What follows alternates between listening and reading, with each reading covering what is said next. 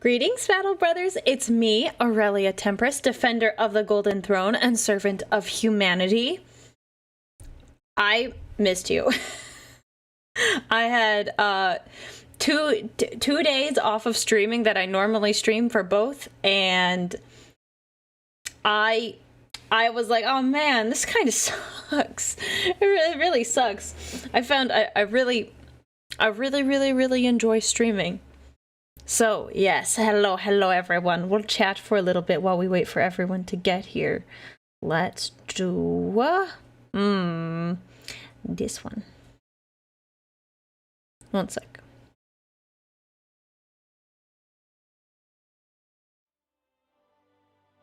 Getting the music set up. The do has been redeemed? It has. I haven't even... Why are you redeeming it when I'm not on yet? Redeemed 3 minutes ago. Don't you want to get my reaction when the do happens? Okay, I will go get it. I will go get it. I did have one ready at my desk because I suspected this sort of thing would happen. I suspected this sort of thing would happen. Villyby, hello, nice to meet everyone. Wish I found you sooner. Well, I am just happy you're here today. I'm happy you're here today, and I'm glad you can make it. Turn my music up. Music is quiet. It's quiet today. Let's see. Yes, the do. One sec. I'm gonna open it up. All these papers on my desk. Okay. I'm here from the start now? Yes! Oh. There we go. Do ASMR. Do SMR. Do SMR. That's what it is.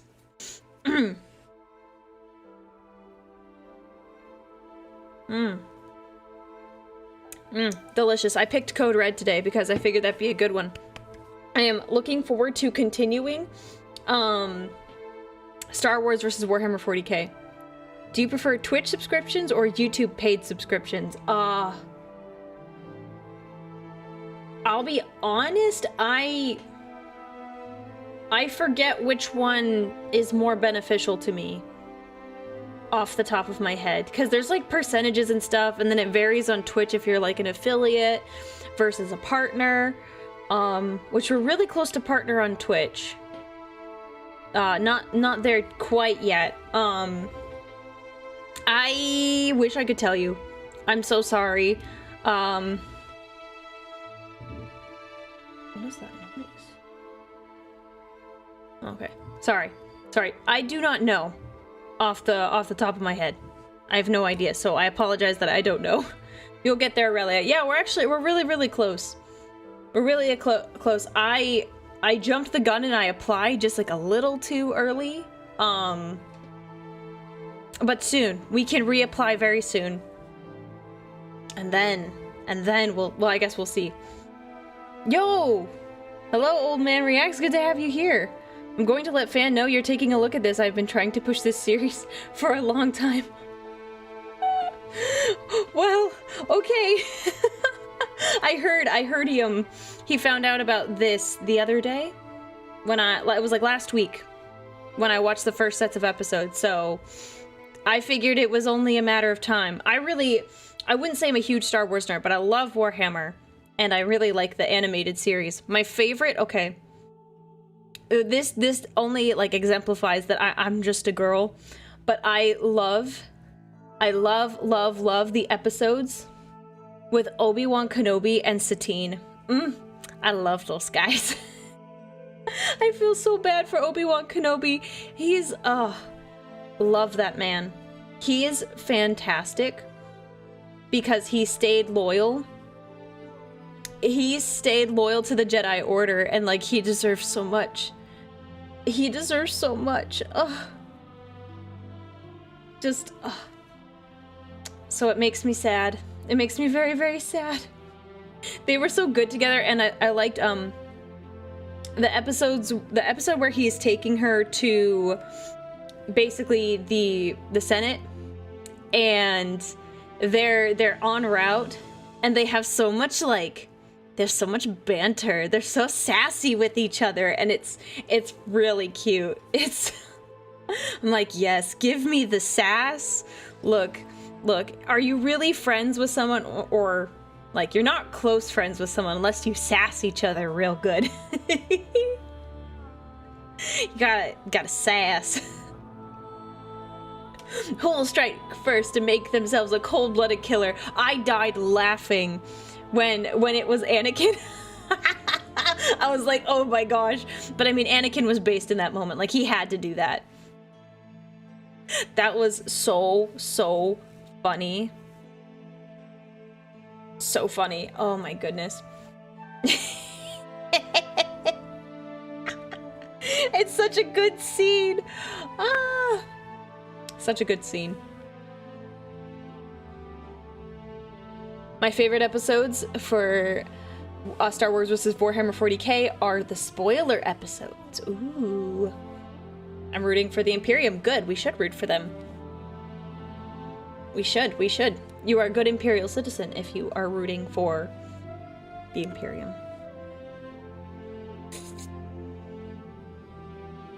There's a video of their voice actors reading Romeo and Juliet as them. Okay, hang on. One sec. I did not know about this.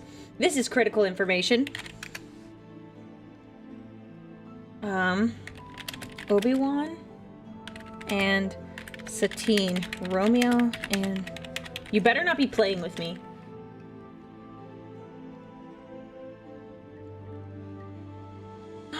Did they read... Wait.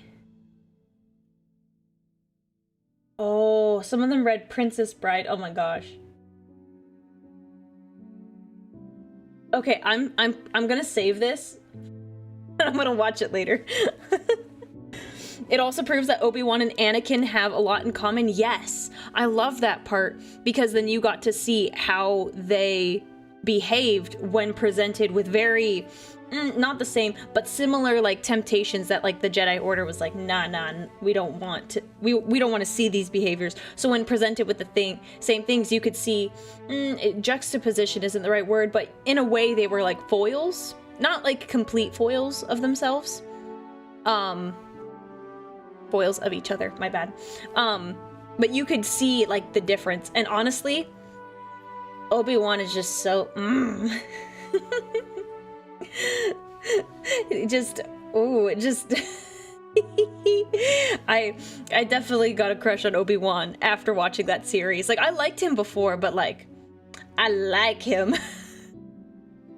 After watching the animated series, it's too good. It's too good.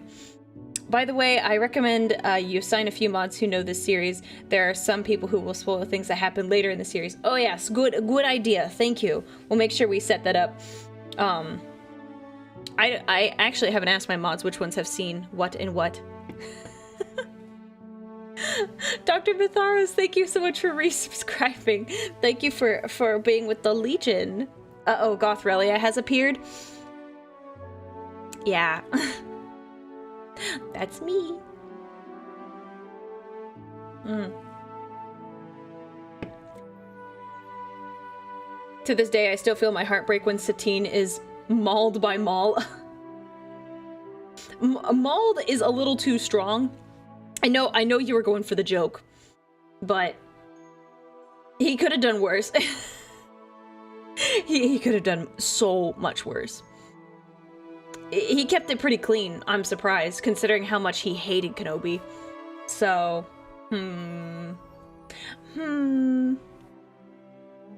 Can't wait. Oh, okay. Chat. How many of you... Actually, does YouTube have that emote? Did I give them that emote? One second. I think I gotta double check. Twitch, you have the Skitter emote, right? The Skitter one. Post it if... I did give you guys Skitter, right? There it is. There it is. I don't think YouTube has it. Let me give it to YouTube really fast. Yeah, let me actually double check. I have a story involving that I think would be, like, so funny. I'm gonna change, replace, 1 second.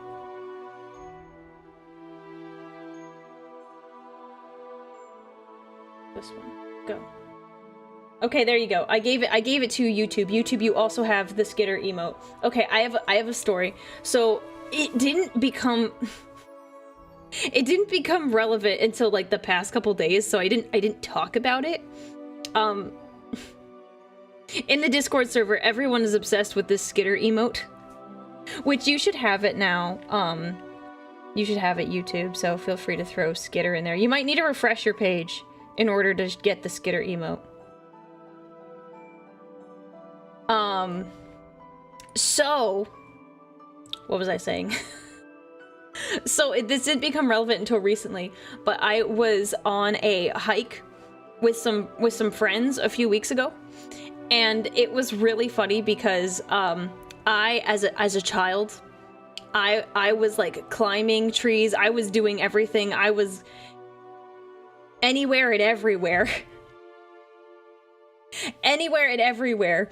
So recently, when I went on this hike, with my friends, I was all over the place, and it felt like I was Aurelia Skitter. That I was just running around everywhere climbing stuff. I didn't climb any trees, but just like going into all these like different areas. And they were like, Aurelia, please, Aurelia, you're scaring us. Please do not climb that. Aurelia, stop. Like, Aurelia, that makes me uncomfortable. Please do not climb that. And I was like, I cannot be contained. And I was legitimately being smart. Like, I'm not gonna mess with fate and like, oh, let me stand at the edge of like a cliff and like see how close I can get. No, I'm reasonable and fair, but they were a little too worried about me, and I was like, I'm not that dumb. So yes, it felt like I was channeling the skitter emote, that I was just running around everywhere. Old Man has some lore videos that are pretty good. Highly recommend. I will have to check them out. I've got so many videos to watch. Like we have like what, 73 episodes of this? Like how am I gonna get through everything? I don't know. I don't know how I'm gonna get through everything. So yeah, I climb all the things because it's fun. Oh, Villabite, thank you so much for the gifted sub. Thank you very much. And also, Dante. 1138 Dante, thank you so much for resubscribing and hanging out with the Legion. I'm happy to have you here. The skitter. 73, yeah, there's like 73 episodes of Star Wars versus Warhammer 40k. There's a lot. It's a lot of episodes. There's a ton. But I think we should probably get started on that. What do we think? We should get started? Hydrate? You got it. I'm hydrating.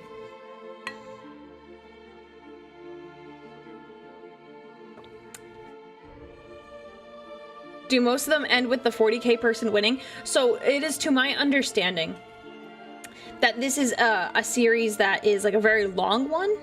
So it's not like individual episodes. So it's not like Kylo Ren versus Titus. It's not like that. But it's like a long series. So it's a whole drawn out story where it's like what happens if like the Ultramarines pop up in the middle of the Star Wars universe. That's basically what's going on right now. So we're talking about like, what do the battles look like? And then so on and so forth. So it's not like a matchup sort of thing. It's kind of more like we're going to be watching a movie, but we're having some killer narration. Killer narration and writing. Found you from 40k Theories? Oh, well, welcome. I really enjoyed doing that video for Remlace. That was great. It was really nice when Rem reached out to me and said, "Hey, would you narrate this? Would you narrate something for me?" I said, "Yeah, sure." And then I got the script, and I was like, "Oh, this is perfect. This is perfect for the Custodes vibe." So, thank you. I really enjoyed it. My first time, aside from reading lore stories that my community has written, I'm not much of a voice actor or narrator, but I like to think I'm at least decent at reading things out. It reminds me of like tests I had to take when I was younger. It was like reading comprehension, and then you had to like, that was one, and I was really good at that one. And then it was like reading aloud, so you basically sat in front of like the teacher and you had like a set story that you had to read, and they counted how many words you could read out. I don't think I did too badly at that either. I just didn't like it as much. So, Too Bright, thank you so much for resubscribing. This is the time, I think, the time of the month where the time of the month where all the resubscribes come in from when I think I first started getting them. You did a good job in that video. Thank you. Thank you. All right, should we stop beating around the bush? Should we get to it? Because we're gonna have, it's honestly, this series is way too good. It's too good. So I kind of want to get started and I want to watch it, even though in theory I should yap for longer. I don't want to. I want to know what happens. I want to know what happens. So we're gonna find out. Let me switch us over.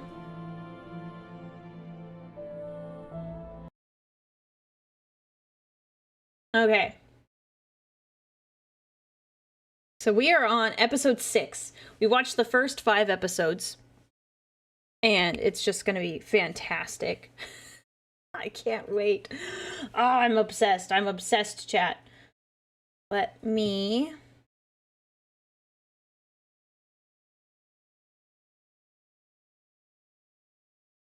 Okay, let me make sure my audio's good. It goes back and forth. The yap is strong with this one. Perhaps. Okay. All right. Let me know how the volume is at the beginning. All the videos are different, but I try to make it, you know, not ear-shattering.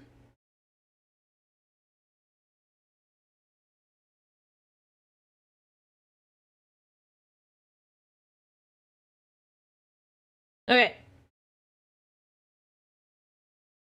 Let me... It's always like quiet at the beginning.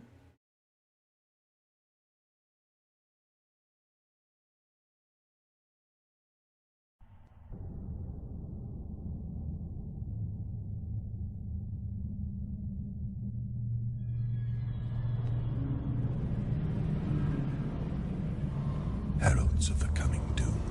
How did that sound? How did that sound? He said some words. Was that enough? Do we need more? More volume?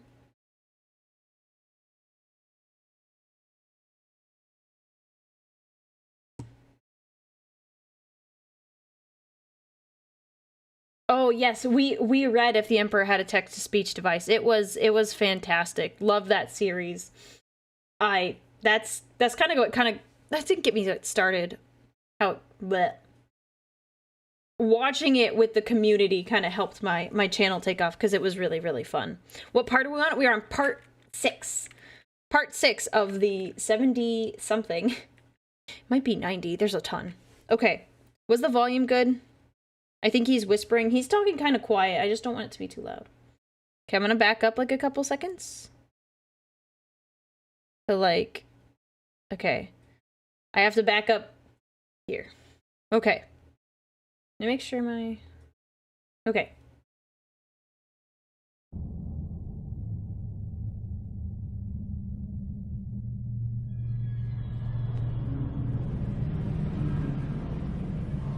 Heralds of the coming doom.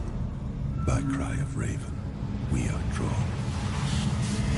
This oath of war. Yes. Allegiance, on blade of exalted iron sworn. With blood-anointed swords aloft, advance we into dread's dark shade. Punishment divine unleashed with hate, a wrathful storm of bolt and blade. They're so hosed. Plasma, fist and shell, bring cleansing fire's righteous breath. For the Emperor, Knights of Caliban, the Lion's anointed angels of death.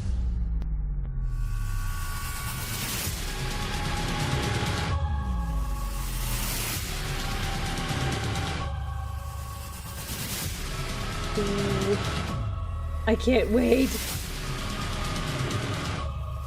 I like these animations. Oh, I love that.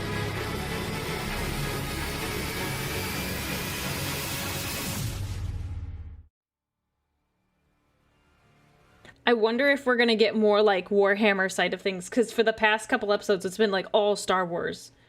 So I'm really curious. And Red Tail Wolf, thank you for the bits. Yeah, I was hoping you weren't gonna go crazy, considering the trend from the last time we watched this series, and I was like, I'm getting worried for you. So I'm glad you pulled it back. I was a little worried about that. Thank you for the bits.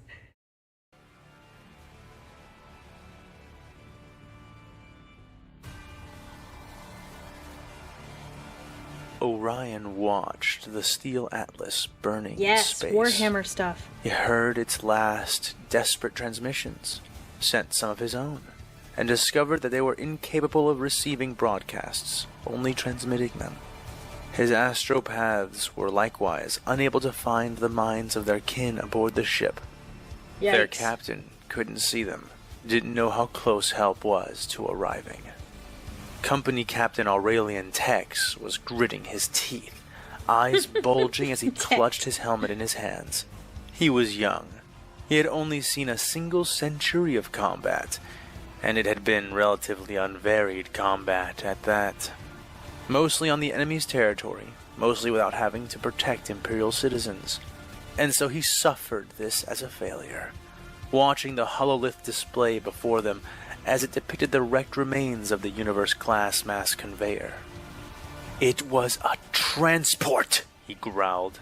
"It was carrying survivors!"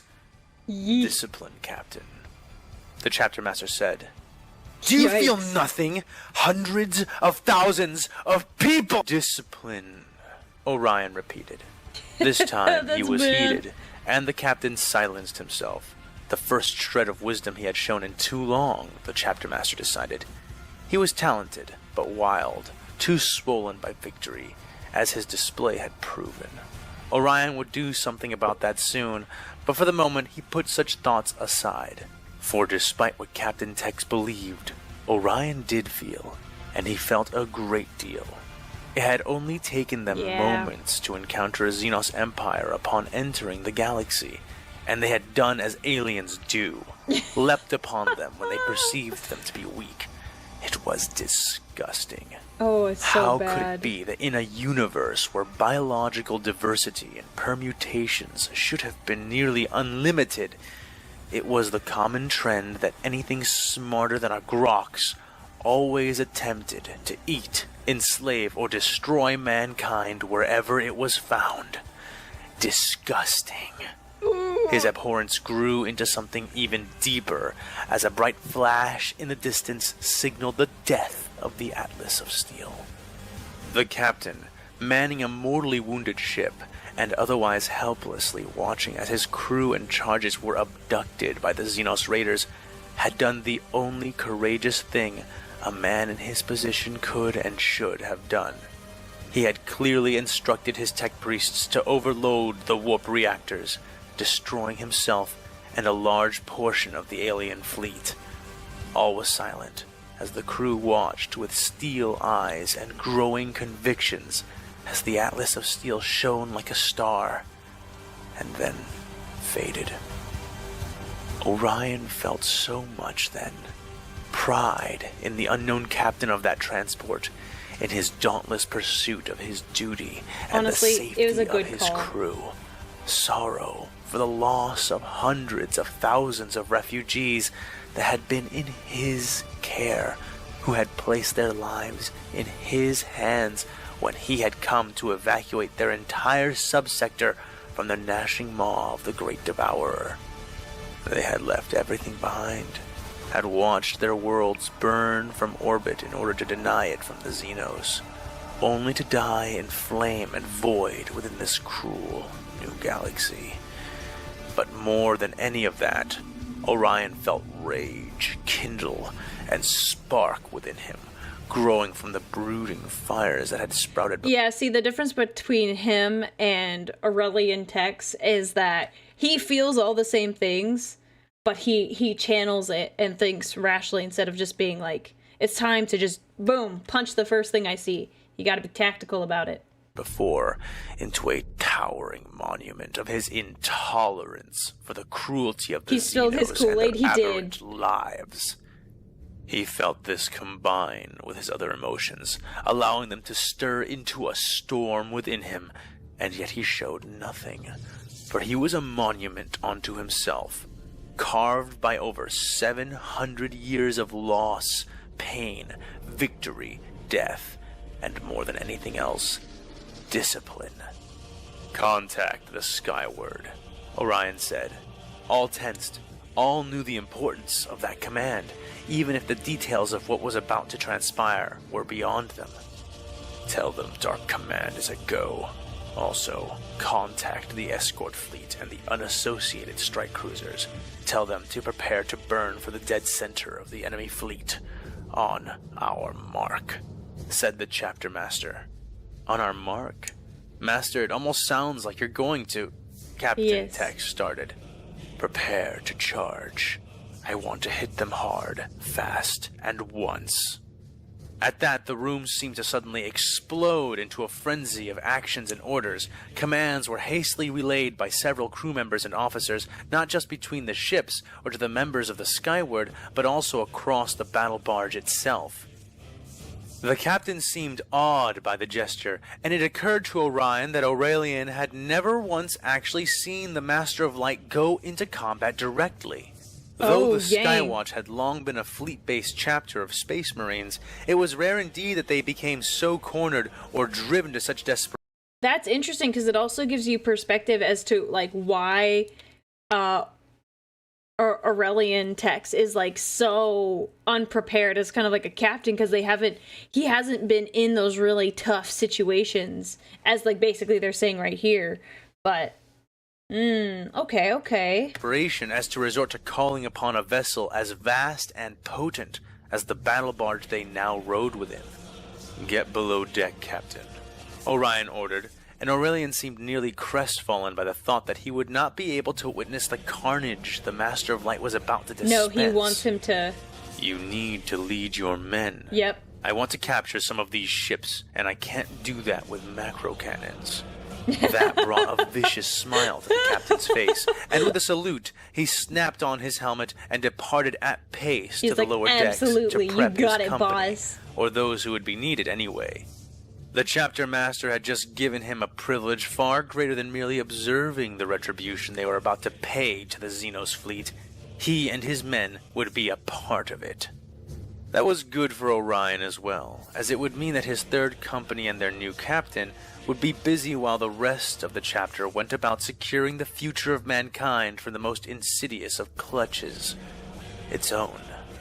The Skywatch. Now that we know that Aurelian Tex is being deployed as like to capture some of the vessels, I wonder if he's the Space Marine who gets his arm chopped off by, I forgot his name, the Lizard Jedi, when they're trying to escape, because that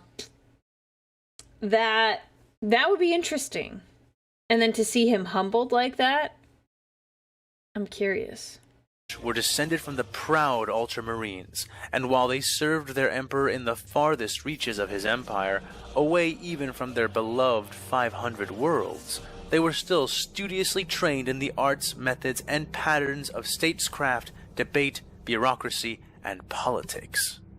Orion had lost count of how many times he and his chapter had been forced to utterly dismantle the decaying power structure of a high world, or even a whole subsector, I hate after having this art. saved It's like my said least system favorite from the art throes pieces. of heresy Blech. and treachery. But what he faced now was not a mere reorganization of an irredeemably corrupt societal structure, but rather the creation of an Sanguinius! entirely new structure for an Sanguinius! entirely new galaxy. He had not been idle in his weeks of warp travel, nor had his mind been consumed by purely martial pursuits. No, Orion had been drafting out all potential possibilities, outcomes, and likely dispositions amongst the fractious Imperial forces that now found themselves temporarily corralled under his command.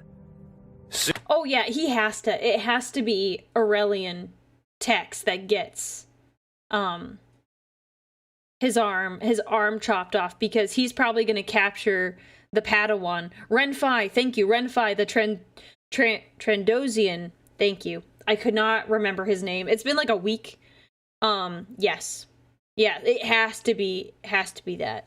Soon enough, this temporary state would end, and the disjointed parts of the Imperium which he had brought with him, forged together by the emergency of the circumstance, would soon seek to separate once more, either to pursue their own goals, or simply to preserve their own power.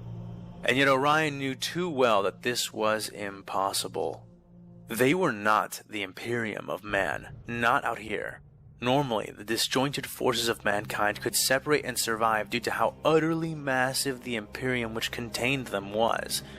But this was not the case in this new galaxy, and yet the nature of man would still pull them apart if nothing was done. It had been bad enough when the orders had come to abandon their defense of Calistan from the predations of the Hive fleets. There, nearly 4,000 Space Marines had gathered already, having been warned by prophecy and less scrupulous allies of the coming threat. 3 whole chapters and their mighty fleets had assembled in addition to individual squads from other, more distant Astartes forces. High Command, unusually competent, had sent many regiments from several varied systems to back them, and even the Imperial Navy of Battlefleet Zektek had been there to provide full support in both transportation and firepower. Ooh, and yet, okay. Their Primarch father, Rabute Gilliman, had looked upon the projected losses to their combined forces, their expected earnings of their winnings, and had judged the scales overbalanced and not in their favor. So it was bad. that That's Orion so had bad. to contend with the haughty demands of High Marshal Xanathane Rektan, the indiscernible considerations of the Council of Tempered Minds, as well as the abject insubordination and defiance of the Crimson Razor's chapter master, as well as virtually all Adeptus Mechanicus personnel with even a shred of legitimacy to their power. As it was, the various personalities and power structures present, which may have survived each other within the greater context of the Imperium, were now poised to become a recipe for complete disaster, both for them and the men and women in their care. This was all too clear to Orion, and not just as a chapter master charged with the training, leading, and care of 1,000 of the Emperor's finest warriors, not just as an ultramarine trained and practiced in the realms of state and leadership, not just as a former veteran of the Death Watch, where cooperation among disjointed halves was the key to survival. It was clear to him as a man, an old man, As who a had man. known many others As of a his man. kind. But recipes could be altered. I'm sorry, that was dumb. I just thought it was like, it was clear to him as a man. I'm like, yes, it is very clear. I'm sorry. Ingredients added, ingredients removed.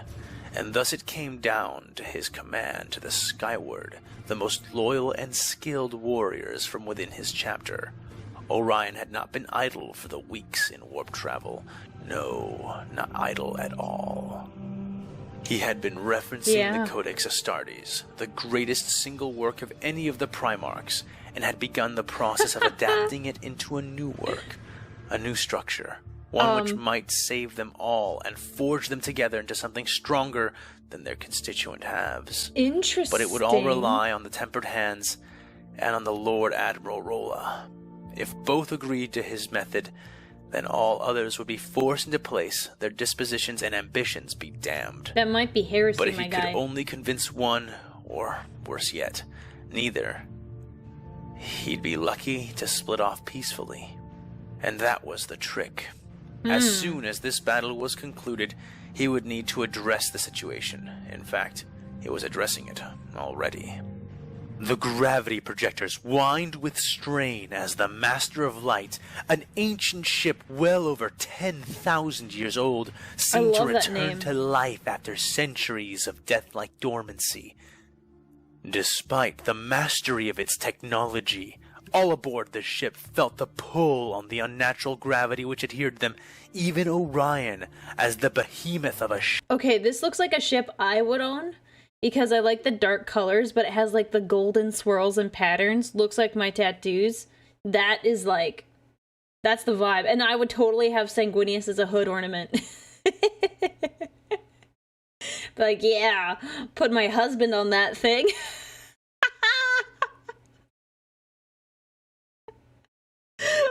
Oh my gosh, that would be so funny. Can someone find this picture for me somewhere?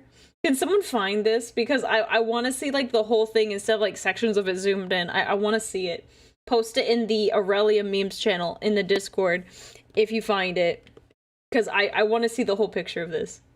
Ship launched itself like a loosed arrow through the void of space. It briefly outpaced even the escorts around it, though only briefly, as the smaller craft assembled around it, encapsulating the battle barge in a defensive formation while others ranged even further ahead. They were like fleas around the Master of Light, being a mere average of 2 kilometers long compared to Orion's venerable battle barge, which stretched 12 kilometers long and nearly 5 kilometers high. This looks Even so being cool. as large as it was, the Master of Light was much faster than any ship that would call itself its contemporary within the assembled fleet, even the battle barges of the Tempered Hands. Orion smiled, watching as, first the Navy, and then the Tempered Hands fleet themselves, gave chase, unwilling, one and all, to be unmanned. Good. This would keep them occupied, keep them busy, a new enemy to fall upon, to examine, to defeat. It was as good a diversion as any he could have ever hoped for, though paid for in much more blood than he would have ever desired. Meanwhile, the Skyward were even then executing his will, moving amongst the undefended carrier and cargo ships which held the vast majority of the survivors of the worlds they had evacuated. Rich and poor, pauper and aristocrat. Some they were ordered to abduct, but most were to be slain, not obviously, but quickly, efficiently, and with as little immediate impact as possible. Their targets were pre-designated, chosen tactically by Orion himself after reviewing all of the known and possible data. Why? His pristine, transhuman mind held all that he had ever seen why are we and ever doing that? known at a thought's reach. And yet even then, he had deliberated greatly as to who was to go where on his list, and if they were to go on it at all. But the fact remained. He needed to be able to come before the Lord Admiral and the Council of Tempered Minds, not only from a position of strength, but with compelling offers, and the power to carry out those offers. For this to be the case, some among the Martian priesthood would need to die, and others would need to be taken. For this to become reality, many, many lords, aristocrats, bureaucrats, administrators, and governors would need to die. And not just them. But unfortunately, because of the very structures they had created, their entire bloodline as well. But this was ever the truth of the galaxy. Mankind needed to suffer so that mankind could survive. Orion had allotted for all the mercy he had felt he could afford, but he could never allow petty sentimentality to cloud his view of what needed to be done. As soon as this battle concluded, he would go to them, first the Lord Admiral and then the Council. And because they were here, and because he was here, they would have no way of knowing, anticipating, or suspecting what his offers would be. And that alone would be advantage enough, but it would not be his only advantage. Dang, he's got to get rid of the witnesses. This is why they mostly have Primarchs and their legions when they're doing compliances, because otherwise it's the common people get in the way. Oh gosh.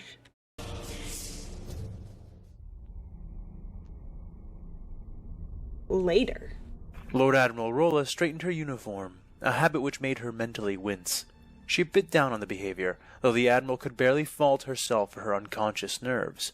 She had spent almost an hour trying to determine what was appropriate to wear for this occasion.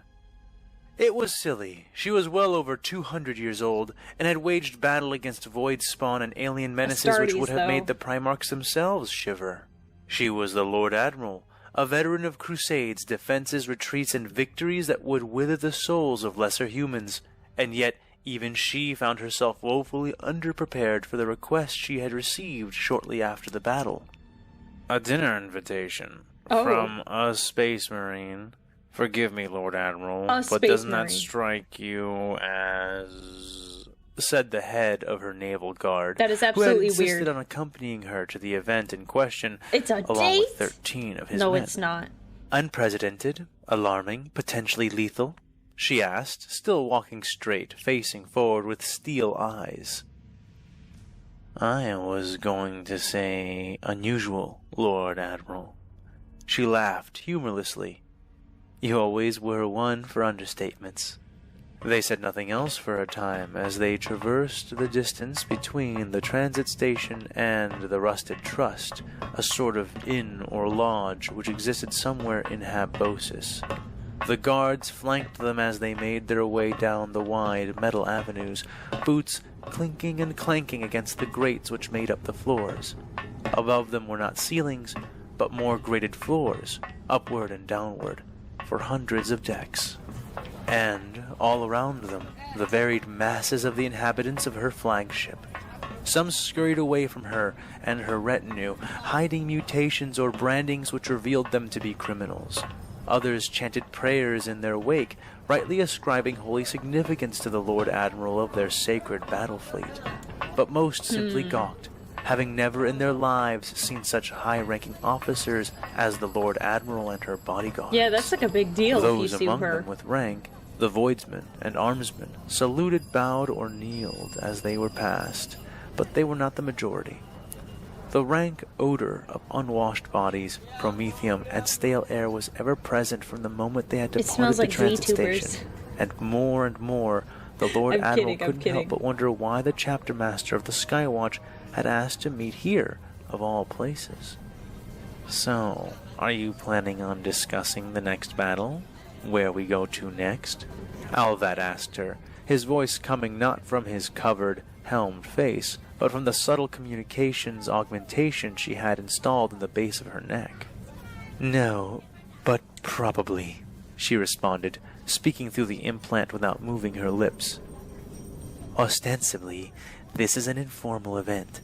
I even had the option to decline, she added. I don't really think you did, he asked. She almost chortled at the very thought. I am a Lord Admiral. He technically cannot order me to do anything without the permission of my superiors, Codex Astartes separation of powers and whatnot. He may have been in command of the retreat from Subsector Anjulan, but I don't think any of us are under any illusions when it comes to how legitimate his commands would be out here. I'm sorry, honey. That being said, I am not eager to earn the ire of a Space Marine chapter, the Skywatch least of all. I guess that explains why you're wearing your uniform to an informal event. So, you took it to be a subtle order, as opposed to an actual request? Absolutely was. Alvad said. She nodded. But why? Like you said, he cannot order you, subtly or otherwise. What makes the Skywatch different from the Tempered Hands or even the Crimson Razors? Lord Admiral Rolla shook her head in near disbelief. Captain, are you really unaware of the reputation of the Skywatch? She asked. I think they're going to tell his head us. Before responding. Of course not. My homeworld was Yevon Secundus before the Navy. The Skywatch saved my planet from 2 insurrections and several greenskin incursions. We fly their banners in several places of honor. They are renowned, beloved, and we venerate those of us who were recruited by them during their visitations. And that's exactly my point, Rolla snapped through the comm. The Skywatch are control freaks. Maybe even more than their brothers back in Ultramar. They reform almost every world they quote-unquote rescue, always finding some cause or reason to uproot the existing aristocracy or nobility and replacing them with sycophants and supporters. Alvad shrugged. I don't know, Lord Admiral. High King Anu and his line have been good for my world. The famines almost don't come anymore, and when they do, stores normally hold up. The Imperial tithe is always paid, and the civvies are busy and happy more often than not. She rolled her eyes, but didn't bother to look at him. My point, Captain, is that he might try to do the same thing here. With me, even. Again, Alvat shook his head. She's smart. With respect, Lord Admiral, I think you're being too hard on them. No. They're loyal, through and through. I wouldn't doubt it for a second. The Lord Admiral sighed as she stopped and looked up at the patchy, plascrete sign that adorned the large, round entrance into the rusted trust. I don't doubt their loyalty either, she said as she stepped forward and pressed the door chime to herald her arrival. The door hissed and squealed as it rolled open. It's who they're loyal to and how they manifest that loyalty that makes me nervous. That's fair. Dun dun dun. Okay, next one. This is gonna be interesting because I really like how, for the Star Wars side, the Republic, how they're really like so like confused, and I kind of like hearing it from their side because it's very much like, oh no, what is this? What is that? Oh my gosh, ah.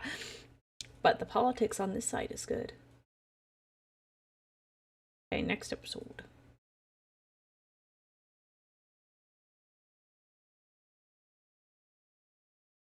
It's a chapter of Leandros's. Honestly, you're absolutely right.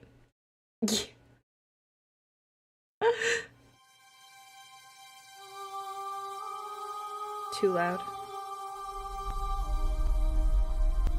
Redtail Wolf, thank you for the Humanity bits. has always looked skyward for its true path. We stood at the edge of destruction and would have fallen if not for the might of the God Emperor and his angels of death. Yeah. Forged in blood, tempered in battle. We are the living weapons of humanity. Oh, Hell's Reach. No, don't do that to me. The Space Marines. Not Hell's Reach, please. I'm gonna cry.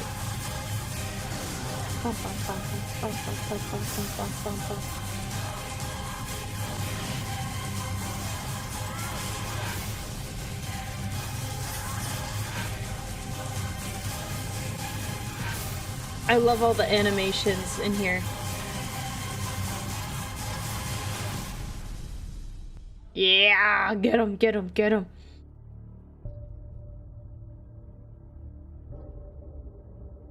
Davik Thune had waited for weeks. He had shut down his Geller fields when they had impeded his path, and the Emperor, despite the claims of the now dead navigators, had protected them better than those ancient relics ever could.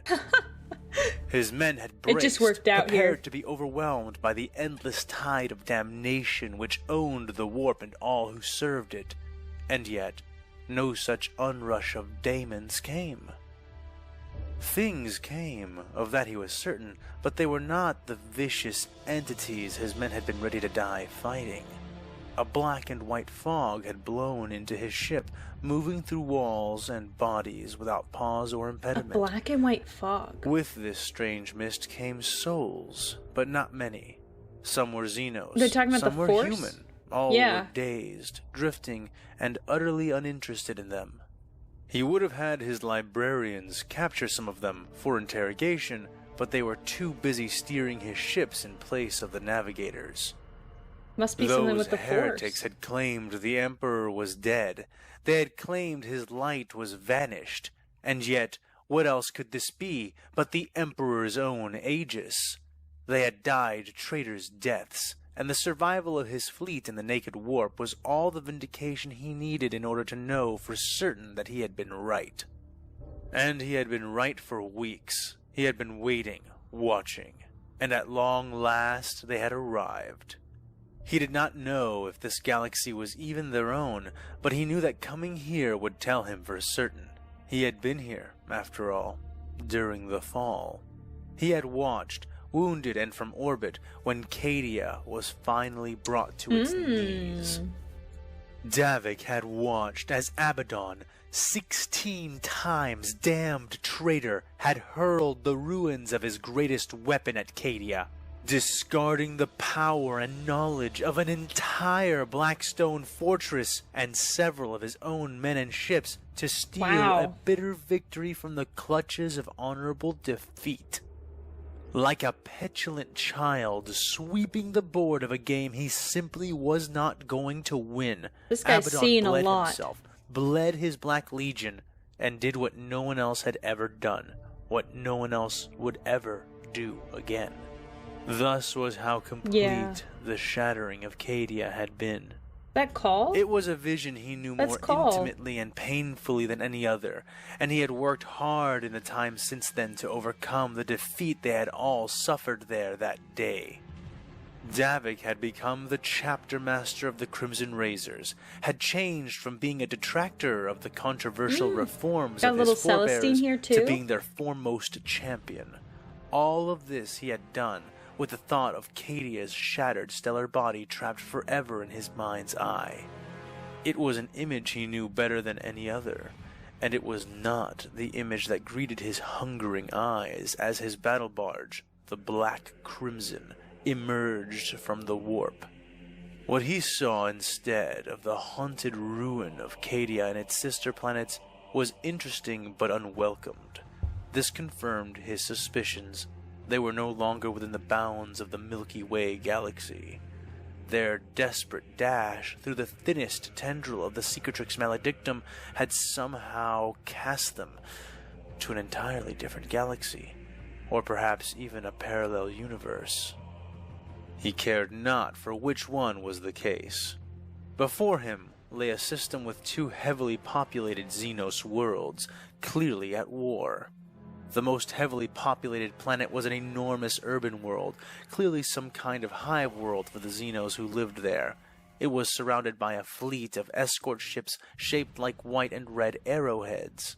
Opposing the arrows was a more varied fleet of cigar and oval-shaped ships. Cigar. They seemed to be in a standoff, neither side fighting the other, their presences holding hostilities in check. But around the less populated planet, there seemed to be much more occurring. Many ships gathered around this sphere as well, but they seemed to be exchanging fire, contesting the space and making Davik certain of the conflict they were engaged in. Already they had dispatched wings of Fury attack craft and Thunderhawks to scout the area and retrieve more. I was wondering how they were able to tell that the Republic and how the Republic was at war. But I guess that makes sense if they were sending scout ships ahead. Because I don't know exactly when this is happening in the timeline of everything. But that makes sense. More data. This system was where the Cadia system was meant to be. If for no other reason than to honor its memory, Davik would purge it and make it a mirror of the devastation that belonged there. Okay, My Lord, so he's just confused, we are that's all. receiving troubling information from the scouts, said an officer near him, his head and face heavily augmented to allow the receiving and transmission of broadcast communication. Hey, I think his name is Todd. In case you guys weren't really sure. I think his name is Todd. Speak it. Hello, Davik Todd. growled. Yes, it would appear that one of the armies is composed predominantly of humans, the officer said. At this, Davik perked up. It's like, oh. Humans? Then perhaps there was a purpose to being in this galaxy after all. There are some humans. But his ponderings on such possibilities but were they cut are heretical, violently short basically. when his officer concluded his report. And the other side appears to be making rampant use of abominable intelligence. Yeah! Davik rose from his command throne, his ancient armor whining as he rushed to the hololithic He's display. like, we gotta get him! How much? He asked. Like the Tau, like the Eldar. The officer shook his head, eyes wide. No, my lord. They are all machines. No biologicals found amongst them, he reported. Necrons. The chapter master of the Crimson Razors swore. Oh my gosh. It will be them that we attack first. Leave no Dude. Xenos machines or constructs standing. Tell the Astra Militarum These are gonna be to easiest prepare Necrons themselves. ever. We are taking the planet they are fighting over. We are cleaning it of all Xenos and all AI. Yeah. Then we shall Get 'em. move to the next planet. If the humans capitulate, then perhaps there will be a place for them. If not, then let us remember that the fate of heretics, traitors, Xenos, and abominations are all one and the same. It was dark and red, the lights only dimly illuminating the cylindrical interior of the boarding torpedo. The Marines were mag-locked into place, standing in 2 rows. The smell of scented ashes, sweet and strong, filled the recycled air. Many of the brothers whispered hymns of wrath. Most said nothing, eyes still and straight ahead, thumbs tracing the triggers of chain swords, the hilts of combat knives, the internal cushioned suspension harnesses of their power fists. Brother Arachnus clutched his bolter tightly, both hands. In spite of their namesake, the Crimson Razors had always been true sons of Dorn, truer even than the Black Templars. I wouldn't have expected and that. While the original fists had been no slouches with chain swords, it was with the bolter that the Emperor's vengeance was to be delivered. Okay. And, in spite of the many changes that had taken the chapter in recent centuries, changes that had made them more and more resemble the aforementioned Templars, all of the old guard, all of the veterans, all of the true crusaders still executed Dorn's fury with precise, professional shots from one of the small, thundering dragons the tech priests crafted for them, bolters such as the one he now carried in his hands. She was an ancient thing, built thousands of years ago, built to don't kill call her the old. mechanical monstrosities of the Terrafont. Even though it's just a gun, don't call It her had old. done its job well. The machine spirit The doesn't like Terrafont that. And all of their constituent races were utterly extinguished. He could almost feel its machine spirit stirring, waking from centuries of sleep in the hopes of doing once more what it had done so proudly before. Soon, he cooed to it. Oh. The Black Templars did have one thing right. Oh. Above nearly all other chapters, within and without the Legion of Dorn, they did stand apart in at least one crucial way. Hey, what's your job, Brian? Oh, I let the Space Marines read their book off me. Look at it. He just stands there. He's like a podium for the Space Marines. He holds the book. He's got all the cables. Oh my gosh.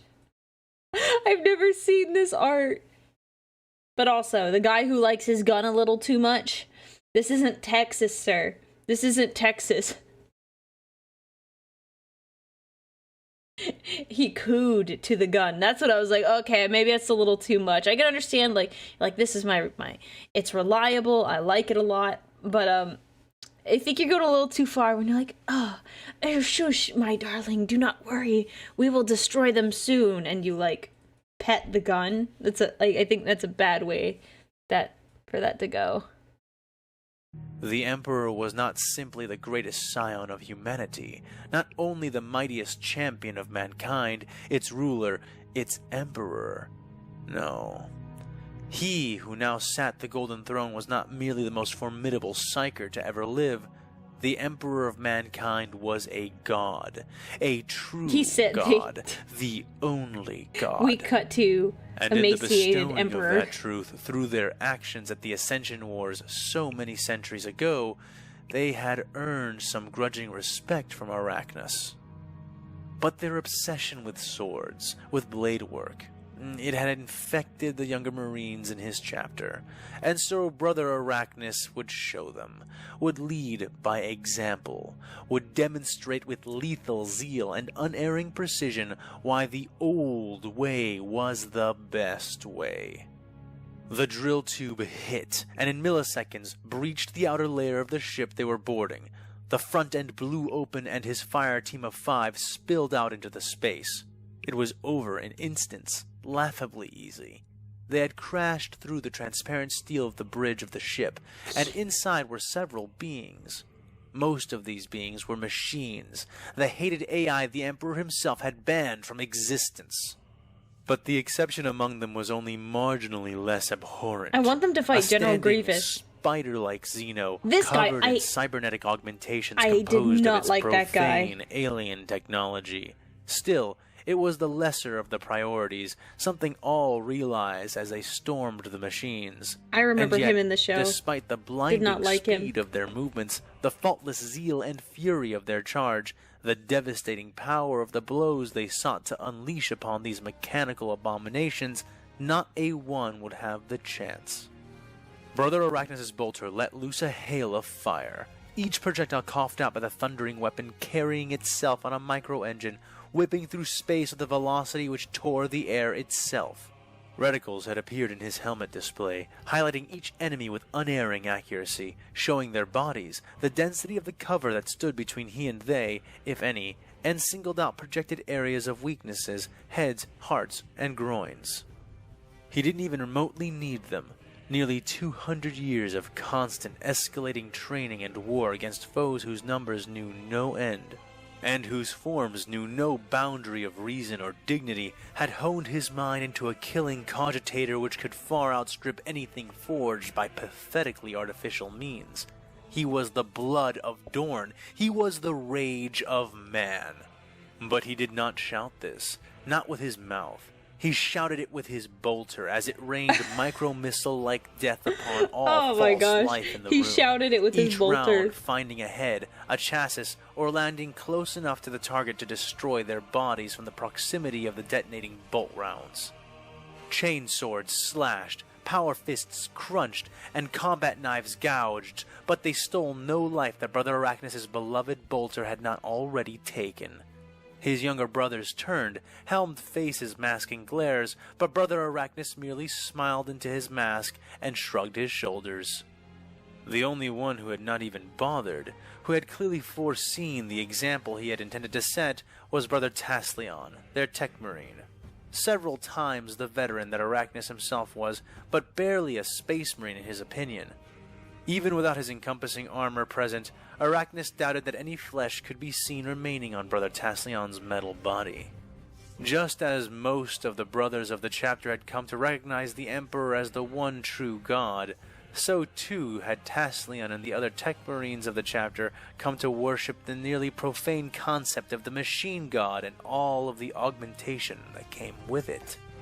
They professed loyalty and faith in the chapter and the Emperor as well, in the form of the Omnissiah, but in truth, Brother Arachnus didn't trust it, and he wasn't the only one. Brother Taslion seemed to glide across the room on a writhing, coordinated swarm of metallic tendrils and ambidextrous arms. Huh, that's moving interesting. over the machine corpses and consoles of the bridge with ease as he made his way to the main computer, and the organic cyborg standing near it. Taslion crawled like a massive anthropod over the command throne of the ship, tendrils finding access panels, producing many varied inputs and output slots and patterns, testing them against every type of port and slot as his central, barely human form leered down upon the Xeno through glowing mechanical lenses. The throne sparked and chimed discordantly as several tendrils managed to connect to the machine. "Give me full access of this ship," the tech marine ordered the spider being, using its own language I do not to like do that. it. "I cannot. I do not know who you are or why you are here, but Count Dooku would kill me if I..." He got no further as several tendrils snapped out, surrounding the alien and enveloping him. The Xeno may have begged for its life, or may have stood firm, prepared to resist all. That was irrelevant, and the unverified conclusion of its actions didn't bother Brother Taslion in the slightest as his mechadendrites found the access and input slots around the alien admiral's collar.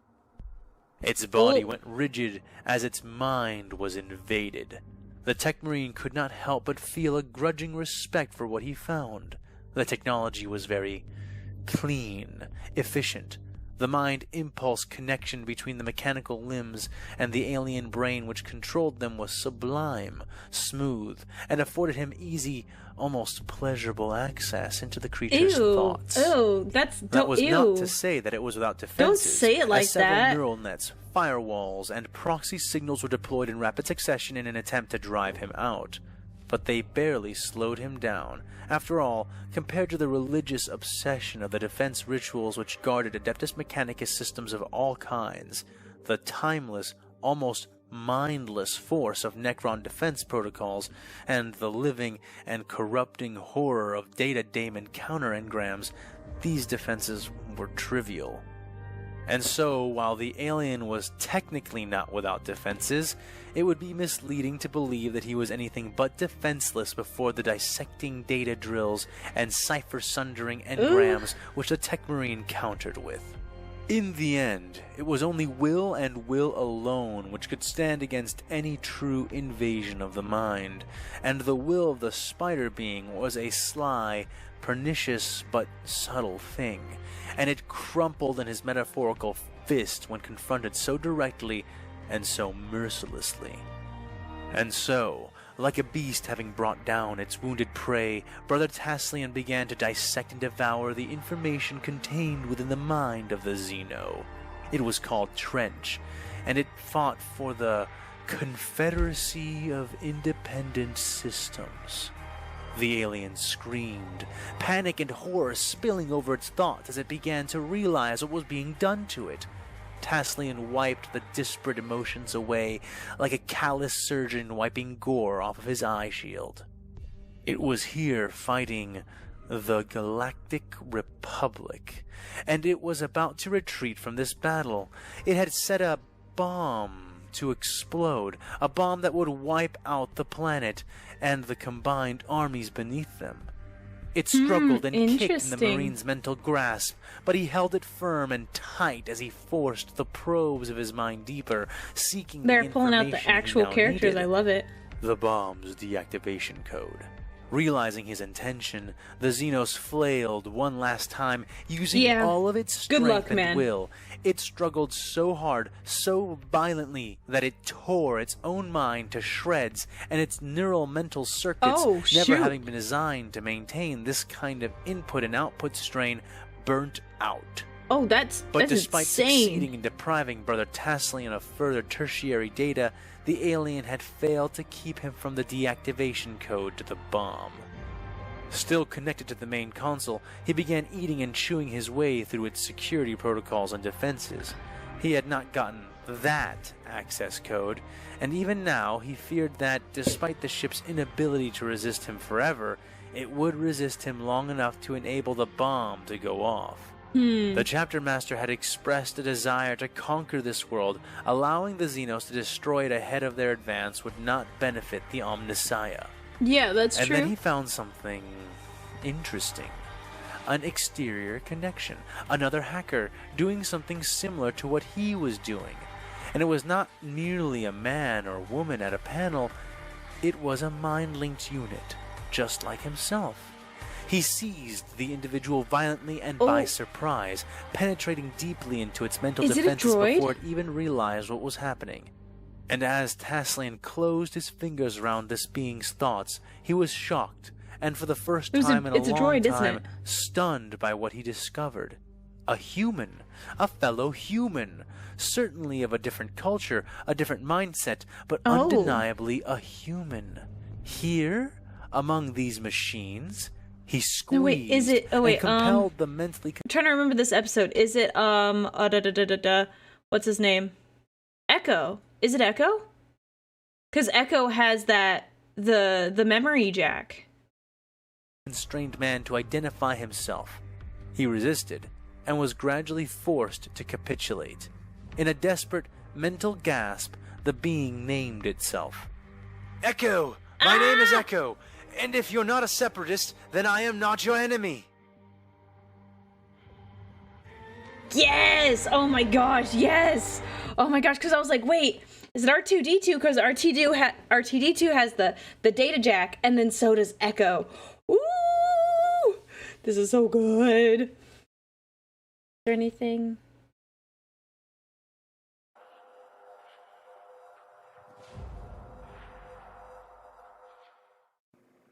Next time. General, where are you going? Okay, that's next time. We don't need the next time because we're gonna watch it.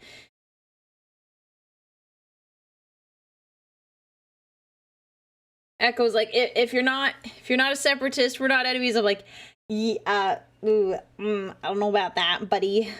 I don't know. Your opinion on that may change. Okay, I'll be right back. I've drank too much Mountain Dew. I'll be back in like 30 seconds. I just need. I'll be right back. Okay, I'll be right back. We're gonna watch part 8 next. Okay. Are you sure about that? That's essentially how this is going. Okay, I will be right back.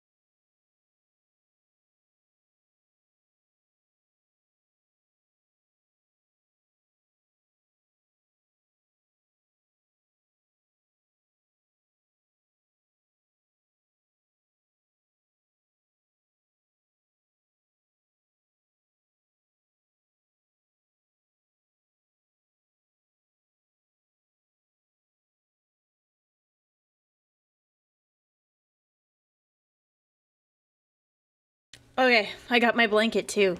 I'm gonna curl up. Oh, Red Tail Wolf, thank you for the bits.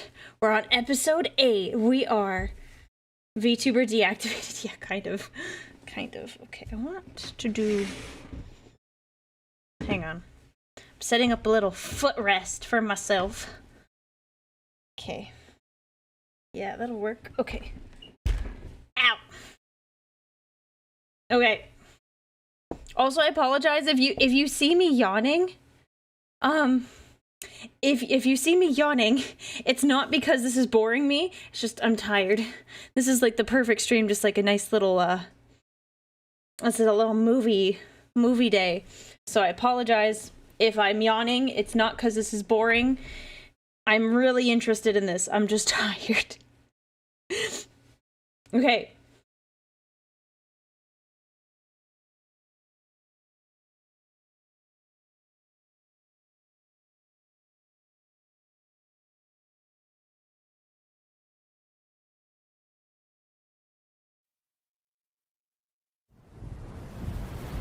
Ooh. Welcome, little one. Am I a clone now? We expect great things from you. Back to school I go. You are each a piece of a whole person. And a human army, a million strong. We have been born into dangerous times. And the Republic will call you to defend and give your lives, if need be. Give your life. And as my first act with this new authority, For you are something truly special. I will create a grand Your weapons, army of the Republic. your armor, This is not good. Ranks of the Separatists. and most importantly, your brothers. Although clones have awesome brotherhood too, and I kind of love that.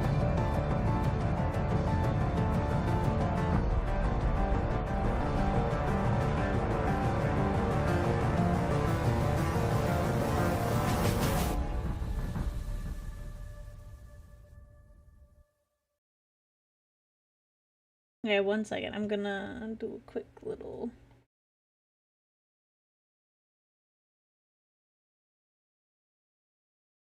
Okay. Can you stop it? Asked General Skywalker. Yay! Well, I can try, Echo said, hesitance ringing from his every syllable, though duty drove him forward in the attempt. The Jedi wasted no time, unfolding his arms and turning to leave the small, brightly lit comm vault. General, where are you going? Just fuzzy. Rex asked as Anakin began to run. If you can't stop the detonation, perhaps Trench can. But Echo had no time to think about the General. He would take care of himself. Time was limited, time was slipping by, and he needed to figure out the sequence before the planet cracker went off. He found that the 328 data locks and 48,000 authentication gates were almost trivial to slice through, especially given the method and origin of his integrated equipment. It wasn't long before he had access, reaching out to seize and begin decrypting the code file. But suddenly, it was gone. Everything was gone. But this blankness, this placidity only lasted for a fraction of a second, and then... pain. Oh. Echo writhed, He's getting bonked. Yet could not move, screamed, and yet felt his lips only tremble, his voice sealed. Something was attacking him, attacking his mind. It drove deep into him while at the same time surrounding his every thought and access, both to the ship computer and to his own body. Yeah, that's bad. That's he resisted. So bad. He struggled, but it was like wrestling with a thorn bush. He had no idea how to even really fight, and every attempted defense he raised seemed as liable to hurt himself as aid his struggle. Meanwhile, whatever was attacking was almost ignoring him, sifting through his thoughts like a steel rake cutting lines in the mud. It was exposing him, reading him, drinking him in like a spider drinks in the insides of an insect. That is horrifying. Without warning, I hate that. It paused, and Echo sagged as much as he was able, grateful for the brief respite, though his body was still held rigid and unresponsive. Then, a question. No, a command. A compulsion. Identify yourself. Echo did not resist nor comply, having still been considering whether or not to inform this entity of anything, when it decided for him. Again, pain like Echo had never known coursed through him, cutting from the outermost layer of his superficial self to the deepest part of what he could call himself. The pain ceased, and the order came again. Echo! My name is Echo, and if you're not a separatist, then I am not your enemy! He yelled into the void which surrounded him. The pain did not return. Distantly, he could hear the voice of Mace Windu calling to him, asking him for the codes, but he still couldn't move or even feel his physical body. I am Brother Taslion, of the Crimson Razors chapter of the Adeptus Astartes, said a voice which seemed at once to come from all around Echo and from within him as well. To hear. Though the clone could not blink, he felt as though he must have, as the form of a man appeared standing before him. He was a human, a little taller than Echo himself was. He had dusky skin and clear brown eyes. His expression was stern, yet not unkind. His face, exposed hands and feet were flawless, with smooth skin and youthful features. He wore red robes, the linings of which were spoked and colored yellow like the outer ends of golden cogs. Aside from his odd attire, the man seemed different in just one other way. The air around him seemed off. Perhaps it was the way he stood, or the unusual depth in his clear eyes, but he gave the impression of a false thing, like an acklay having been crammed into the skin and robes of a Jawa. Tell me more of whom you fight for, and you may yet survive to tell your republic that their time has come to an end. Oh, he's really not beating around the bush. He's just going for it. He's just going for it.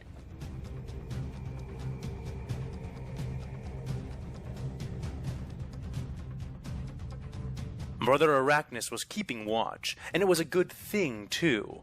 All of the others who should be taking up the duty were only armed with meager sidearms. Pathetic! They would never react as quickly and with as much range as he Not could with with his my bolter. gun, it was my simply beloved. a fact. A fact he demonstrated when the hatch into the bridge opened wide, a man in black robes running in. No way. The intruder seemed shocked by what We're gonna get a Jedi fight scene that's not just like, oh, Renfi, he's just gone now. This is gonna be interesting. He's got plot armor, but actually I don't know if the plot armor works in this scenario. what he saw, that being Brother Arachnus and his fire team all assembled around Brother Taslion, who was crouching atop the odd command throne the spider-like Zeno had been using earlier. His mechadendrites poured over the whole apparatus like a stream of steel, and some still cradled the deceased form of the alien which had given its life to delay Brother Taslion. A vicious smile slid onto Brother Arachnus' hidden face, but not before he pulled the trigger of his bolter. The man could not run, could not dodge. He held some kind of cylindrical device in his hand, but the shot was coming too quickly to activate it. Can he? And then Brother Arachnus watched as the stranger seemed to flinch even before the bolt shell had fully left the barrel, making a gesture with his left hand as he dodged right. But it wouldn't matter. Arachnus was sure of it, a surety he lost as he watched the air-splittingly fast bolts of his gun twist away from their intended target, as if suddenly subjected to concentrated gale force winds. At the sight of this blasphemous phenomenon, this intolerable defiance of the Emperor's will, a name, an identification rose to his lips. He spoke it, no, screamed it before he even knew what he was saying or even precisely why. But none doubted his instinct or claim when he did, and he was glad for it was true. Witch!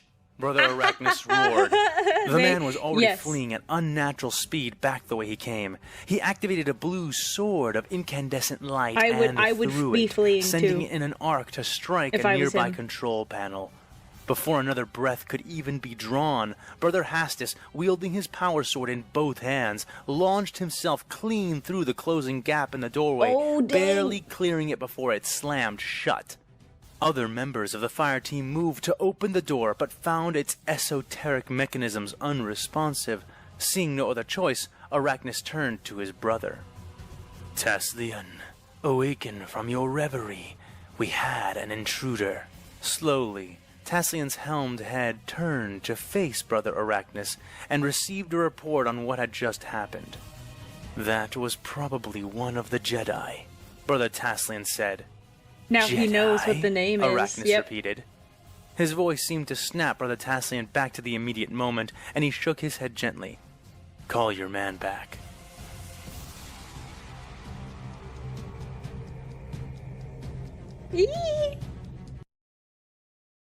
Anakin's losing his marbles right now. This is not good. Anakin was running, and one of those things from inside the bridge was chasing. What were they? New droids? New separatists? He would have guessed not from the sight of Admiral Trench's still smoking body, but they didn't seem to be discriminating between who they targeted with those slug throwers, or... But what, didn't he just... He should be able to piece it together, considering they talked to the lady who was the survivor of one of the few, like, crafts in the initial confrontation, so he should be able to put this together pretty dang quickly. But, you know, we've only given him like 10 seconds to process anything, so... Were they high-powered grenade launchers? Anakin wasn't sure, but what he was sure of was that the one chasing him, somehow keeping pace with him, was not using a gun of his own. Both of his hands clamped around a large, broad blade. Taking a gamble, Anakin spun to meet his adversary. He was gone. Something Anakin knew to be an illusion of some sort, as he had felt the being's loping, hammering footfalls only just prior.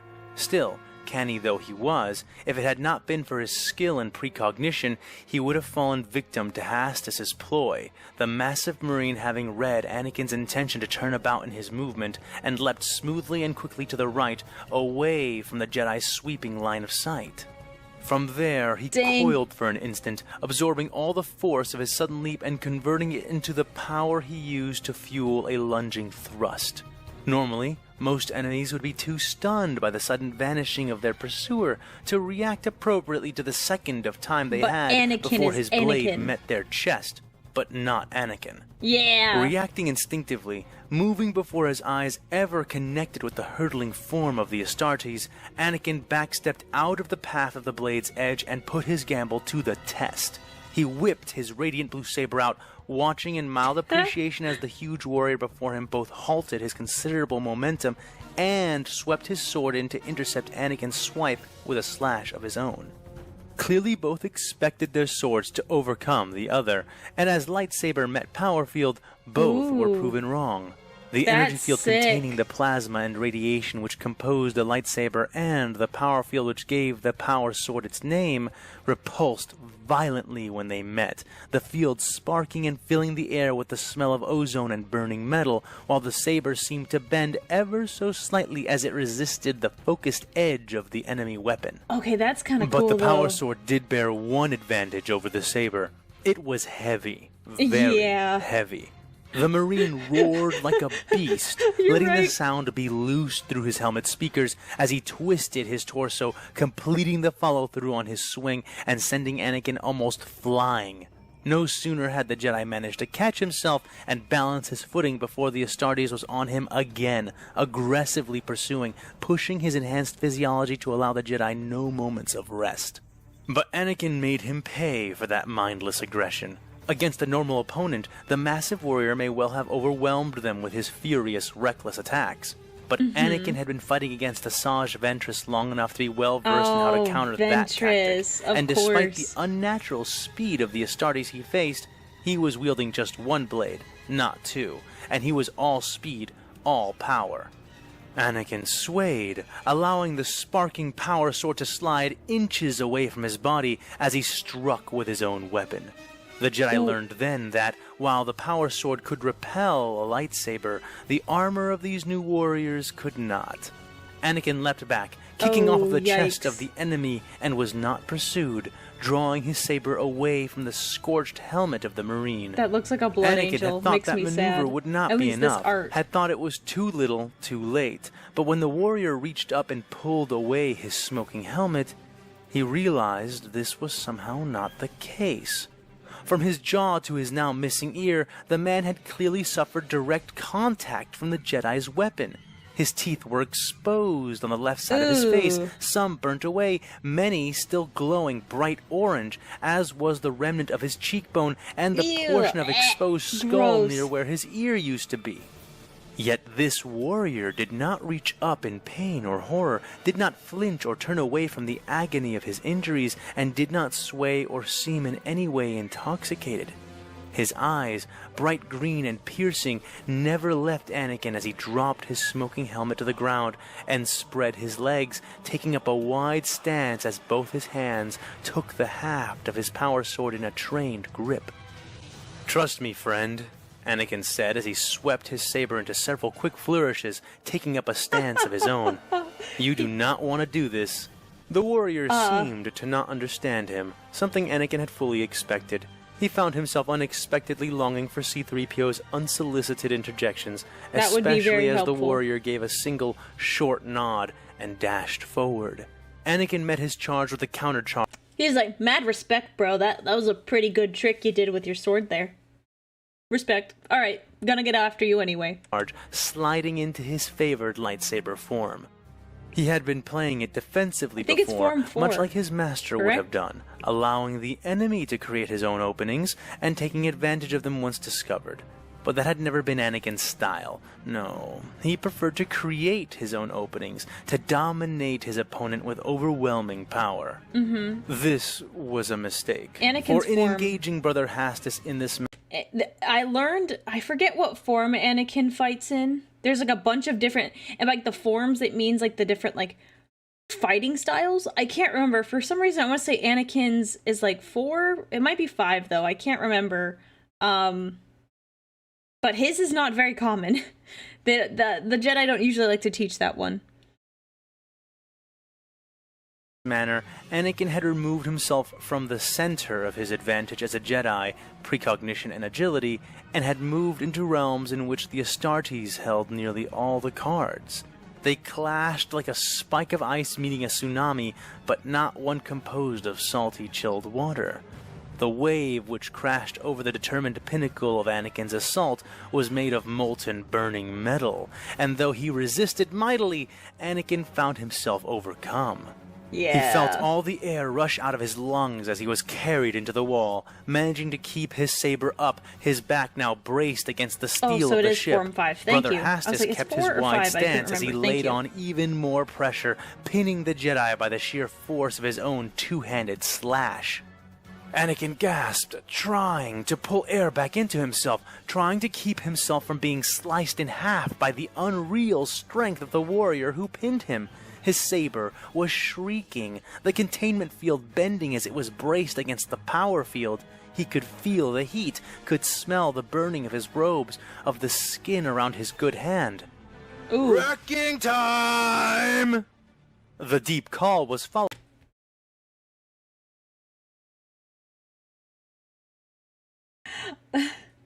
I know Clone Force 99 was there for this, but like I wasn't expecting that.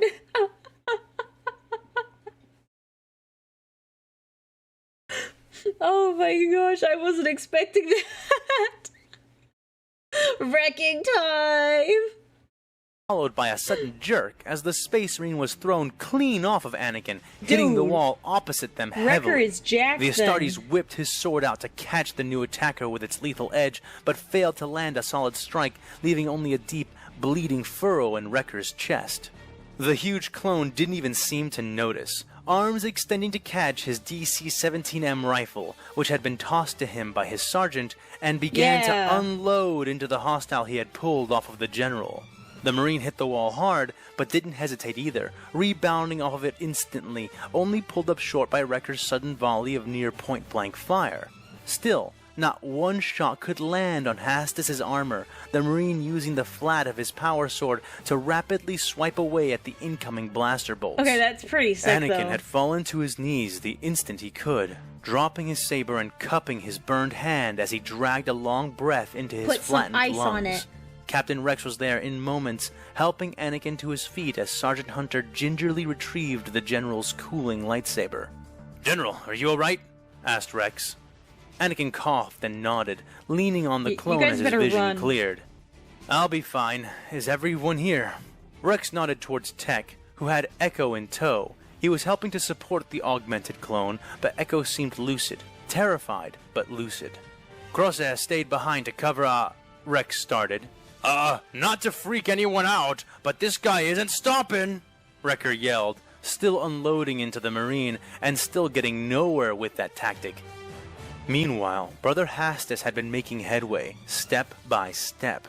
He had no idea how powerful these alien weapons were, and was determined not to allow any of them to defile his blessed armor, swiping each blast out of the air one after impressive. another.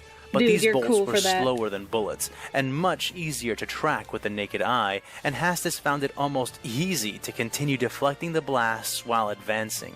Already, he was almost close enough to strike the brute who had thrown him. And then Wrecker's rifle ran out of power, and Hastis lunged. Wrecker was saved by the immediate actions of Anakin Skywalker, Captain Rex, Sergeant Hunter, and Commando Tech. The first of whom drew Wrecker just out of the reach of Hastis's blade with a force pull, almost throwing Wrecker into himself. The other three opened fire, Tech with one sidearm, Rex with two, and Hunter with his own DC-17M, pushing the Marine back as Hastis found himself overmatched by their combined firepower. He created distance between them, angling himself to retreat down the hallway the clones had come from, keeping them in front of him as he brought himself to a manageable range, where he would be able to continue deflecting bolts with just one arm. He felt pinpricks of heat around his body during his initial retreat as several bolts slipped past his guard, and almost smirked with the half of his lips which remained. These weapons were about as powerful as lasguns, and much easier to avoid. He shifted his stance, defending his head only as one of his hands departed his dancing blade, reaching behind himself. Blaster bolts pelted ineffectively against the ceramite plates of his power armor, and Tech's mouth gaped wide as he watched blaster bolts capable of blowing holes 2 feet around in ferrocrete simply bouncing off of this new enemy's ornate armor. Small dents and marks formed in some places, and the power armor glowed red-hot in others, but all in all, it seemed to be doing nearly nothing. He began to wonder why the warrior didn't just charge them with his sword and start cutting. Then the warrior raised his free hand up into the air. What he held was large, even in his huge hand, and roughly shaped like a green, spineless pineapple. Get him! Grenade! Tech yelled, Yeah, but was you're gonna cut get your off as world the rocked with explosion this. went off. It detonated, not on the ground and not in the air, but in the warrior's hand before he had even thrown it. The blast was massive. It almost knocked them down, and Tech had to go down to one knee to continue supporting Echo. He felt his body jerk, and when the smoke cleared, groaned as he found a large piece of shrapnel jutting from the armor over his abdomen. Hunter was there in an instant, taking Echo's weight off of Tech as Rex came over to examine his wound. How bad is it? Tech asked, Not good. laying back against the wall. Can't tell from here. We'll have to remove your armor, and Rex started. He's fine, trust me, Hunter said, kneeling to extend an arm to Tech. Tech had never doubted his brother before, and he didn't start then, clasping Hunter's arm and groaning again as he was hauled up, shrapnel and all. He looked at where the warrior had been. He was still there, collapsed in a heap on the ground. His face was a bloody ruin, barely intact at all, and even his armor had been shredded in a way their weapons had been utterly unable to accomplish. What happened? Tech asked. Rex looked and shrugged, but Why Hunter didn't he throw the smiled grenade? knowingly. That'd be me, said Crosshair, Oh, he shot it stepping while it out was in from his the hand. thinning Got veil it. of smoke and standing atop the ruined hulk of the warrior they had been fighting. Crosshair, got it. Saw he was about to drop a grenade on you, he said, hefting his rifle, pride dripping off him like slime off a hut, and Ew. decided he deserved it more. Tech smiled despite himself, and even Wrecker seemed oddly relieved by the support. You'll get plenty of congratulations once we make it, Anakin said, taking his saber from Hunter. But for now, let's keep it moving. We've got wounded. Yes, sir, Crosshair said with a lazy salute before stepping off of the corpse of the Space Marine. A corpse that wasn't quite as much of a corpse as he should have been, something which was horrifically revealed when the warrior's hand snapped out. His sword had been blown out of his grasp, so it was with a combat knife that he sliced into and through Crosshair's leg just under the knee. Yep, I Crosshair was wondering. didn't cry out. He just grunted like he'd been punched and twisted as he fell. He hit the ground facing the Marine, sighting down his rifle and pumped one shot into the bridge of Hastus's nose. The blast blew away the Space Marine's eyes, his Yeah, that entire did do nose, it. and most of the flesh around the upper half of his face, leaving his head as little more than a gory, burnt skull. Ew. Even this was impressive. What were his bones made out of? Tech wondered to himself. I've got Staunch in my pack, Tech said, and Rex quickly retrieved it. Wrecker pulled Crosshair away from the Marine's body, now surely dead. Rex wasted no time in applying the Staunch to Crosshair's bleeding stump, while Anakin stood over them, saber out, eyes darting as if he Yeah, don't get expected cocky, even more of brothers. those warriors to appear. Then there was a gurgling, a rasping, and then a creaking and thunk as the Marine, somehow impossibly still not dead, turned himself onto his back. Bro. Tech watched with unshakable horror and fascination. The man was laughing. The general seemed to hate that, Anakin's scowl deepening on his face as he approached the Marine, saber raised. It was then that the warrior began to speak.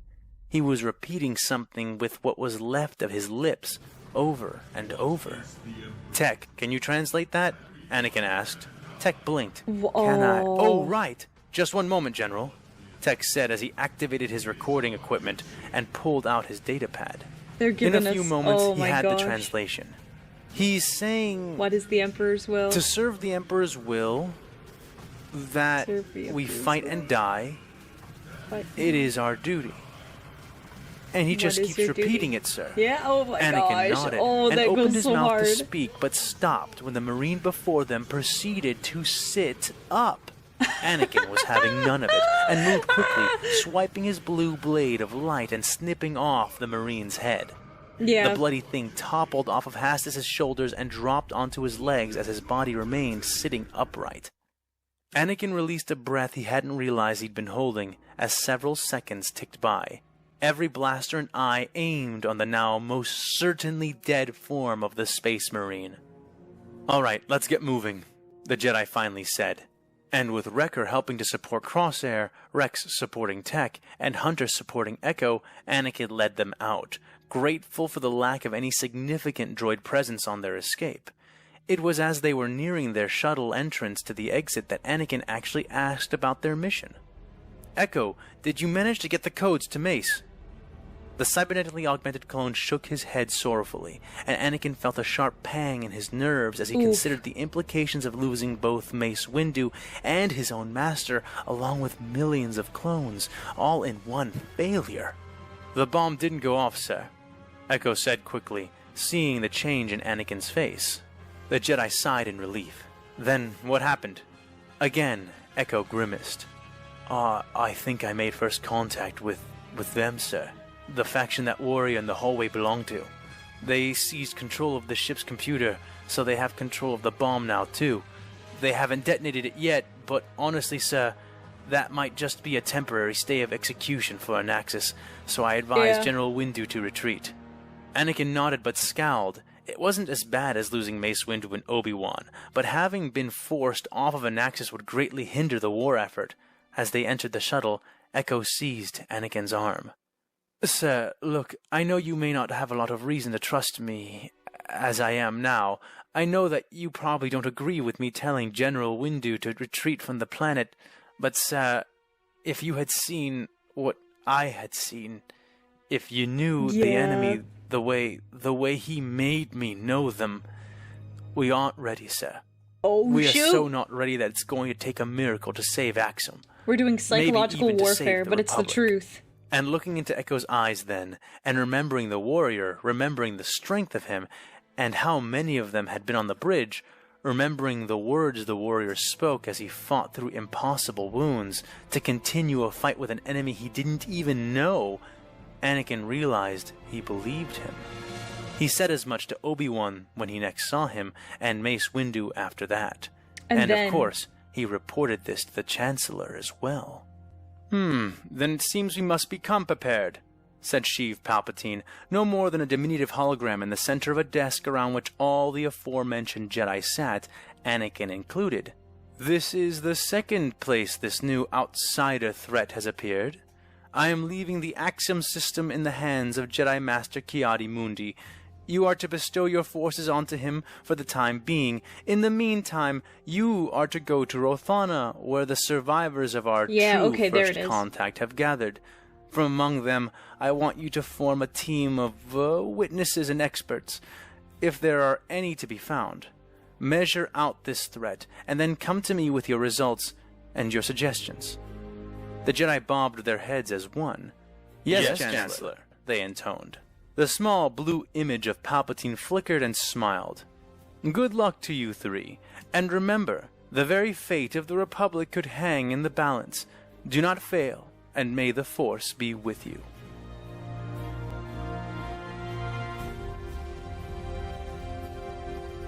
Bro, that was one episode. Wait, there's more. I was like, what? What is this? Oh, interesting. We'll watch this. I was just kind of like, I was like, that was 50 minutes? There's no way. There's no way. Okay. Episode 8 Warriors version 2. So is it a new version? Hey there, loyal listeners. I am a fan with too much time, and I'm just doing a quick unscripted take here at the end of my video in lieu of my normal preview to provide you with a little bit of elucidation, a little back and forth where most of the forth will be coming from me.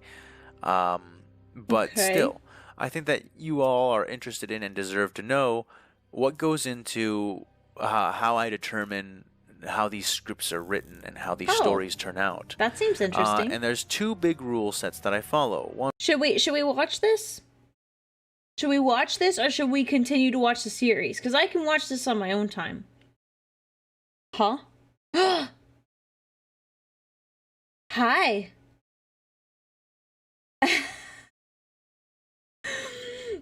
Welcome, a fan with too much time. I heard you are famous for hopping into people's live streams or people who are watching your content.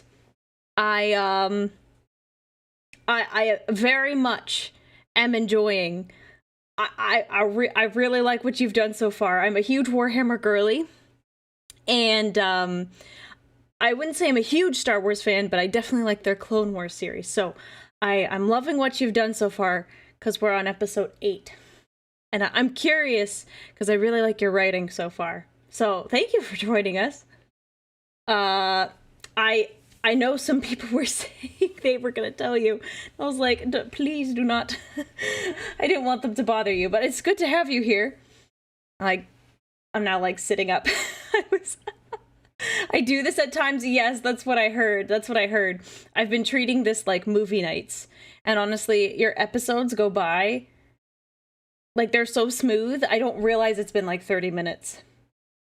So yes, I really enjoy your stuff.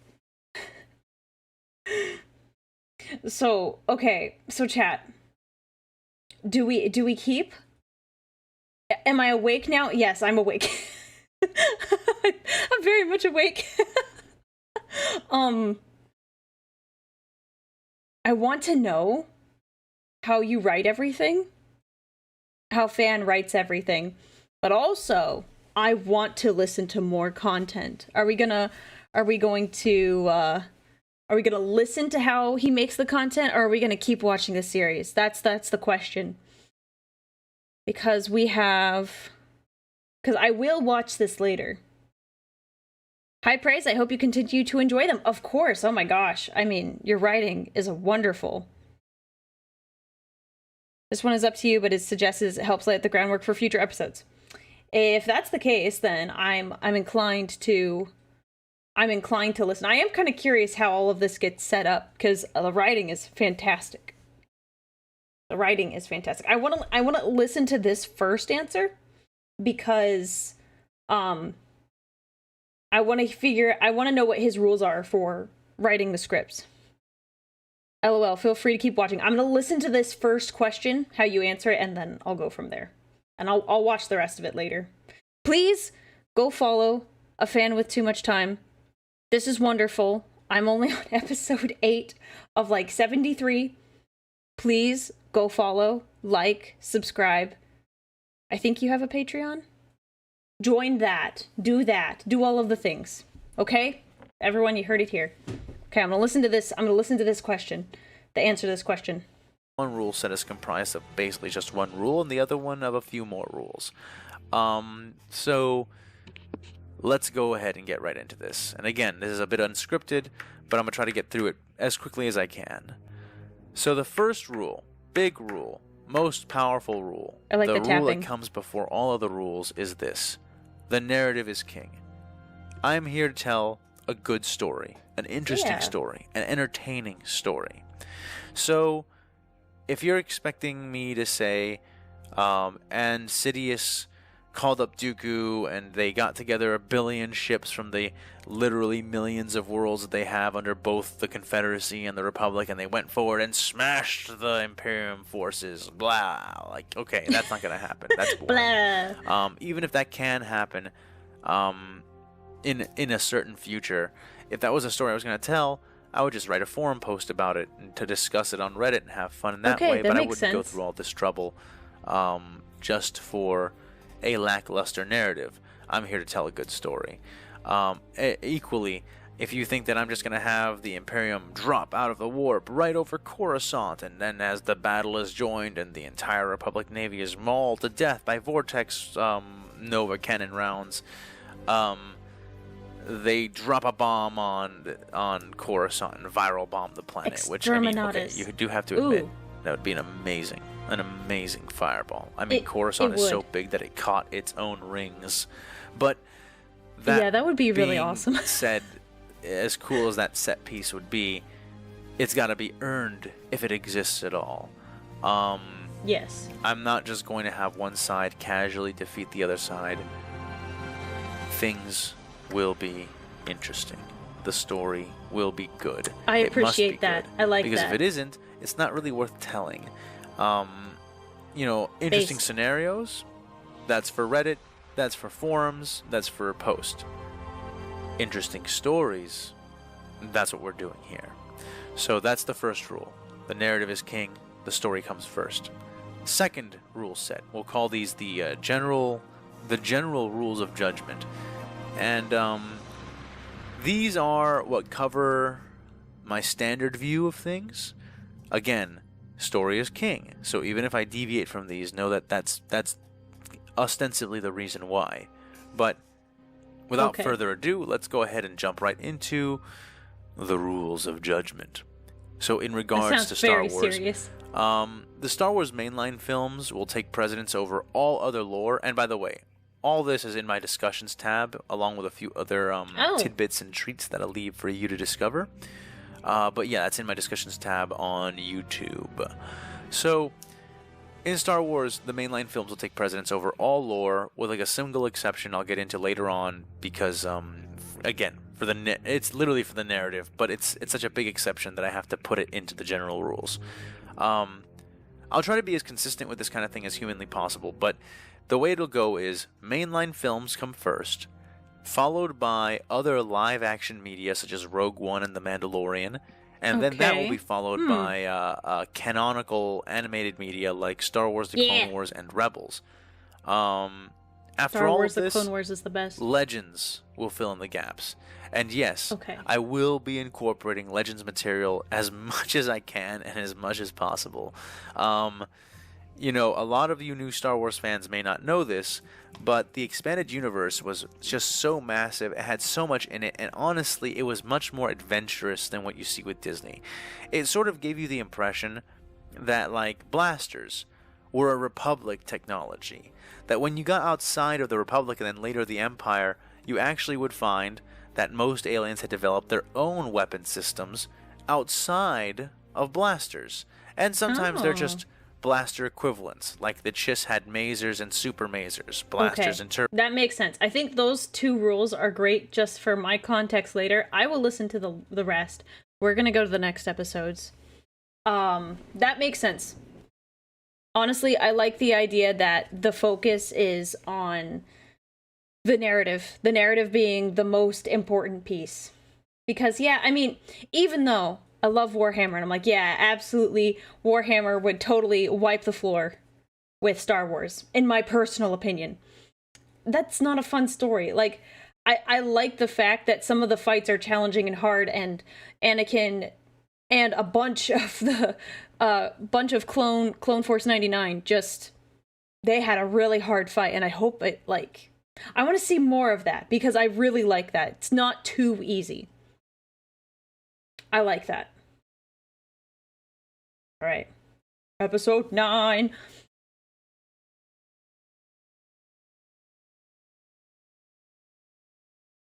It's not fun if it isn't a fight. I agree. Yep.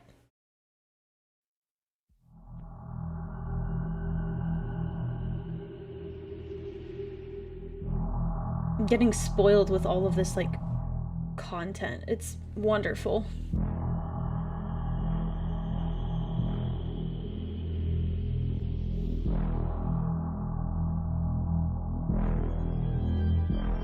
One whose path has taken a new turn is often initially disoriented. But as time passes, and the path continues steadily in its new direction, there is a tendency to believe that it will remain so forever. But such a turn does not always mean that the victim has lost, or that the victor has won. Ooh. All warriors understand the need to face and defeat the enemy. Both aspects of the task Yeah, Thrawn can be is cool. challenging. Both can require thought, insight, and planning.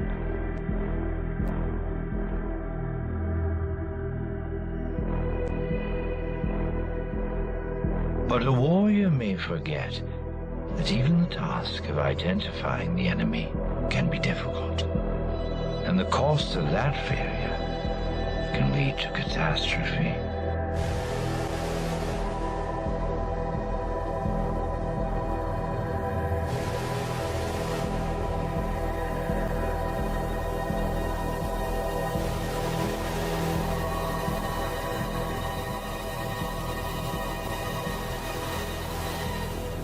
Failures in any of those areas can cost unnecessary time and irreplaceable lives.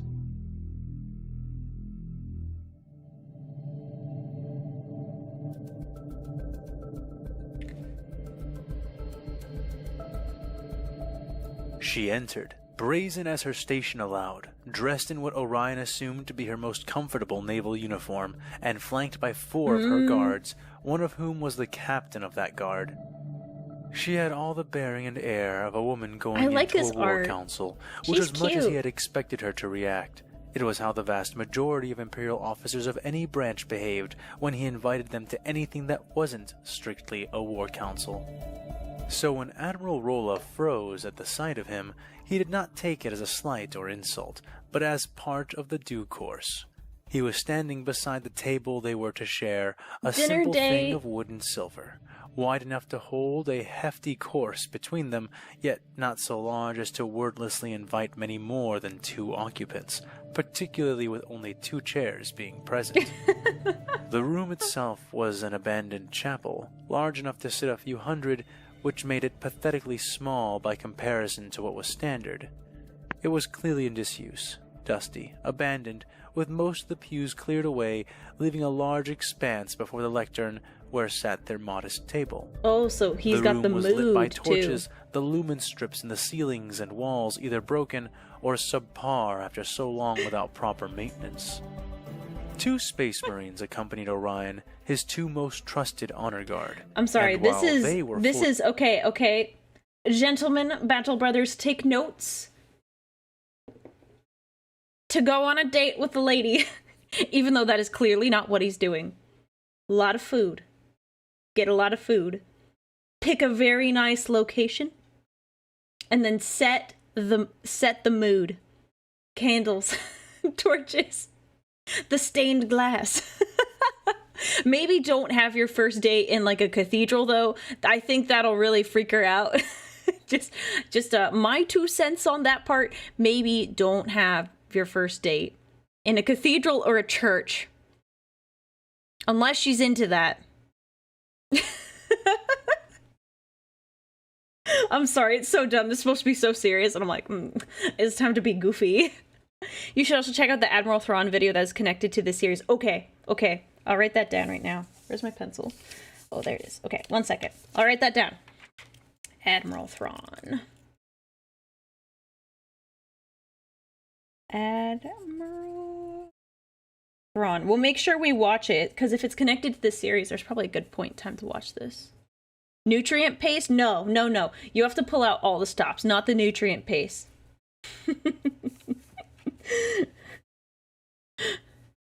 Yes, get the servo skulls. The servo skulls, peak of romance. 100%.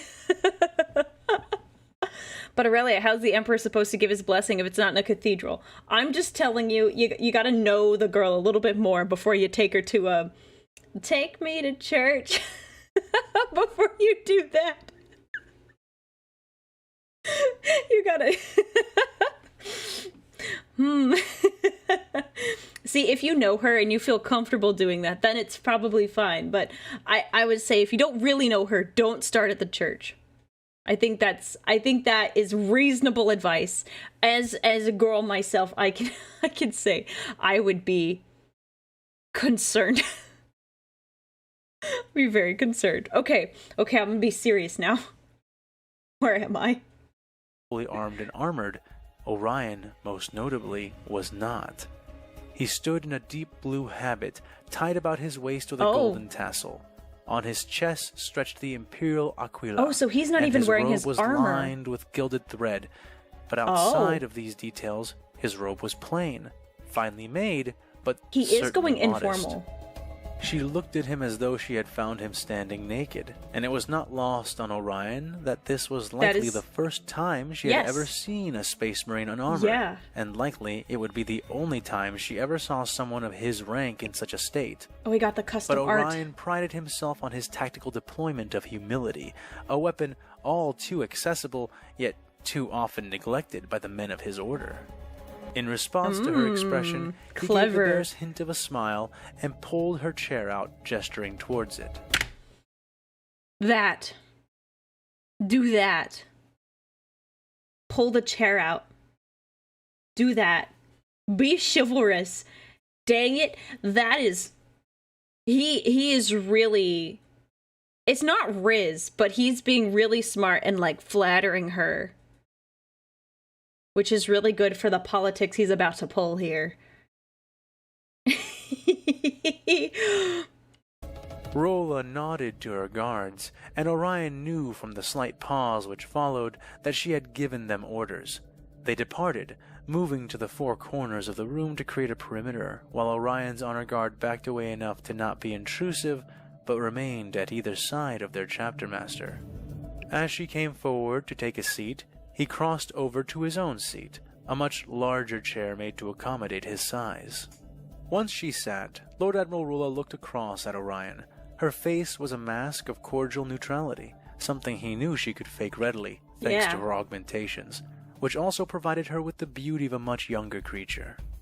Ah, Lord Admiral Rolla, I'm glad that you could meet me here for this small dinner.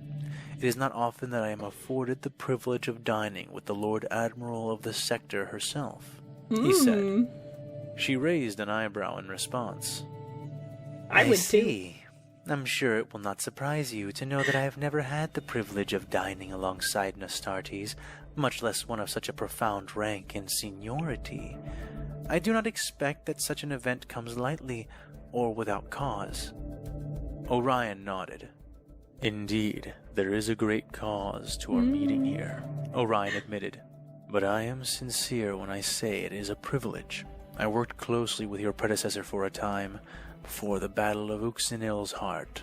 He and I would often meet like this during the Retaliation Wars. Oh, dang. This was a lie. Orion had worked closely with the previous... I was like, that is impressive, the fact that he went on all these dinners. I'm like, I was kind of surprised to hear that. And it was a lie. Yeah, he fooled me. He fooled me. I mean, for a moment there, I was like, oh, well, okay then. Lord Admiral, and they had dined in this very place. Twice. But only once on purpose, and only once like they were doing now. Still, he could see it taking the truth just that much farther, could see the very slight, nearly imperceptible changes in her movements as she lifted the menu resting before her. Oh, they got a I can imagine menu, how too. that might be the case. Lord Admiral Bosun was reputed to have been an incredible man, she said as her eyes drifted across the lettering. And I have every reason, after reading about your account on Kentalis, to believe that you will be just as capable, Orion said, lifting his own menu as well. Her eyes trembled. She didn't read the last word, he knew. She had skipped it as the impact of his words took her. Yes, he knew about Kentalis. Long before she had even been a proper admiral, an early showing of her promise as a commanding officer in the Navy, yet something that would go unmentioned throughout most of her accolades. It was something that could only be found after it was sought, and no casual seeking would have uncovered it. I see you know much of me, she said casually. She placed her menu down gently, folding her hands together and looking at Orion as he mirrored the movement. And I know much of you as well, Orion Phaedrus. Your record is formidable, even compared to others among your ascended kind. Two can play at Simply that game, I you are guess. the most senior of all the commanders from between 3 chapters of Astartes speaks volumes without utterance. But the work you did on Jubilation of Tau, Gargantua 9, and Yevon Secundus, masterful. He nodded, not denying her. Of course, he knew what she was implying. All 3 of those worlds had faced insurrections, and all 3 had to be restructured extensively. He himself had been forced to intervene in each of these conflicts, not simply to root out. If he doesn't play his cards right, he's gonna have to replace her. And that's not gonna be fun. So he has to be really, really, really, really cautious, because she's clearly, well, you don't become Lord Admiral for nothing, and she's very savvy, you could tell. The traitors and insurrectionists, but to repair the severely corrupted and decayed power structures that had been uncovered there. I am glad that you appreciate the care my chapter takes in ensuring the loyalty and stability of the Emperor's dominion. I expect you would do no less in my position. She smiled at that, though it was not a kind smile.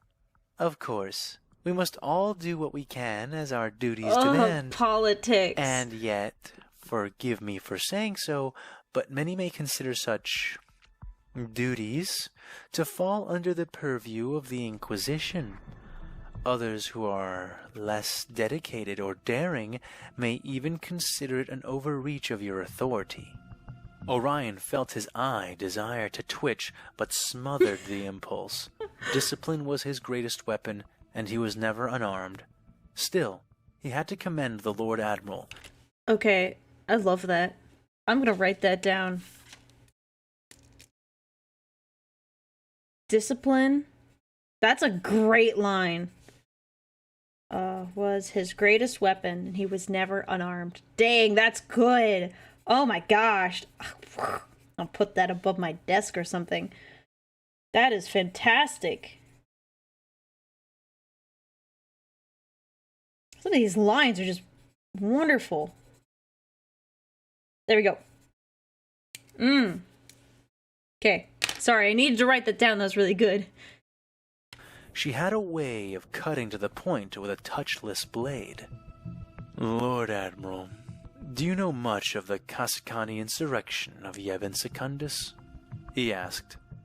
A servitor entered the room then, clicking and clacking on metal limbs, like a 4-legged insect. Ew. It came to each of them in turn, taking their orders and writing them down precisely, before scuttling away again. Ew. When this was done, Rolla turned to answer the chapter master's question.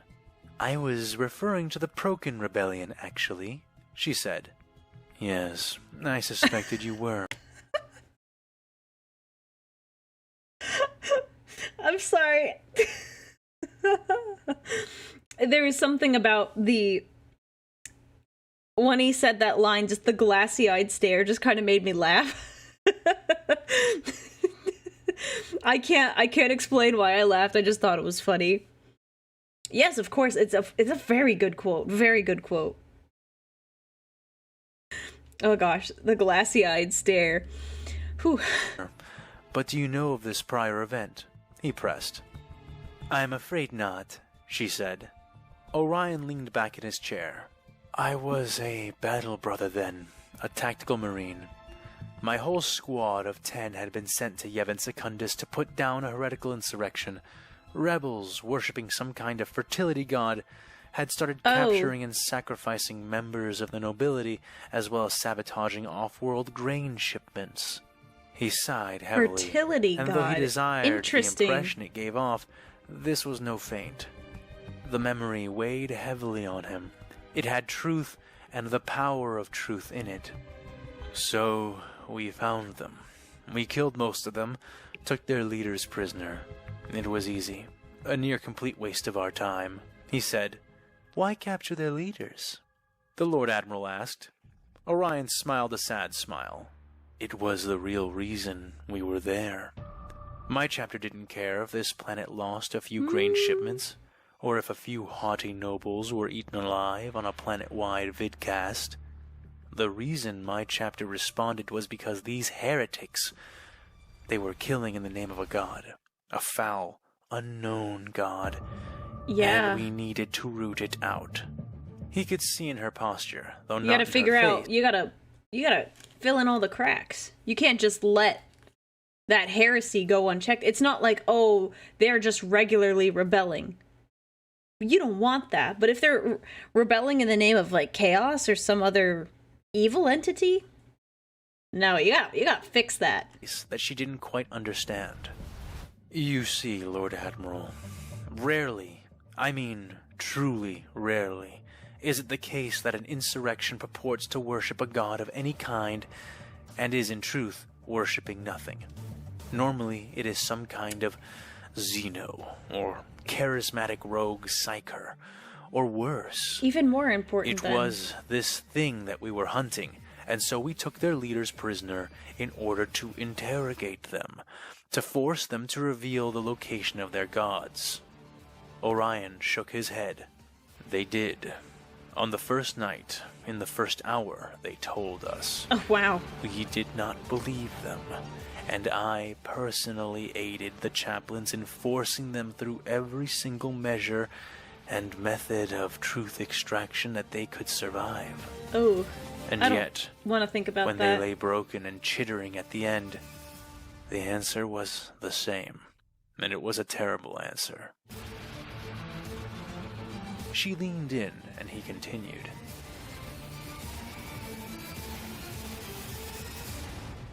There was no God. They made it up, he said simply. The Lord Admiral blinked. Well, that was a hardly choice. seems so terrible, she said. Does it? He asked, No, it's his pretty voice bad. heavy and serious. Think about it, Lord Admiral, Orion continued. Normally, it takes some kind of alien parasite or psychic tyrant They just wanted or to. spiritual corruption to taint mankind against the Emperor, to make them renounce his laws They and his chose to will be tainted and aside their from own that. faith in him, to side with something else. It normally requires a display of power or a promise of true reward. But when we finished our interrogations, we were left with a mundane but horrendous reality. These men had been hungry and angry. They had watched their children die.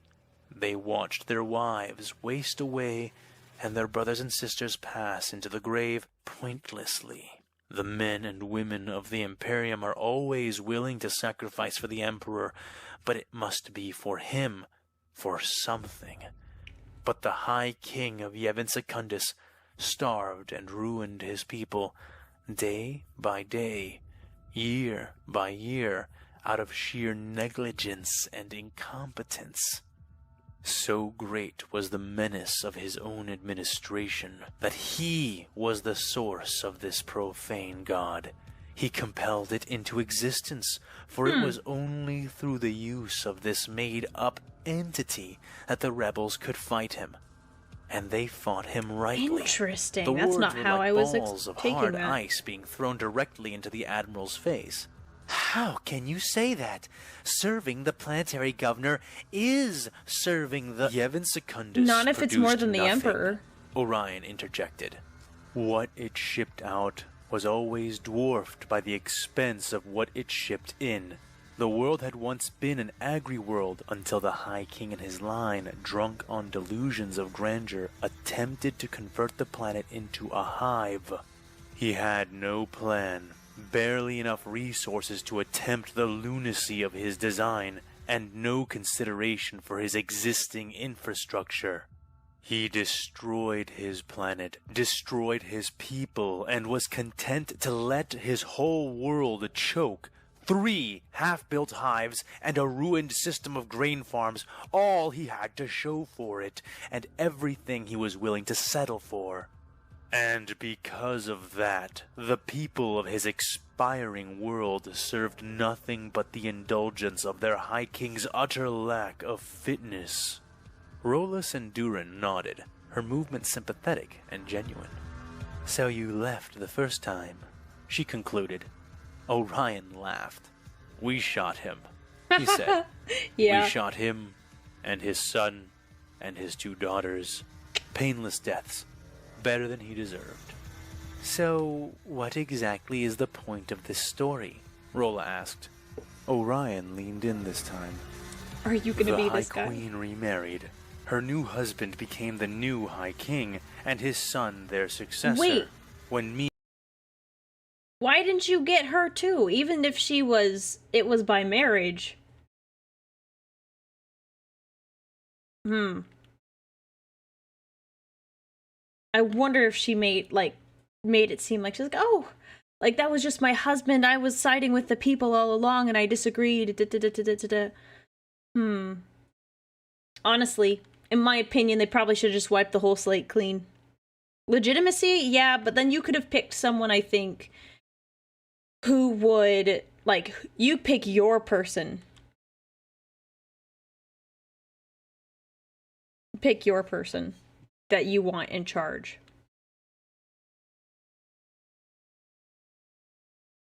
Interesting. Me and my chapter were forced to return during the Procan Rebellion, everything was somehow worse. This time, the fight was not easy. Moral of the story. This time, an entire company, 100 of us, not 10, were needed to bring the world back into order. Oh, that's bad. And this time, 3 of my brothers, 3, died on that planet. True anger began to resonate into his voice now, and he didn't attempt to restrain it. Brother Tascairn Chold, Brother Sasran Olden, and Apothecary Julian Vrain. 480 years of combat experience between them, and they died killing desperate, starving humans who had been driven so far out of their senses by their conditions that they dared to rebel. The old Space Marine shook his head. It was there and then where I realized that it was not enough to merely excise the infection. The wound needed to be bandaged, rested, and healed. So this time we shot them all, the High King, the High Queen, and their entire family lines. I created trials, tests, and took those who succeeded and mentored them briefly in the ways of rulership, in the ways of administration. Honestly, that's a great way to do it. To stand, and then we let them stand. I am no tetrarch. I do not aspire to be one. The reason Yevon Secundus still has a High King is because I still insisted on respecting the structure that was already there, that which could be salvaged.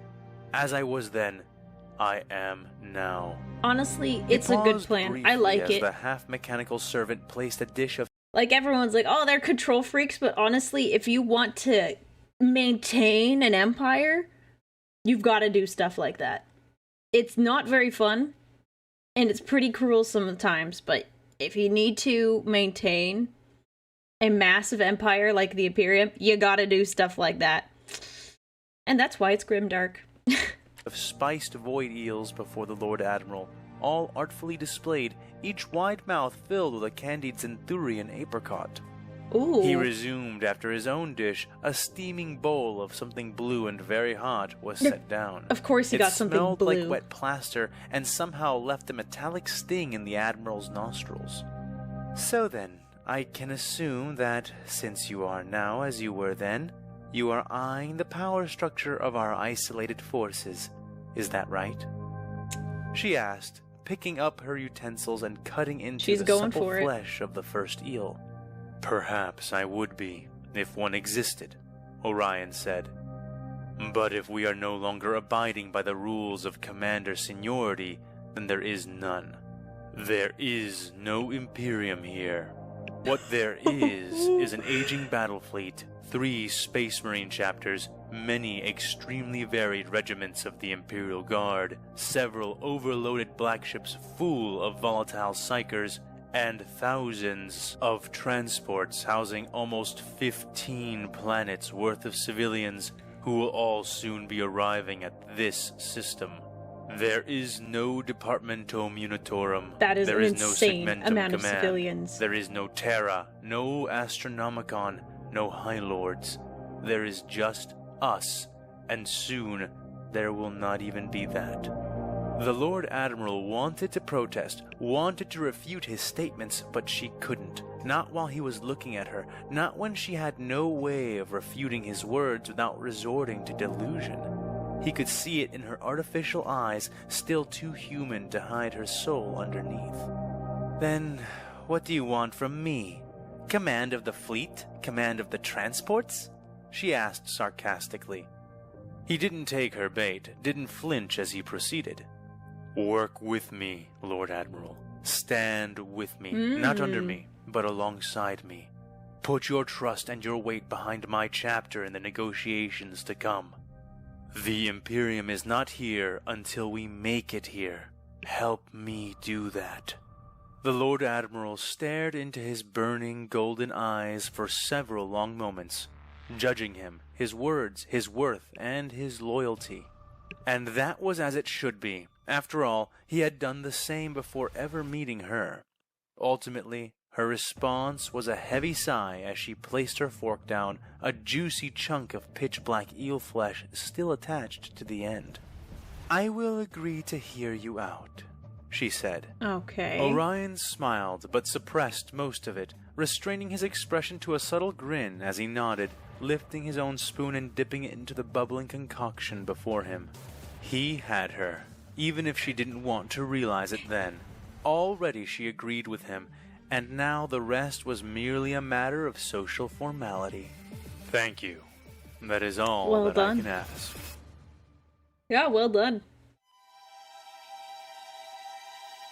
Ooh. The room was simple, circular, its tiled walls and glossy stone floors a perfect model of Rothanian minimalist architecture and design. The only pieces of furniture present within the room were a large white pentagonal hollow table at its center and the plethora of comfortable rotating chairs placed around it. Despite them all being in attendance, most of the chairs were empty. There were not many that Anakin, Obi-Wan, and Mace had judged worthy of being considered as competent advisors. First among those few they had recognized was Anakin himself. He sat beside Captain Rex and Echo, the latter of whom had recently been promoted to full commando and was thereby representing Clone Force 99 at this meeting. Directly across from Anakin and the clones was Dr. Sheena, who sat in a levitating mobile chair, her legs still locked within a cast, though she seemed to be otherwise recovering swiftly. Sitting to her right was a straight-backed Captain Spikes, who wore the uniform of a naval officer, having even gone so far as to remove his helmet from the ensemble. To Dr. Sheena's left sat Bucket, who wore his white trooper armor and helm and slouched like he was facing a court-martial. Additionally, sitting to Bucket's left was a newcomer. Admiral Wilhelm Tarkin, who had arrived only hours before, looked down his nose at the rest of the room with his one good eye. We got Tarkin the man wore here. a sling, a still bloody bandage obscuring his left eye, and white medical burn patches dotted his chin and neck. He was now a veteran of the retreat at Axum, which was quickly coming to be known by the galactic community as the Blue Massacre. Presiding over them, as assessors, were Jedi Masters Mace Windu and Obi-Wan Kenobi. It was their duty to determine what effect this emergency meeting of theirs would have. We know that all of you have a lot of experience to bring to this conversation, and a lot of ideas as to what direction would be most productive, so we'll begin there, said Obi-Wan. Each of you will be given some time to state what you think is the most important issue to address, and why. Rest assured, we will address all of these issues, but it will be up to me, Master Obi-Wan, and the Supreme Chancellor to determine in what order these problems are to be addressed. Keeping that in mind, I think we will start with young Skywalker, and move around the table clockwise.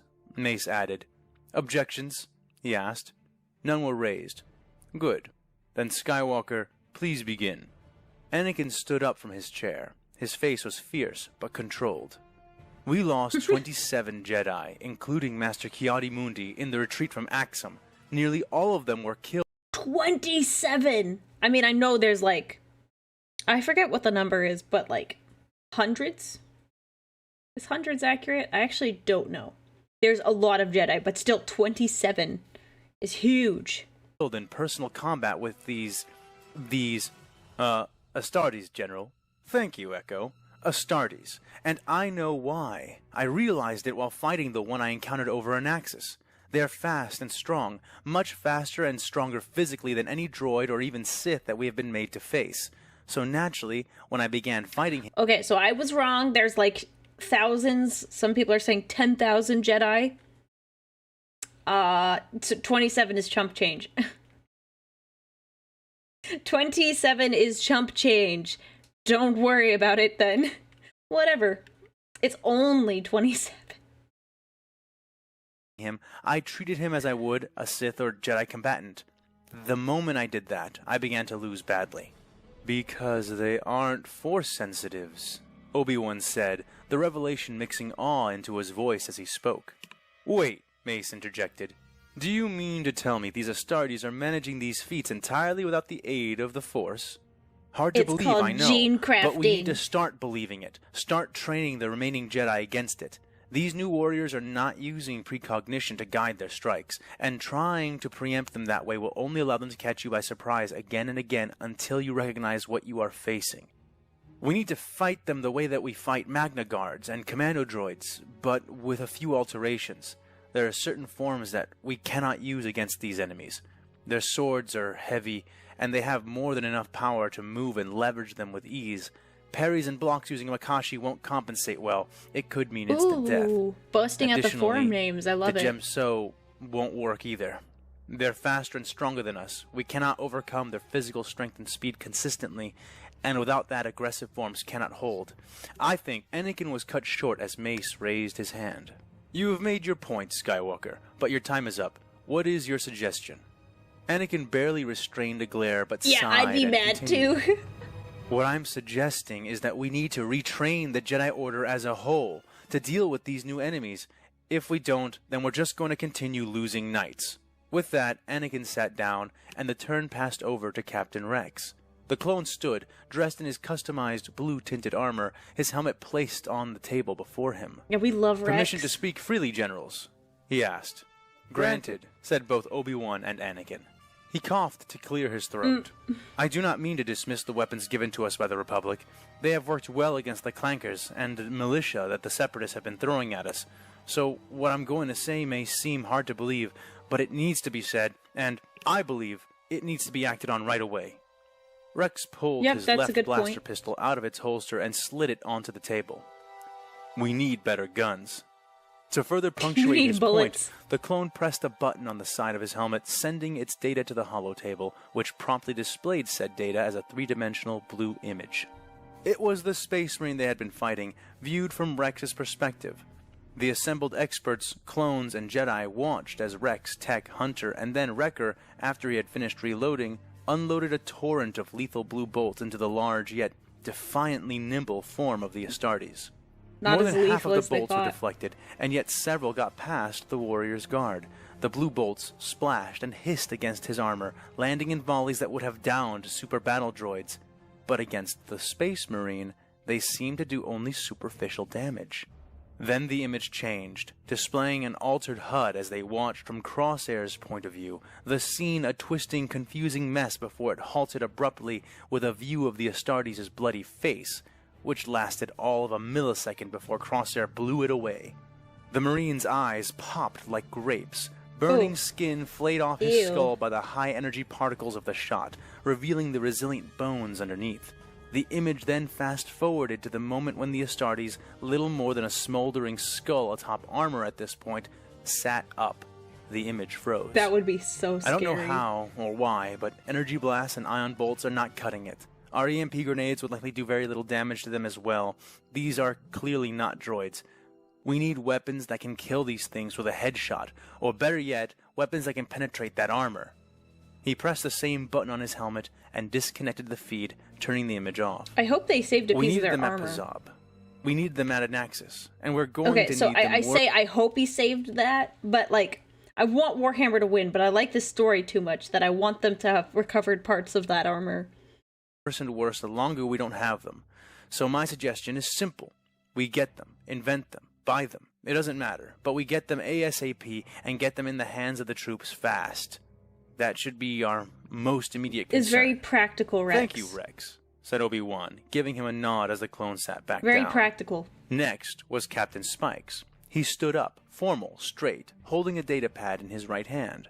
He pressed something on its surface and a holovid began to play on the table. It was a view of the Freedom, mere seconds before it had been destroyed. It began firing at something out of sight, tilting to angle more turbo lasers at it, but that didn't last long. Like a god's cruel knife, a large outsider ship drove into view, its blade-like prow absorbing the brief spurts of concentrated fire the Freedom had managed to throw at it before plunging into the Venator-class Star Destroyer. The arrowhead form of the Republic cruiser was split down the center, both sides buckling upward around the wedge-like head of the enemy ship. Fire and debris spilled from the struck craft like clouds of stellar gore, stirred and split suddenly when the colossal broadside guns of the enemy ship fired, the hollow view panning back somewhat to show the shots ripping 2 more Venators into pieces. Yeah. Then the vid ended, and instead a tactical display was put up in its place. It revealed the battle in time-lapse. The enemy ships were represented as red dots of various sizes, and friendly vessels were similar but blue and smaller. As the sterile information displayed a virtual mirror of the carnage they had just seen prior, Captain Spikes began to speak. Our turbo lasers cannot reach the enemy. They lose too much power and travel too slowly over the vacuum to engage at the ranges they are using. Despite that, it appears their ships enjoy engaging in ramming maneuvers. Once in effective range, our weapons do work, but not as well as their armaments. In a straight shootout, they can outlast us. And then there's the issue of size. He tapped his datapad again, displaying one of their ships, a 5-kilometer-long dreadnought. It had gotten itself surrounded by Venators and Class C frigates. They had mauled through its shields, but clearly that wasn't enough. They poured fire into it, but it wasn't dying. The enemy ships can get so large that it becomes hard for captains like me to imagine where to even concentrate fire with a weapon like a turbo laser.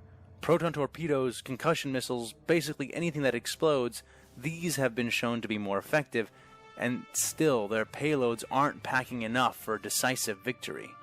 He turned off the display, setting the datapad down on the desk. In short, the fleet needs to be rearmed, refitted, and redeployed. How and with what, I cannot pretend to know. As it is now, we will bleed tens of ships for each one of theirs that we can take down. Yep. And I might be being generous. This needs to be changed before anything else can get done.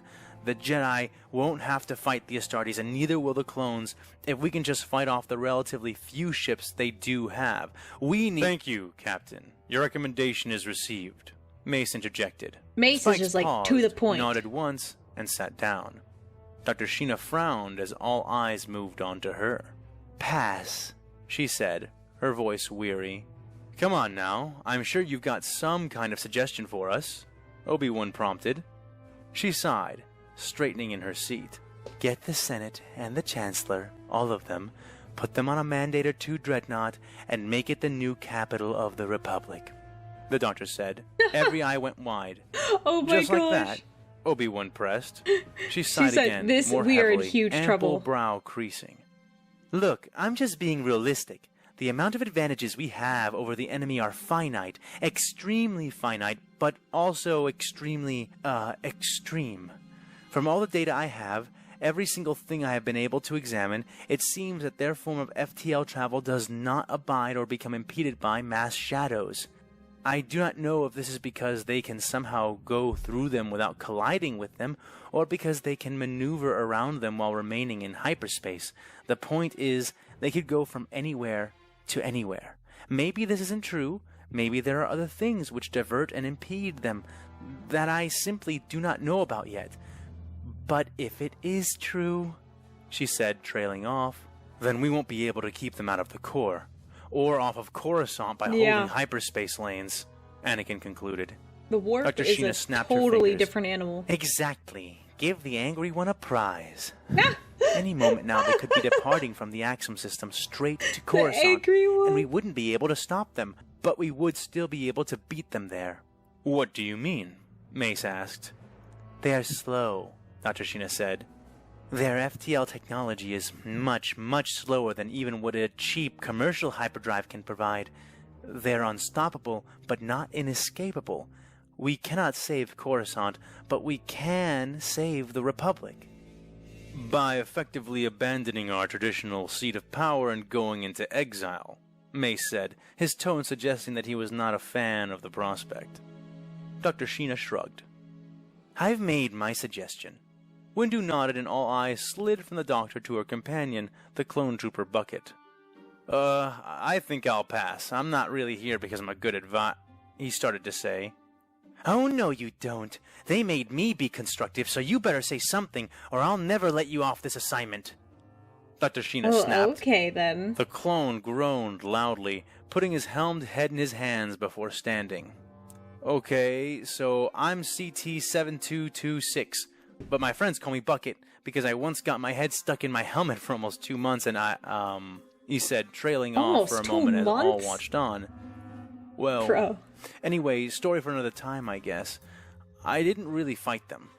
None boarded our ship, and I'm a trooper, not a pilot or bridge crew.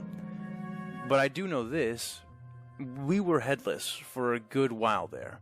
Some commanders, like Captain Spikes, took control right away, but a lot of us were sort of left floundering.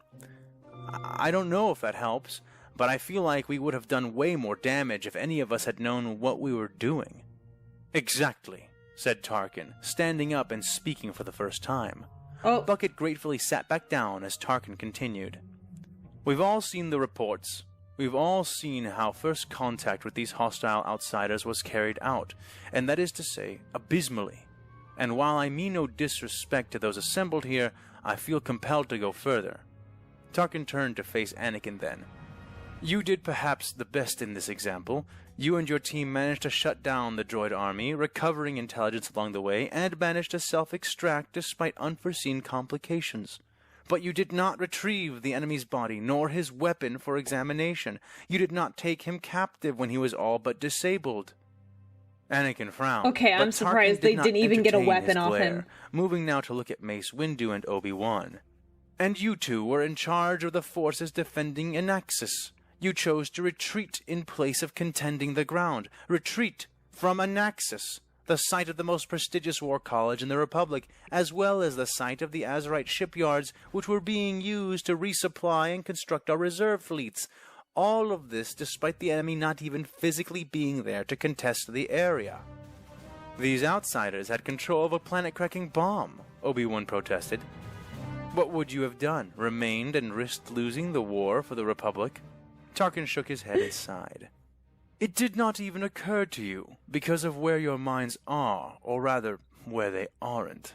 The tactical thing to do would have been to retreat 85% of ground forces to high orbit. The 15% who remained would be tasked with holding the production facilities. The enemy would not have destroyed all of Anaxis and its production resources to defeat that number. They would have gone down and engaged our forces on the ground. Once the enemy committed forces, then you could safely and gradually commit more of our forces to hold our territory. Okay, it's the kind enemy of, would not that detonate makes sense, their weapon though. while their own soldiers are present on the planet. That's and that okay, that's what you think? Which you're probably mostly right. Unless they think you're heretical enough, but you wouldn't know that. would buy us time to neutralize it without losing the Republic's holdings. And what if the enemy commander decided that 15% of our forces was enough to warrant the bomb going off? Obi-Wan asked. The haggard admiral shrugged casually. Then we lose 15% of our forces at Anaxis and deny the enemy what we have lost.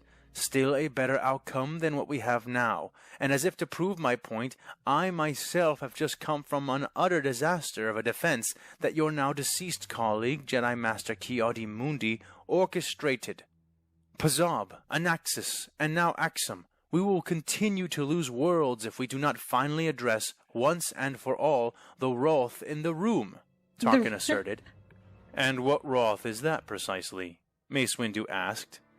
That the Jedi Knights and the Jedi Order as a whole are not suited to the task of leading this war. You are not trained for it. You are not ideologically predisposed to it. And despite the experience you have all gained in these past 4 years, you are not mentally prepared for the realities of command.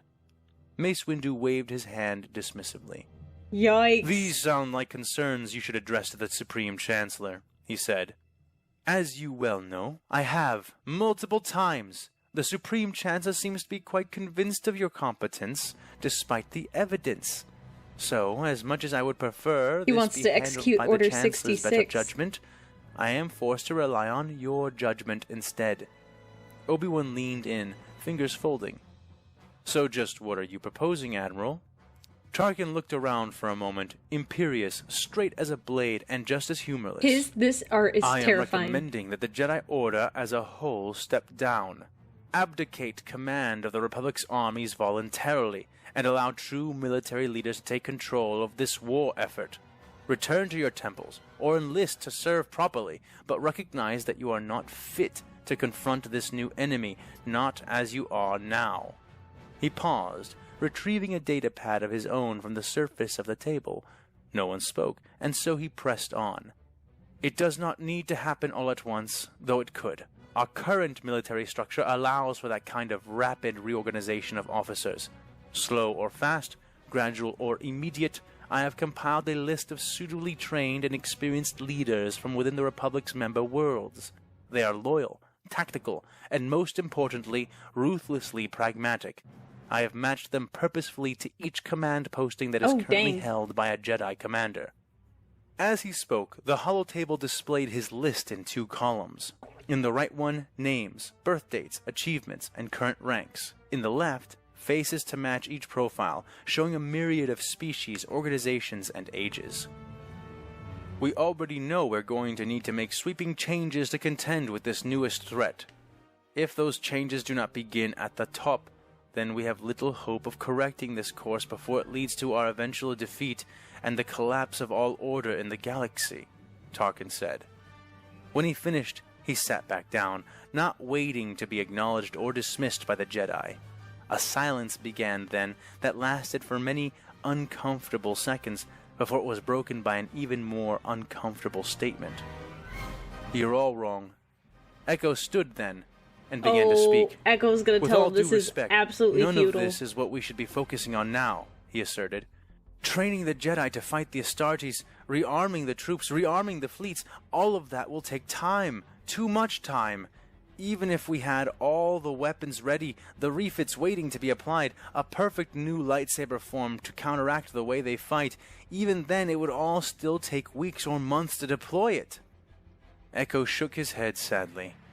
And we just don't have time. Replacing the Jedi won't make that any different, and the last thing we need right now is to scramble our command structure. Reordering while trying to fight off being eaten alive just doesn't make a lot of sense to me.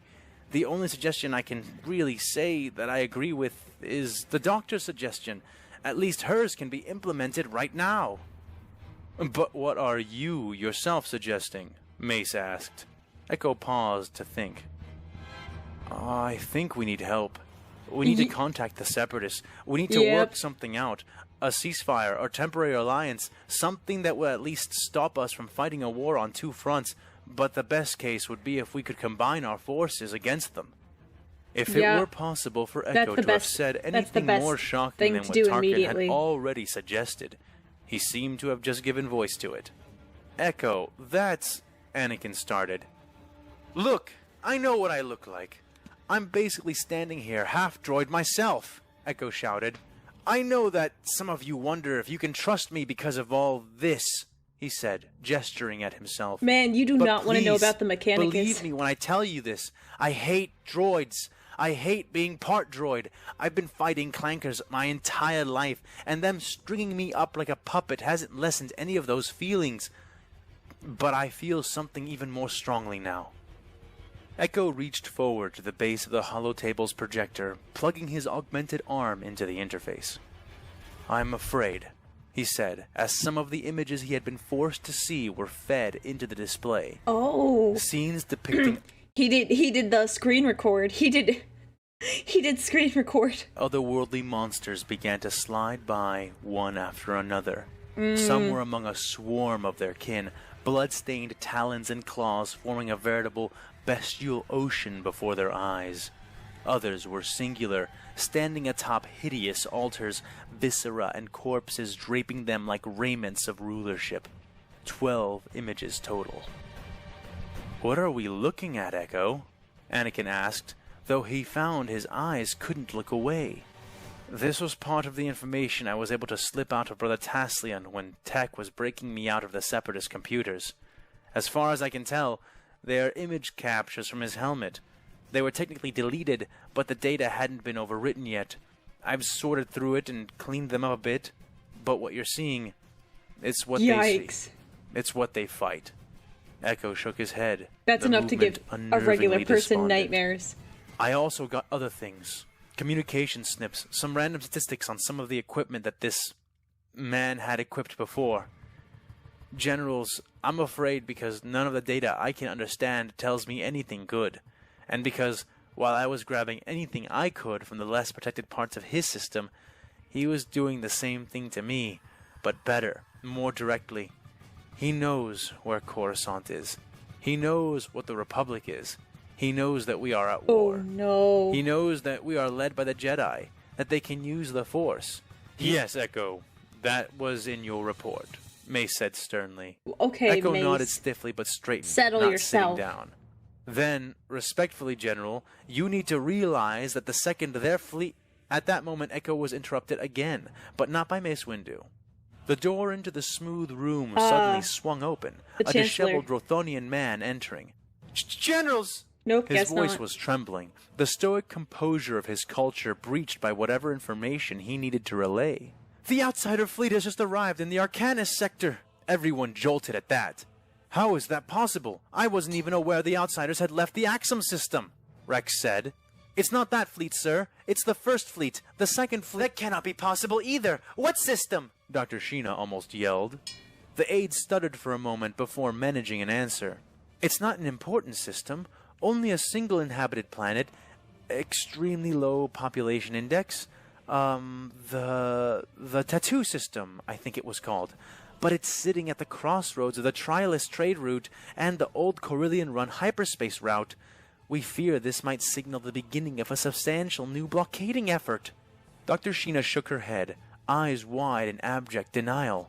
They left 4 days ago. There's no way they could have reached this far into the Arcanus sector this quickly. The Rothanian didn't seem to know what to say to her. See, this is what I'm talking about, Echo said, leaning one hand against the table as he gestured with his interface tool towards the aide. We think we know things, but we don't. We're drawing lines, trying to pretend that what we think we know amounts to anything. Maybe hyperdrives are faster, maybe only sometimes. That's why we can't pull punches right now. We need to stop fighting the Separatists. We need to pull everything we have together and then some. The moment their fleet leaves the Axum system, they are going straight to Coruscant. And if they do, we don't know how much time we will actually have. Sirs? The aide interjected again, his pale skin now much, much paler. More bad news. I was also told to inform you that the Second Fleet has just departed the Axum system. They left the small reserve force around Axum and Anaxis, but most of the fleet departed the system approximately 8 minutes ago. The news was like an ice bath on every ear that heard it. For a brief instant, no more than 1/10 of a second, all were too struck to respond. But this was no longer the first year of the Clone Wars. Prepare a shuttle. We leave in the hour, Mace Windu said. Yes, Master Jedi, said the aide. Contact the Chancellor. Ooh. Make a formal request to recall the fleets back to Coruscant on my behalf, That art said is Admiral unnerving. Tarkin. Right away, Admiral, the aide added, coming to the table and withdrawing a datapad from his robe-like garment, beginning to take notes. Also, try to see if you cannot secure a line of communication with the Separatist Council, said Obi-Wan. This had many eyes darting his way, but he raised a hand to assuage them before any words were spoken. Nothing is decided, but we might as well keep our options open, he said. His former Padawan rolled his eyes at that. Right, we might as well call up Death Watch while we're at it, said Anakin, standing and heading for the door. Death Watch, you say? Death Watch? You want the Death Watch? I'm sorry. You want the Death Watch? Good luck, man. Obi-Wan shook his head, but did not rise to his bait. Rex donned his helmet, and he, as well as the other clones, began to move without being told, with the exception of Bucket, who had to be ordered to follow by the doctor. But just before they left, the aide asked one more question. Oh, Admiral, which fleets? Pardon? Asked Tarkin. Which fleets do you want recalled? From which fronts? Tarkin shook his head. I would have thought that to be obvious. All of them, boy. Request all of them. Look, all of them. Do you hear me? All of them. All of them. He just...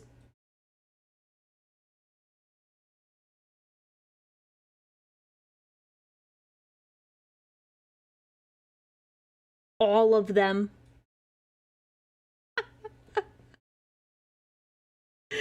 Do it. Do it. Oh.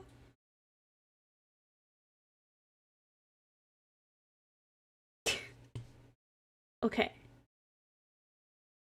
More questions? Much time, and here I am at...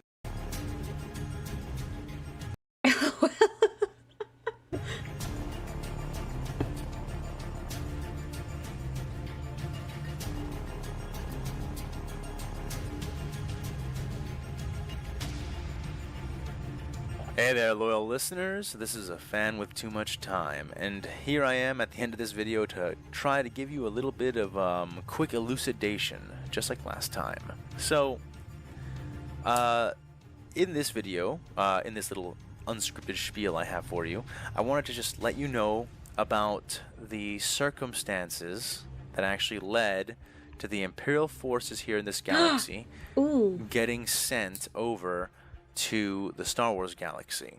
Yes, so let's hear it. As the more attentive readers among you may have already noticed, there's a Tyranid invasion. They are evacuating worlds. They were originally going to fight them, but Guilliman called them back. So what is all that about? What's going on? Why did so many Marines get called to fight a Tyranid tendril? Yeah, I'll just explain that to you right here in short order. I would love to know. This is perfect. So, first things first. To the criticism that 3+ Space Marine chapters, really almost 4, when you count the squads that were sent from other supporting chapters that weren't even part of the Zectic sector but heard the call. Okay.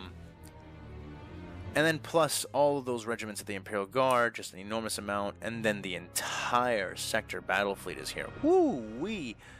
Those Tyranids are totally boned, right? Well, let's not sell the Tyranids short. Every single time a new Hive Tendril enters the galaxy, you're basically rolling dice, increasingly bad dice, by the way, like dice with an increasingly bad modifier, that you're going to get not a scouting tendril or a vanguard tendril, but like a real, like actual proper galactic tentacle dick tendril that is going to totally destroy the galaxy or just screw its way through it. Because when we look at what the lore has hinted to us, where sometimes just flat told us, like, super explicitly, the Tyranid biomass makes up more than the actual physical mass of our galaxy, to the point that the galaxy may begin to destabilize and fall apart as the gravity of the Tyranid mass approaches from all sides. I mean, who knows? This may even be the reason why the Tyranid hive fleets move in this dispersed fashion instead of moving in just a giant cohesive ball, simply because they end up destroying everything by their own gravitational force if they move in a ball, and thus they can't absorb it and maybe even destroy themselves accidentally. So that's an interesting way of talking about that, I guess. But the whole point is just that, to the criticism that that's just too many Imperial forces, you can never really say that when it comes to the Tyranids. Not if we're taking them by their cannon and by their fluff. Yes, the Ultramarines have totally wrecked an entire Tyranid tendril, a huge one at that. And it's just like 1,000 dudes plus any help they get. That was with the help of Matt Ward, the 6th Chaos God. That is like both luck and Marnius Calgar being the Emperor on his off time when he feels like it, and also strategic genius on the part of the people who are involved, because I like the lore and I don't like to denigrate it, honestly. I like Redtail Wolf, thank you so much for the 20 gifted subs on the Twitch side. Thank you very much. Make sure if you just got gifted a sub, make sure you say thank you to Red-tailed Wolf. I really hope you're enjoying the stream because I really like these. I have my blanket here and I'm all cozy watching this. This is I love the first time we streamed this. We're probably gonna do we'll probably do one more episode. I think if we do them in batches of 5. I think that's like a reasonable amount, unless we want to binge it the whole day. But I have a hard time binging things because I feel like a piece of crap later. I'm like, oh, what did I do today? I just can't bring myself to do it. So we'll do one more. We'll do the 10th episode. So we'll do them in batches of 5. I think that makes the most sense. Like my Warhammer. Yeah, I like Warhammer too. Frankly, when you know what a Tyranid warrior is, when you know what a Hive Tyrant is, when you know how many of those things can exist in one tendril, and how big a tendril is supposed to be, you begin to realize how totally absurd the very idea and notion of that is. So, yeah. It could be that this is just a really big tendril. It could be that that's what's going on here. Huge tendril. We need this many dudes. Yeah, you better believe it. That's what Tyranids are. But I can relate. It is fun to be entertaining, and this is very entertaining. I don't even think I could aspire to this level of being entertaining. Mr. Fan. Can I call you Mr. Fan? I don't know what to call you. Fan? Mr. Fan. Mr. Fan. I'm calling you Mr. Fan. Unless you say something else. Admittedly, that isn't what's going on. Admittedly, the reason all of these Imperial forces have managed to rally so cohesively and on time and in this place, in this way, is because they have been manipulated into doing it. The Drukhari, who have been absent from the history of the Zektek sector for quite some time, at least in major force, have decided to make a major move on the Zektek sector. They see this sector, which is effectively a warp storm harbor. I will explain that at a later date. It's like a giant sealed-in farm. Mr. Fan is his father.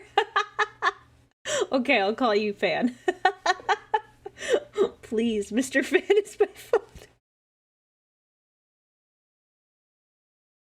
I'm sorry, that was too good. I appreciated that joke. For them, that closes off, and when it closes off from the rest of the Imperium, because of fluctuations in warp storms, then it basically becomes this like I said, a farm for humans, where they can just harvest and take whoever they want as long as the guard dogs and shepherds have been disabled. And that's what they're doing. They're getting all of these Imperial forces that are native to the Zektek sector in one place to fight the Tyranids, so they can mash up the Tyranids, mash up the Imperium, use their own traps they've installed into the battlefield to wipe out both forces as much as possible, and then to delight in harvesting at their leisure all of the people and things that they want and can within the entirety of the Zektek sector. We do not like those guys. The whole sector battle fleet and the Space Marine chapters that belong to it have been totally annihilated and eradicated. So that's kind of what you're actually seeing there. And you might say, okay, so what happened? Why didn't that happen? Well, Robute Gilliman is a genius. He's a Primarch. It's difficult to put into terms how much better at think he is than anybody else. And he looked at this. He do the thonking. And he saw how unusual it is for this kind of coordination, how things would have had to be planned out, how this would require a very, very, very precise intellect, one that maybe could even begin to rival that of a Primarch, and he'd see the hand of the Eldar in it. And he would realize that they don't mean anything good by this. This is definitely bad. This is probably Dark Eldar. We all know how much they like slaves and stuff. Just because big titty Eldar girlfriends are now Codex approved does not mean that Dark Eldar aren't still into some obscenely unspeakable.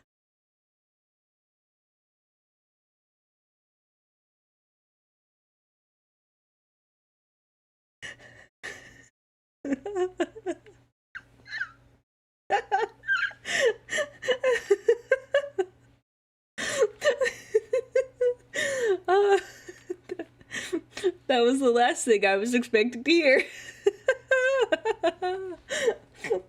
Oh my goodness. I'm sorry. I mean, no, I'm laughing because he's not wrong.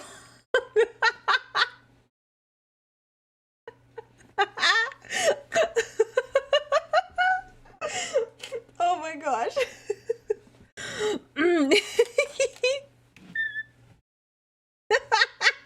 He just said he in the chat. Oh my gosh, is it warm in here? Where's my... Oh, there it is. Oh my gosh.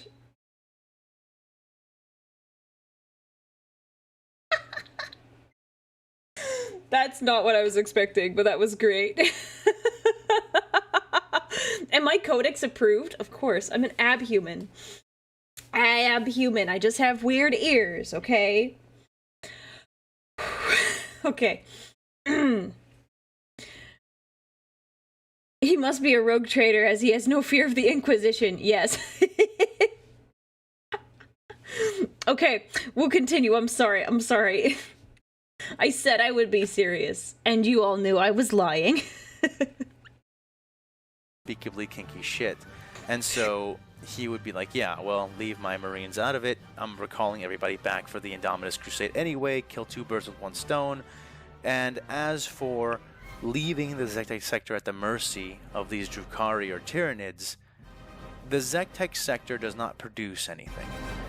It is, and I will go into this when I speak about the Zectec sector itself, but it is most of the time sealed off by warp storms from the rest of the Imperium, and when it is actually in contact with the Imperium, it's very rarely that it can actually yield a proper tithe because of how debilitated the sector is. Again, all of this I will go into when I talk about the sector proper. This is wonderful. I love lore. This is great. I like this. When Guilliman, if you read his books, especially the ones from his perspective and around him, especially the ones about him planning the Indominus Crusade and recalling forces, the books go out of their way to demonstrate to you how he makes these heart-rending, heartbreaking decisions to recall forces back to Terra that are defending worlds that would otherwise have been saved, but simply aren't worth the cost of saving them. Yeah, that's rough. rough. He had to make these decisions. I do not envy him. The entire Zectec sector is one of these sacrifices. Yikes. Mankind is on the brink of loss. One sector, especially one as inconsequential as the Zectec sector, cannot take priority no matter how many lives it represents when it's weighed against the entirety of the rest of the Imperium. That's so rough. Potentially. No Marine can be spared. No force can simply be allowed to be thrown away. Everything must make an attempt to be recalled. And Guilliman fully knows that many of these forces will be destroyed in their attempt to be recalled. And that's part of the reason why he needs to recall them all. At least all the ones that would fit the bill. So, you know, that's kind of... So what ends up happening is that Roboute Guilliman sees that that this is a trap, calls his sons back. They try to come back.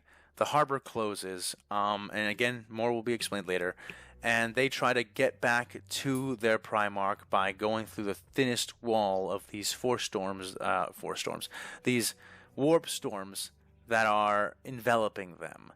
And this is how we end up at where we are now. So the reason that we have this enormous Imperial force gathered within the sector is because the Drukhari are preparing for a kill-all scenario. The reason why Roboute Guilliman calls them back is because he's able to see it from his perspective, given access to all the records that he has. And the reason why the Space Marines and everybody else try to breach this wall of the Cicatrix Maledictum instead of turn around and fight the Tyranids is because they're laden with all these civilians. They've burned down and destroyed their planets to prevent the Tyranids from being able to eat them, thereby destroying their own fortifications. Space Marines are always better, despite their name, when they can actually fight you like in person, not just through spaceships. So they, especially Tyranids, I mean, boarding a Tyranid ship is terribly, horribly, horrible in every way you can imagine. So they would much rather take their chances with this warp storm and a percentage of them get through than fight with these Tyranids, be locked up in this sector anyway, have to breach the warp storm anyway to get back to Guilliman, and And that's kind of how we arrive at where we are. So I hope that with that you can kind of understand a little bit more about the mindset and the position that these guys were in when they came to the Star Wars galaxy. And you'll actually know a lot more once I do get around to speaking about the Zectic Sector's history, so that you can know precisely what was going on in this place when all this stuff decided to go down. But that being said, I think that will be enough rambling for today. Yes. I Give hope me you guys more lore. I will devour the lore faster than a Tyranid. Well, that's actually kind of a slower process. I am more frantic at devouring lore than a Tyranid is about devouring a planet full of people. I love the lore, so I'll take it. Come back for seconds and thirds. Okay, this next one is an hour and a half. Can we do it? I thought I was gonna be done. I was like, oh, let's do 3 hours. I'm like, no, we have to do more. Cue the Kylo Ren meme. More. So that's where we're at.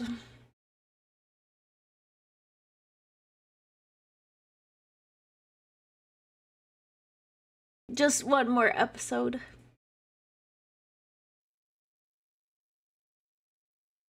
Oh, it's gonna be loud. Hang on. Shoot, I have to read. Dang it. Okay, I'm gonna read really fast. Episode 10. The Phantom Nemesis. Chaos. The Republic has withdrawn many of its forces from the vital areas of the galaxy, leaving themselves vulnerable like never before as their forces muster at Coruscant, preparing for a struggle like no other. Oh, it's going too fast. Okay, sorry, I have to pause. It's going way too fast. I'm trying.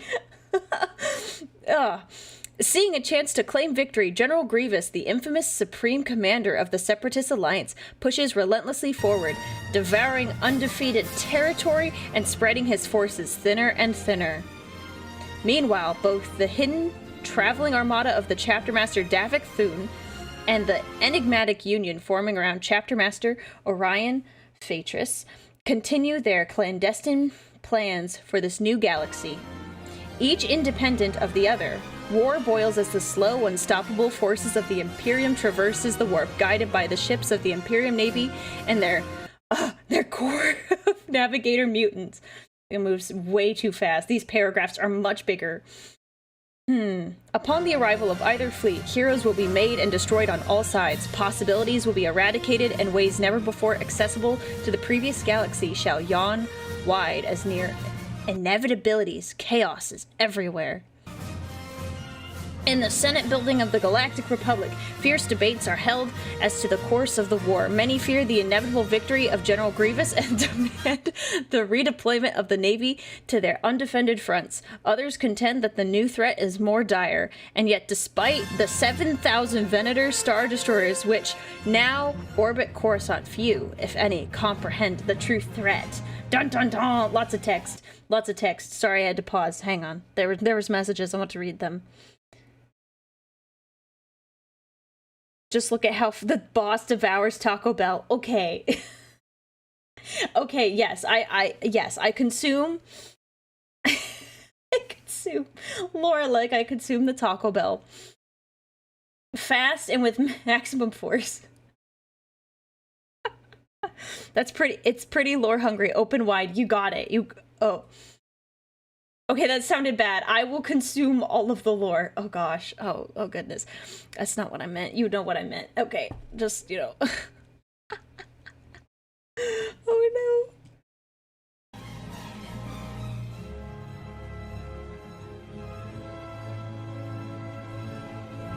Okay. Order! Called the tall, scared me. horned Vice-Chancellor Mas Amada. He slammed his staff of office into the ground of his platform, sending resounding echoes through the massive, cacophonous chamber which held the Galactic Senate. But the effect of even this normally effective display was muted, nearly ignored. "Order! We will have order!" he demanded. "Order? called Vidaz Amutweth from his hovering Oh, platform. gosh. How can you demand order while insisting on this chaos? Many others cheered and called out Politicians agreements just to his being sentiments, frustrated. a chorus of dissent. Masamada's face fogged with rage, and he made to slam down his staff again, but a raised hand from Palpatine was enough to defuse him. The man where's looked at the the- side of his leader's head, and Palpatine nodded without looking Where's at the him. mute all participants button? Recognizing and addressing the senator representing Saresh and the Vensensor sector, Mas called out. Palpatine stepped forward, raising both hands in a calming gesture. Fellows, please! I'm sure we can resolve this alarm without devolving into exaggerations. I assure you... Exaggerations? Vidaz screamed. Oh, You've wow. already recalled nearly everything, nearly every asset, back to Coruscant. The Outer Rim sieges are folding like Pazak chips, all but lost. Saresh is being overtaken as we speak by General Grievous's forces, and the Saresh Defense Force is fighting a battle that they cannot win, and we are abandoning them to their fate. Palpatine kept a serene composure as he reached out with his mind, floundering the upstart Vidaz and creating a gap in his tirade to speak through, though it was not he who spoke. He had learned that it was best to allow others to be the voice of rebuke when speaking among quote-unquote peers. No, that's really... Okay, no, that's really smart. Like, yeah, he's totally manipulating the situation, but yes, that's the way to do it sometimes. Some people will speak for you, and you don't have to say a thing, and then you don't look like the bad guy. It is manipulative, though. Redtail Wolf, thank you for the bits, by the way. Yes, episode 10! Is it a trait of your species to be unable to see what is in front of you, or is that you're failing alone? Oof. Crowed Senator Sam. Oh. The entire Quadrive Yard defense fleet is in shambles. The defenders of Axum are mauled and defeated. Many Jedi are dead, and thousands of clone personnel along with them. This new enemy has departed from the Axum system practically next door to Coruscant, and you are to risk defeat here in the very heart of the Republic to preserve your planet from a temporary separatist occupation. The Ishitib senator scoffed loudly, exaggerating his demonstration. The only chaos in this Senate is coming from the short-sighted fools like you who cannot adapt to an evolving situation. Yikes. Evolving situation Ew, indeed. ew, Called ew. Askak, the senator of Malastare. Ew. Since when did we give the Supreme Chancellor the authority to recall so many of our forces? He asked openly. That was not good, and Sheev stifled Askak, carefully measuring his power. Jedi, many Jedi, were present after all. They stood in the hallways and entrances into the chamber, slinking in the shadows and hovering behind their supporters. They felt nothing as he silenced the senator, again allowing another voice to speak where he himself might have had to. "Nonsense!" cried Senator Ister Paddy. "We have already bestowed the Chancellorship with all the power required to orchestrate the war decisively and at his discretion," the member of the Loyalist Committee asserted. "As a member of the Military Oversight Committee, I must disagree," said Senator Ang, speaking softly yet being heard through the use of the speakers built into his platform. Palpatine felt a spike of rage enter into him, and nearly reached out for the Runion, before realizing that Master Windu himself was seated in the alcove behind the senator. To stifle him, as he had the others, would risk too much, and he begrudgingly watched more of the Senate's power balance slip away from his design. "We have given the Supreme Chancellor all this power in regard to the war with the Separatists, but nothing about the briefings we have seen has hinted to me that these far outsiders are of any relation to the Separatists at all. Therefore, I think we need to take a vote to determine whether to include this newer conflict into his purview." "Order!" None of you have been recognized to speak. We will have order in this Senate. Are we gonna get Massamata Padme? shouted, his staff banging like We're an gonna get some oversized Padme gavel. action, I think. My friends, Oh my Palpatine gosh, said, yes, beginning Padme. again, surely you realize that this conflict must not be victim to indecision. Already I have put together a special task force to examine and advise on these outsiders, and as any of you would do, I am acting in accordance to their advice. But I must be allowed to act freely, or neither of these wars will end favorably, he said. He longed to use his powers openly, to bend these unruly Cretans to his will. But the time had not yet come, and the Jedi were not yet gone. So again, he controlled his expression, as countless voices rose in dissent to his words. So we are merely to continue extending your term and powers with every new war? That is unacceptable. We must vote, stated Senator Mon Mothma of Chandrilla. Is this the same task force that suggested allying with the separatist animals? Why are you even heeding that kind of advice? Shrilled Senator Neb Creep, who pointed a crooked finger at Palpatine's pulpit. The words of the two senators caused the room to stir into a fresh frenzy, and Palpatine felt himself tested as he never had been before. The Senate had been in the palm of his hands only a few weeks ago, and now they were rolling out of his control. He needed to secure a temporary alliance with the Confederacy to crush the upstarts, a prospect he had hoped would be more palatable to the Senate after the Republic's recent losses. But again, he found his own effectiveness getting in the way of his plans. The Senate had been divided and polarized by design, to keep them weak beneath him, to make them unable to unify and resist him as he used his emergency powers to shape the cradle of his nascent empire. But what once had served as his protection was now a determined fetter, one he was not certain he could overcome in time. And to add fuel to the growing fire, Dooku was having an even harder time on his end. As the Republic pulled back, the Confederacy advanced, and none of the senators and interests of that side had any intention of backing down now that they were on the winning foot. All talk of an alliance with the Republic, even a temporary one, had been laughed out of what passed for a Senate among the Separatists, just as General Grievous delivered his report on his latest uncontested conquest. Sheev suspected, from what he sensed, that they were in for a rude awakening. But even if they did fall into line, it would be meaningless unless the Republic was willing to extend an olive branch. And after 4 years of stoking the flames of resentment and hatred, the would-be emperor now found the momentum which should have made his empire and plan all but inevitable was now the same force jeopardizing everything. The rage such a thing inspired within him nearly had the master of the dark side raising his voice as the many influences of the Senate struggled for the right to be heard. He made progress towards his cause, he always did, but not enough, not nearly enough. So had it been in all previous meetings, and he sensed, hello there. So too would it be at all future meetings, until the threat was upon them. But the Jedi were already moving forward with their own plans. That Palpatine could sense keenly, and Anakin had suggested as much to him in their last meeting. And whatever it was they planned to do, their Dark Lord's machinations were also shifting.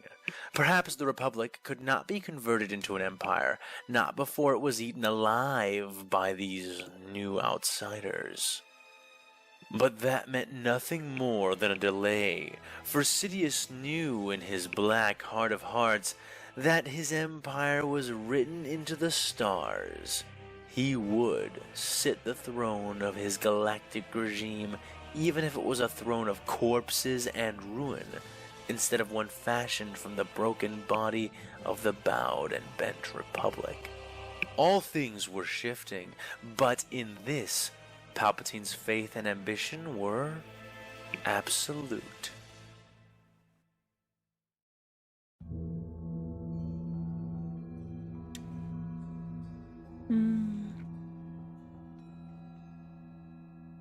You are sure this is the planet? This is the system? Asked Orion.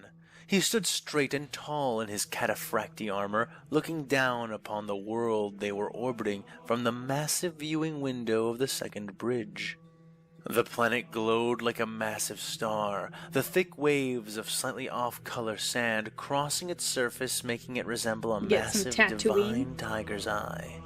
The round man beside him shuffled slightly at the question, spider-like legs clicking and skittering automatically to compensate for his weight. Yes, my lord. The system is the most analogous to the Sol system in 64 of our 483 spatial position tests. While that may not seem very similar to you, my lord, it is actually an astonishingly abnormally high amount of correlation when one also factors in the distinct shape and abnormal stellar geography of this whole galaxy, said the head astrogator. Orion nodded slowly. And you are sure that it is habitable? He asked, a bit more skeptically this time.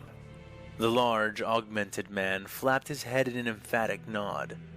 Yes, the oxygen level is well within Imperial tolerance ratings. The planet is rich in moisture at high altitudes. Okay, I was like, wait, high altitude, got it. Indicates to us that the planet was subject to a manual exterminatus some tens of thousands of years ago, which is why the oceans have all vapolithified into the atmosphere. Ooh, vapolithified. We suspect it is that, paired with the you don't hear that word every of day. the sands, which is causing the planet to glow as much as it does. And the science of the Adeptus Mechanicus have been proving most compliant with our requests. Again, Orion nodded, not looking away. Air and water. Will that be enough? The old space marine muttered. And sand. Oh, of course it will be, Master Phaetris. Our hydroponics and vat farms are run-of-the-mill technologies, long mastered by the tech priests of all the worlds we have adopted into the fold. You are not condemning them, my lord. You are giving them a great honor. He was far from familiar enough to reach out and lay a hand upon Orion's shoulder, but the chapter master felt the sentiment and smiled. I really want one of them to make a comment about sand when they get down to the planet. Please, I'm begging you, I need a comment about sand. I'm hopeful. Though only slightly. They had trillions of people to safeguard, and most of their ships could only make calculated jumps as opposed to the piloted jumps of the Navy ships. They needed to unencumber themselves, and they needed to do it fast. What you said to the tempered hands was wise, the astrogator added.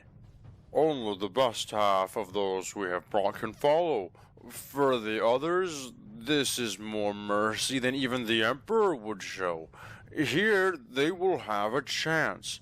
Their supplies will last them until they can finish construction of their water towers, and everything else will naturally flow from there. These words curdled the small amount of comfort the astrogator had imparted onto Orion, for he knew those words to be only technically true. If the settlers found their way to a proper location quickly, if nothing delayed their construction, and no disaster of any kind struck, then maybe the supplies they had would be enough. But unless the Emperor truly was a god, and truly did bless these people, there wasn't a chance of that happening in Orion's clear mind. Yikes. He saw several black dots suddenly contrast against the shine of the planet, and he felt his gut clench. It's time for a fight. The first transports, carrying those colonists he and the others among his slowly growing government dang had it, I judged wanted to another be fight. Non-essential, as both labor and skill.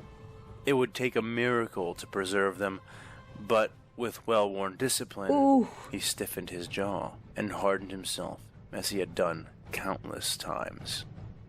Mankind must suffer, so that mankind may survive, the ancient warrior king muttered. What was that, Lord? Yikes. The astrogator asked. Nothing. Well done, Cervantes. I commend your work and your skill. Now please, leave me. I desire to reflect. Cervantes bowed low with the aid of his spider-like servo limbs and exited the room in short order. Orion remained, gazing out upon the enormity of his civilian fleet, watching nearly half of it descending onto a barren planet. It was upon thoughts of inevitable death that he was dwelling when he noticed the intruder. Ooh, who Though is he that? could not hear whatever I'm it was, assuming it's nor see Aurelian it, nor text. directly smell it, Orion suspected they had entered through a vent in the aft side of the empty secondary bridge. It's the kid. It's the kid. The Padawan. They didn't... I guess they wouldn't have known at the time.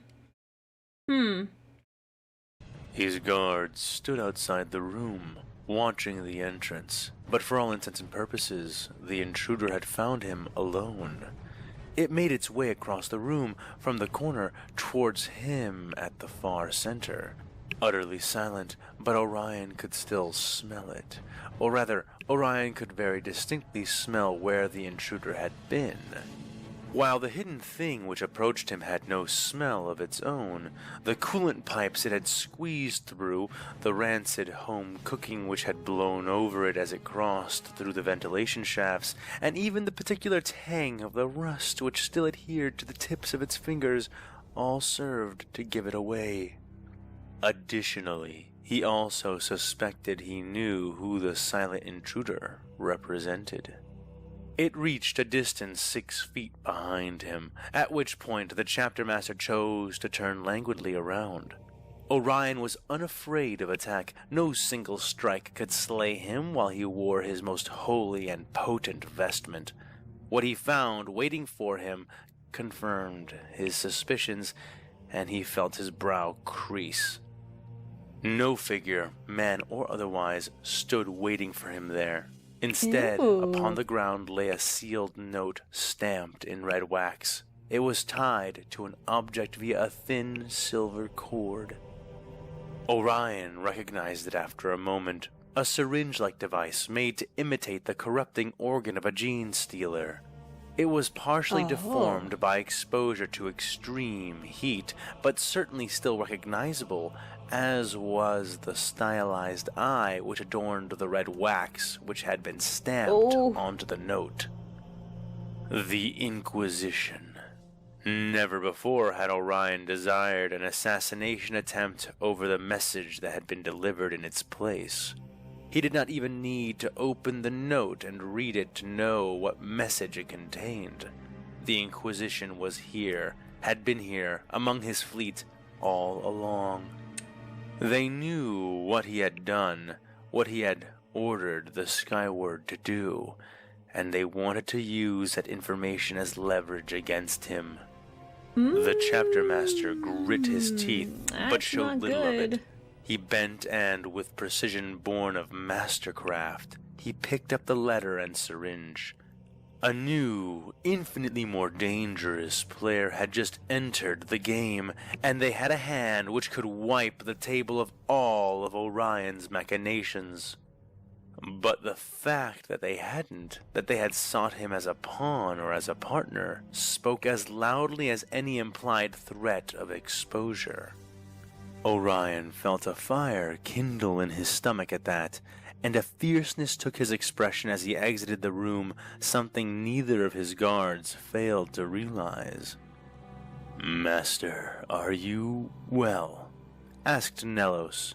Orion smiled at the man, a visage which nearly stunned the veteran, who, after a brief pause, smiled in response.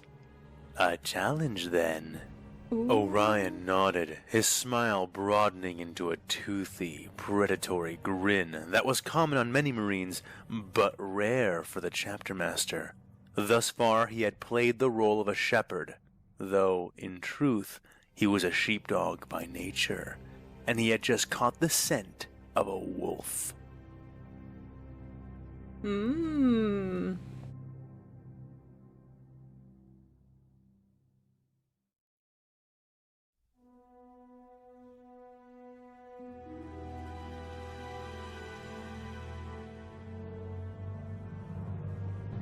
Mace was shrouded by his robe, wearing his hood up, his arms folded beneath the heavy sleeves of his garb. But though his eyes were hidden, they remained fixed on the Supreme Chancellor, watching with a silent intensity as the Jedi Master lingered in the alcove behind the Runian Senator's currently fixed platform. He did not blink, and did not watch with only his eyes. Despite this being the very heart of the Republic, Mace had long sensed a hidden darkness here. At first, he had thought it to be a general sense of the flow of things, but the more and more he moved to and from Coruscant, the more certain he became that this pall of shadow was something more local than he had first guessed. The dark. Are we gonna get, like, is Palpatine gonna be uncovered here? Because he's slipping? Because he's dealing with so much stuff he can't control? Ooh, I hope so. I don't like Palpatine. Everywhere, strengthening despite the efforts of his order and the many sacrifices they had made for the Republic. Meanwhile, the Chancellor's vice grip over power in the Republic only grew more and more entrenched. The courts had been slowly but surely filled with his supporters, and while they railed against him now, the Senate was largely in his favor when it came to the handling of the war. And now, with this new threat, yet another opportunity was being presented before Palpatine, one which he could leverage to gain even more power, not just in the Clone War, but in all wars. He questioned again whether or not he was making a mistake by going along with Anakin's plan. Would the Order's actions save the Republic, or thrust it further into the hands of the Supreme Chancellor? Mace was not sure, but he put the thoughts aside as he felt a light touch on his shoulder. "It is time," the hooded Padawan said. Mace nodded, turning and leaving his place to be occupied by the messenger as he departed to meet with the others. He took a speeder back to the temple, and from there flew his starfighter up to one of the many orbiting Golan defense platforms which guarded Coruscant. He docked and dismounted his craft, going to the preordained place, Shuttle Bay 66. He kept his hood up as he moved through the station, showing his credentials to the droid attendant who approached him and entering the bay. The place was packed with refugees from Axum and Anaxis, those who had managed to escape before the outsiders had managed to enclose the system completely.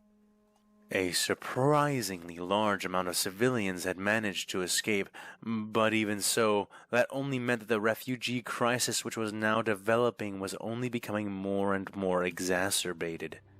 Nearly every single bay on this entire station, and many other stations besides, were packed even more densely than this one. There were easily 5,000 in this room alone, and Mace stepped carefully as he moved around huddled, shrouded forms, makeshift campfires, and rough temporary dwellings. He found the exact place in moments, his unnaturally keen eyes locating the sign above the maintenance door, drawn in white chalk against the dull silver of the bay walls. The spread wings of the Order. He moved there, knocked twice, and entered. Within the confines of the abandoned maintenance room leaned and stood the robed and hooded figures of Master Obi-Wan Kenobi, Master Quinlan Voss, Master Shaak Ti, Master Plo Koon, and Forder Padawan Ahsoka Yo, Tano. Ahsoka! The center of the dimly lit room had been cleared of everything but a wide Yes, table Ahsoka! on which sat 2 hollow imagers, each one projecting their own holograms. One was of the planet Axum, the sphere rotating slowly, with several points across its surface highlighted prominently. The other was a figure, a Weequay male dressed in the recognizable motley of a pirate. Oh my gosh. Windu frowned, but said nothing as he approached. Took a lot to get this, let me tell you, and it was not cheap. Oh my gosh. Lost more men on this than I did trying to kidnap the Ikani princess a few years back, the pirate was saying. I know, and we're thankful, Hondo. Oh my gosh, said Ahsoka. Hondo, of course. Thankful? Oh, you better be more than thankful, the pirate snapped. You will be properly compensated for your services to us. I will make sure of that, said Shakti, who loomed behind Ahsoka, her hood also raised. Yes, this is the first appearance of Ahsoka. She was referenced, but this is the first time we're seeing her. Well, as long as the Jedi in the room says so, I know how honest you tend to be, he said with a laugh. Of course, Mace Windu interjected. What we offer you will be entirely contingent on how useful what you have to offer us turns out to be. So, for both our sakes, I hope whatever it is you have to show us is worth it. The little hologram turned to regard him hatefully. Oh, you trust me, it's worth it. Mace nodded. Then why don't you go ahead and show us? Hondo seemed to step back and looked around. Aren't we still waiting for Skywalker? Ooh. The pirate asked. Mace looked around, his eyes finding Obi-Wan. The armored Jedi shrugged, his face suggesting chagrin. Mace shook his head. Anakin was late to his own meeting. 'Cause he's probably with his wife. Proceed. We I'm will guessing. brief him when he arrives, Mace said. Hondo squinted at him and withdrew a data pad from his ensemble. He tapped away at it a few times before stowing it again. Okay, now that that's out of the way, he said, pressing a button on his wrist. The globe, which represented Axum, glowed and expanded.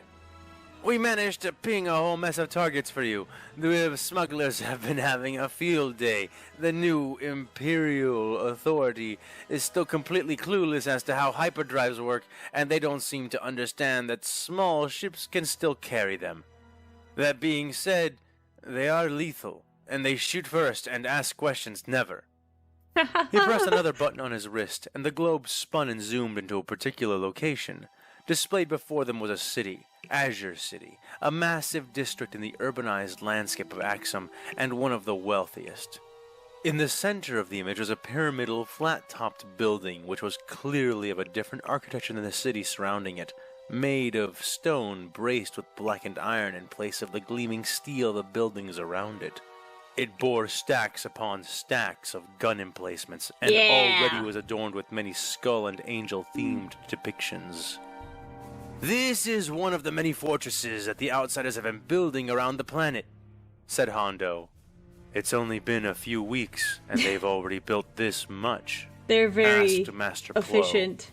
Plo. The pirate nodded. They appear to deploy most of their buildings from space, mostly assembled before it even touches down.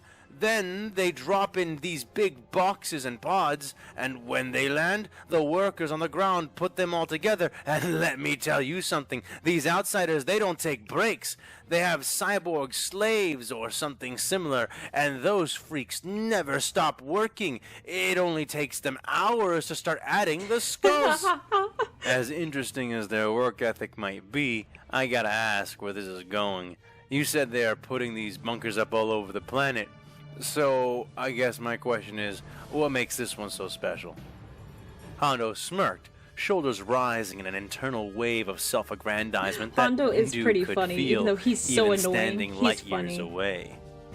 Well, my perceptive Jedi employer, the special thing about this base is that I am 90% sure that this one is the main one.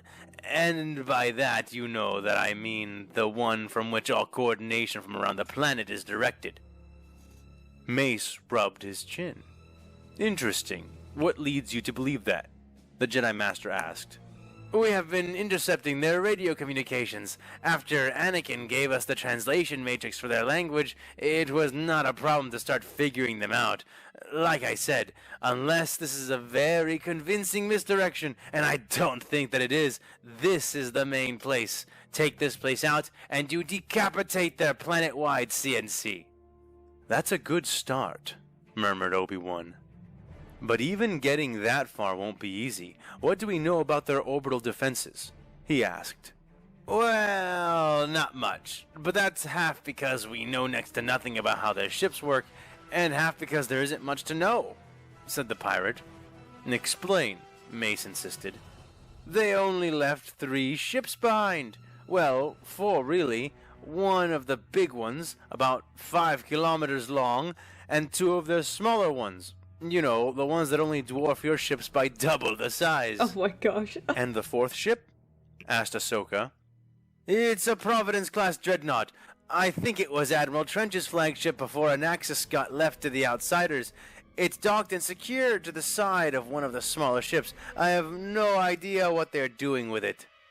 Mace's eyes snapped up at that, and he found the gaze of Master Obi-Wan already directed toward himself. The bomb! Yeah, they have the said, bomb, yeah. Eyes widening in realization and shock. Bomb?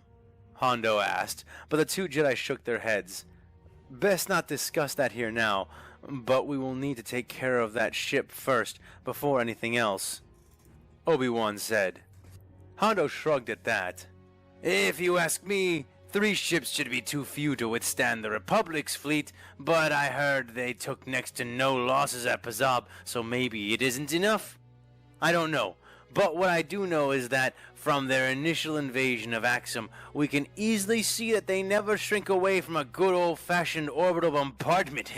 If you plan to fight on the surface, I'd make sure they were tied up just to be safe, he suggested. We will do even better, said Mace. We will show them that their technology and strategy are pointless in the face of the Force. Several of the other masters were nodding at this. A few even smiled. And how are you planning on doing that? Asked the pirate. This is making Then me it hit him, nervous. and his wrinkled face stretched into an unfriendly grin. Sometimes Jedi get a little too arrogant. And I fear that's what is happening now. You are going to board them, aren't you? Mace said nothing, not denying the statement. Well, if you were, I may have some special merchandise that could help you with that. Oh, of course. And just what would that merch be, Hondo? Ahsoka asked, arms crossed, but a bemused smile playing across her lips. Oh, just some modified space rocks a couple of Verpine friends of mine were looking to get rid of. I could sell them to you for cheap, as long as you don't mind my knocks. Ahsoka smirked and looked at the others, who gave her their opinions without speaking a word aloud. We will talk about that after this meeting, but they need to be made available fast, Hondo, or no deal, no matter how cheap, she said. But of course! If you were to pay this very second, I could have them in your possession immediately, and not that I'm trying to rush your purchase, or... The pirate started. Moving on. Once we neutralize their fleet in orbit, we will be limited in the number of objectives we can strike and neutralize. I think we are all in agreement that this main bunker must be disabled and placed under our control. That being said, I do believe we will have the numbers to engage in one more objective. What do you have in that regard? Said Mace. Well, the pirate said hesitantly, only 2 worth considering, in my humble opinion, he said, pressing a button Sounds like so on his much like wrist Hondo from and the causing show. the It's really hologram good. to shift, changing to the view of a massive, shining I can hear made it. in the style of the outsiders. The way he speaks, it's really good. It appeared only half finished, but its central mass was mostly complete, and gold and silver filigree were being added along with statues and ornaments of the kind the outsiders are being more and more known for. They've got something shiny and important hidden away in there, said the pirate. According to some of the people on the inside, they had an altar there first, with some big thing placed there, but no one was allowed too close to it. Over time, the altar became a chapel, and then a church, and, well, as you can see, more and more. Now it's basically a fortress, and it is almost as heavily guarded as the main fortress from before. So, what do you think they've gotten there? Voss asked. The scoundrel shrugged his holographic shoulders. I have no idea, but whatever it is, it's important. Even if it is just some religious artifact, it could be worth more than the planet itself to seize it and use it against them, at least to bargain with in the future. My inner pirate cannot look upon such an obvious mark and not, well, mark it. And what else did you find? Asked Shakti. At this question, Hondo did seem to sober. You told me I was dealing with human supremacists. I never heard of the PSD before, but then again, I'd never been one for history books. But I did my research before I sent my people in, and it did not prepare me for what they were doing. He pressed another button, and the hologram shifted to a compound. Every face darkened. We knew this was coming. Oh no, I just wondered when. Yep, this is not good. And a few even gasped as the view panned and moved closer to reveal what was happening. The camps were full, with mostly aliens, though some humans could also be seen. The image changed, moving between scenes of the inside and outside of the horrid place. Yeah, it's not good. Women, and children were enslaved.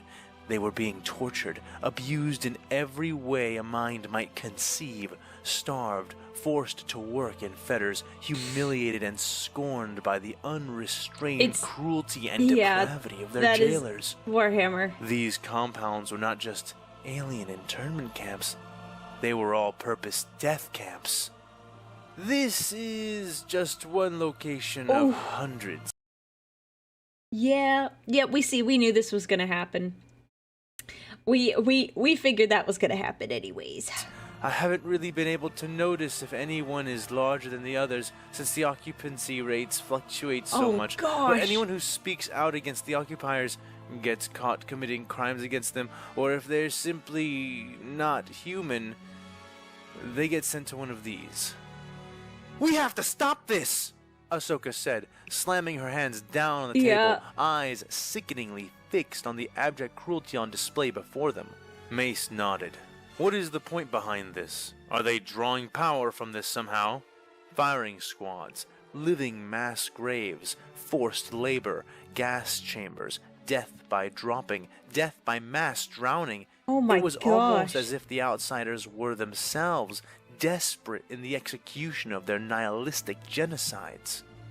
The only saving grace in all of this was that Anaxis and Axum were, by and large, human-dominated worlds.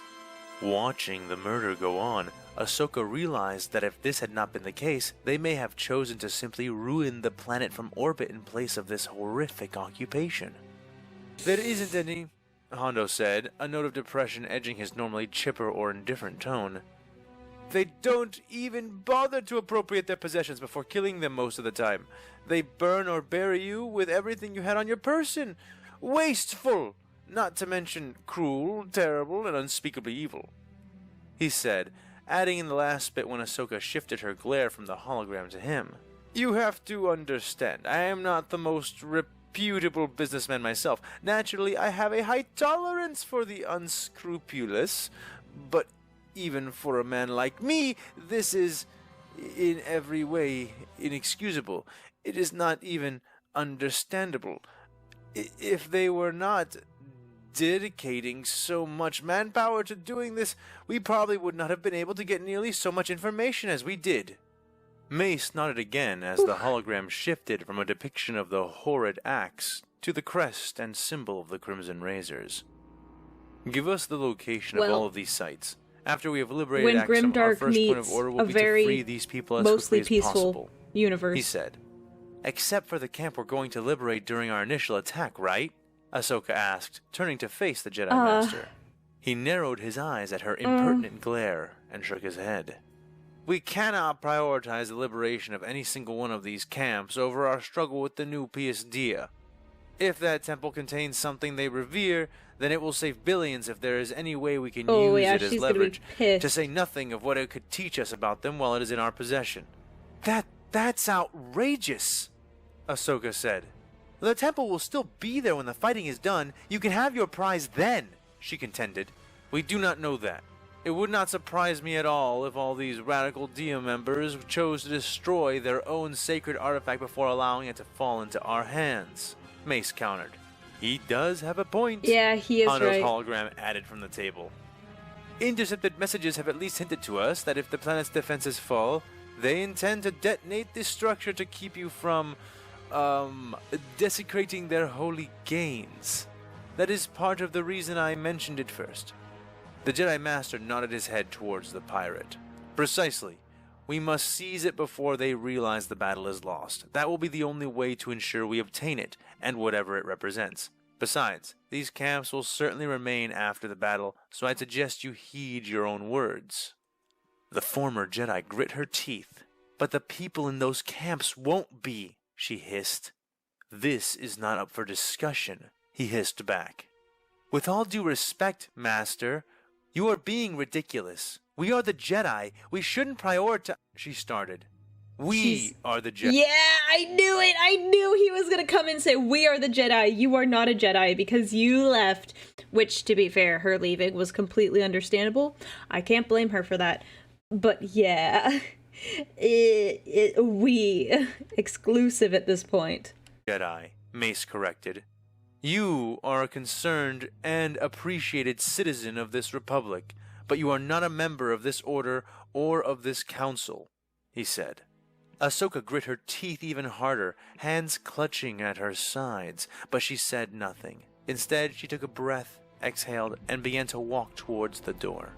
Well, since I'm not part of this order, I suppose I shouldn't be party to its decisions, she said, pressing the access button to the side of the door and making to leave. Stay. Ahsoka, Shaak Ti started to say, but a raised hand from Windu paused her, and the former Padawan walked out. Yeah, she should have stayed, because she could still help influence the decisions. 2 more robed figures ducked in.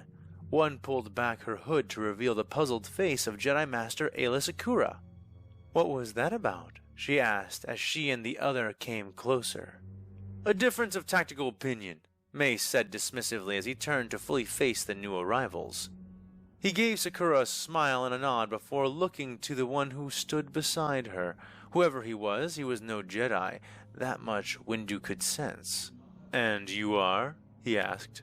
The clone pulled back his hood with a stern but friendly expression. We've met before, General, he said. Commander Bly, Mace said, genuinely surprised. I certainly was not expecting your involvement in our order's less, official actions.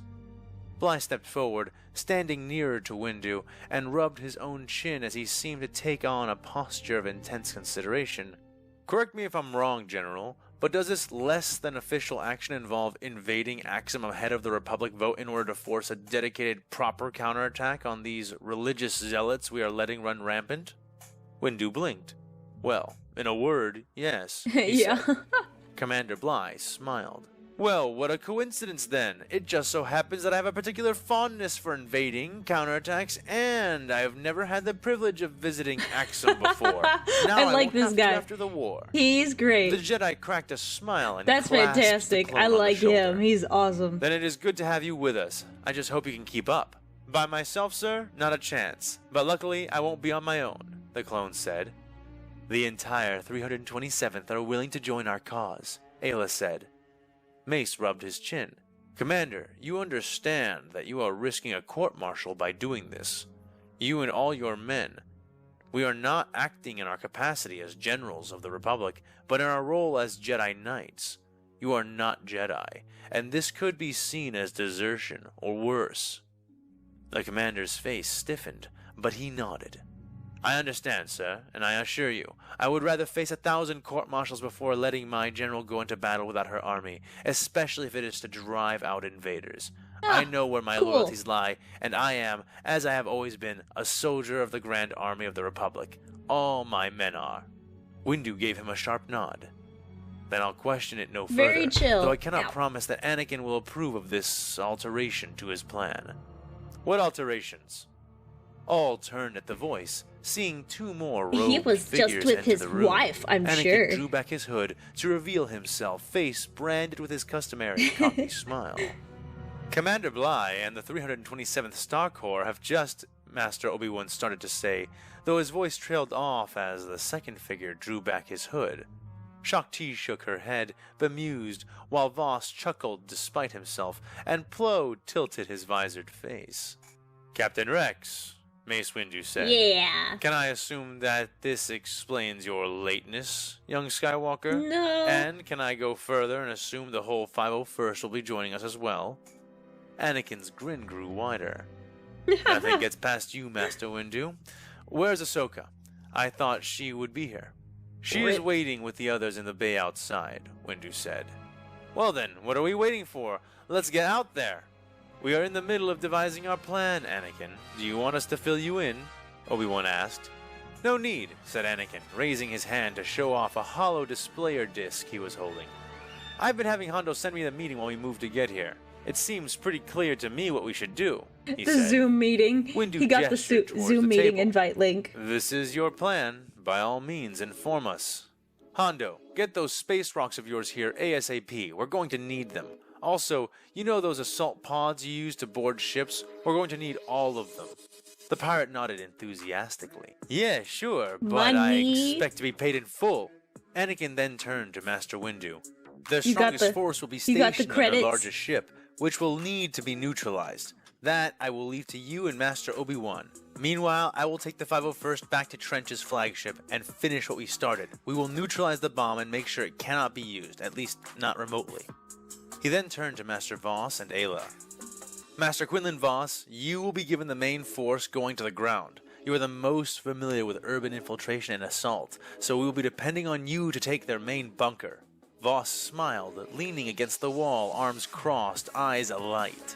Groovy. Master Ayla Sakura, you will take the 327th and capture the temple simultaneously. Ayla nodded, standing straight and determined beside her trusted commander. The music, who the saluted as vibes she are answered. different now. We can do this. What about the last ship? Asked Master Plo Koon. That's where you come in, Master Plo. You and a detachment of pilots will engage them in starfighters. It's just one ship, and you will be flying with other Jedi. But if it does turn out to be too much, retreat back to Coruscant and get help. We will figure something out to hold off while you get back. The Jedi Master seemed to think for a moment before nodding. Very well. Okay, let's go. I'll fill you all in on everything else on the way, Anakin said, turning back around towards the door. What's the rush, Skywalker? Mace asked, coming to stand beside him. The impetuous Jedi Knight grinned fiercely. The word just came in, a few minutes before I arrived, he said. Mace lifted an eyebrow. They're allowed to do Then, this? Mace ventured. Anakin nodded. The Separatists just started pulling back all their forces, abandoning their weeks of gains. The Piasdia have reached their borders, and they shoot. are likely learning some hard lessons even as we speak. Now is the perfect time to strike. Both our enemies are distracted with each other. We can retake Anaxis and Axum in hours if we strike now. Mace nodded, eager to be on with it, though subconsciously grateful that Master Yoda would be staying behind to guard and watch over most of the Order's Padawans and Jedi of lesser rank. Yet, as Anakin stepped out into the crowded bay and leapt atop a tall stack of crates, Windu could not help but feel optimistic about their chances. Well, you Anakin clearly drew have his not heard of saber Grim and Dark. raised it high, Your activating optimism it. dies pretty the quickly. act was like the lighting of a beacon, and in response, nearly 5,000 hidden Jedi tossed off their disguises and lifted their own sabers in answer. 5,000! For Master Mundi! For Axum and Anaxis! 5,000! For the Republic! He called. For the Republic! Answered the unified might of the 5,000! Jedi Knights. This is not going to be good. They're going to get wiped. Maybe not, well, definitely not all of them, but I am expecting at least 3/4 losses. 75% losses. Oh, no. See, I had to make the number bigger because I'm like, it's Warhammer. How bad is it going to be? They're gonna lose at least half. At least half. Yeah, at least half of them. Of the Republic, guardians Oh my of this gosh. galaxy for over 24,000 years, and now prepared for war in such a manner as had never been seen since the days of Rusan. The Chosen One smiled. He would give them victory, even if it meant death. Yes! Yes, channel the Warhammer! Channel the Warhammer! I'll give you victory, even in death. Yes, based. Smiled. He would give them victory, even if it meant death. He would give the Republic its victory.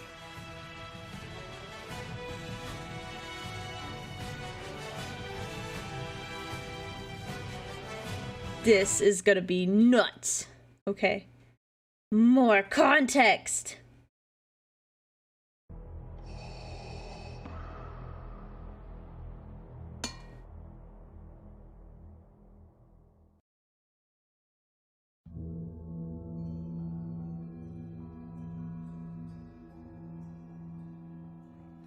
Hey there, loyal listeners. This is a fan with too much time. Here again at the end of the video to talk a little more about the Zectech sector. And All right, this I'm time ready. we're going to talk a little bit about the forces, like the command forces within the Zectech sector, because there have been three big antagonistic influences that have shaped almost everything inside of that sector, and they have indirectly shaped basically the Imperial forces you're going to have in the example of Star Wars versus 40k. So it'll be a little bit, I hope at least, that you'll find it a little bit interesting as I tell you about how the commanders and the Imperial Navy in particular were shaped by the history of the sector. I'm sorry. I just want to say, this would be an awesome Dungeons and Dragons session, or RPG. Oh my goodness, the thought that went into all of this, developing the lore and the world building. I'm just saying, this would be so much fun. This would be so much fun. So, to get this off real quick, the three big antagonistic forces that have faced the sector are the Terrafont Entente, the Orcs, especially after the War of the Beast, and the Tyranids. The oldest commanders in the Zectech sector, the ones that are hovering, are anywhere between 250 to 500 years old. They will remember and have been trained on fighting the remnants of the Terrafont Entente. And those... He does, DM? Wonderful. Fantastic. I'm so new to the channel and the content. I had no idea. Well, that makes a lot of sense. They're not going to be nearly as powerful and as crazy as they were back in their prime. But the things that you need to know about the Terrafont Entente is this. And oh! Hang on, sorry, got a raid. I hope that wasn't too loud. Welcome, raiders. I hope you're having you had a good stream. Welcome. What were we up to today? What were we painting? I mean, I'm assuming painting was going on.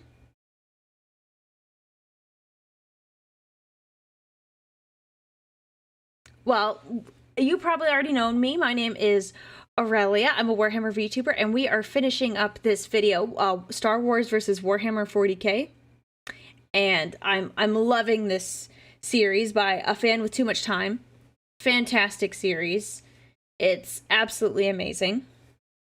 I was painting a Gene Stealer color morph. Is that how you say that? I'm not sure if I said that right. Well, feel free to sit back and relax. We're kind of treating this kind of like a movie night. But we're getting some extra lore, which will be really, really good. It'll be really, really good.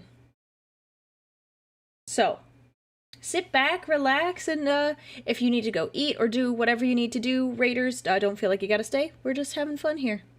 no point are they really superior. You do?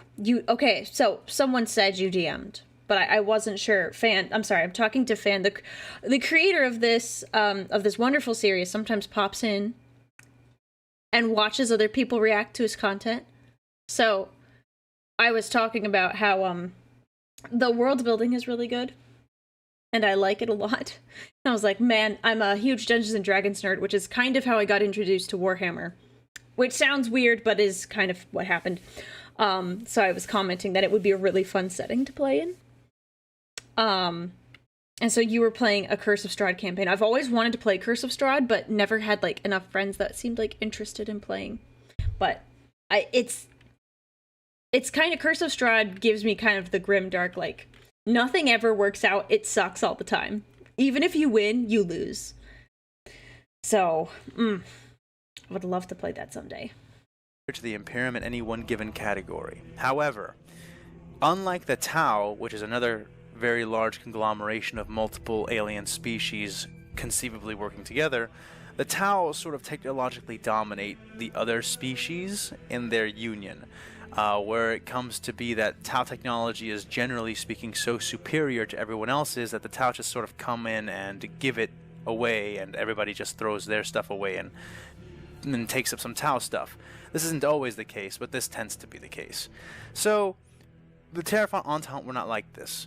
The race that dominated the other races among the Terraphant Entente did so because of a very powerful psychic ability that they had.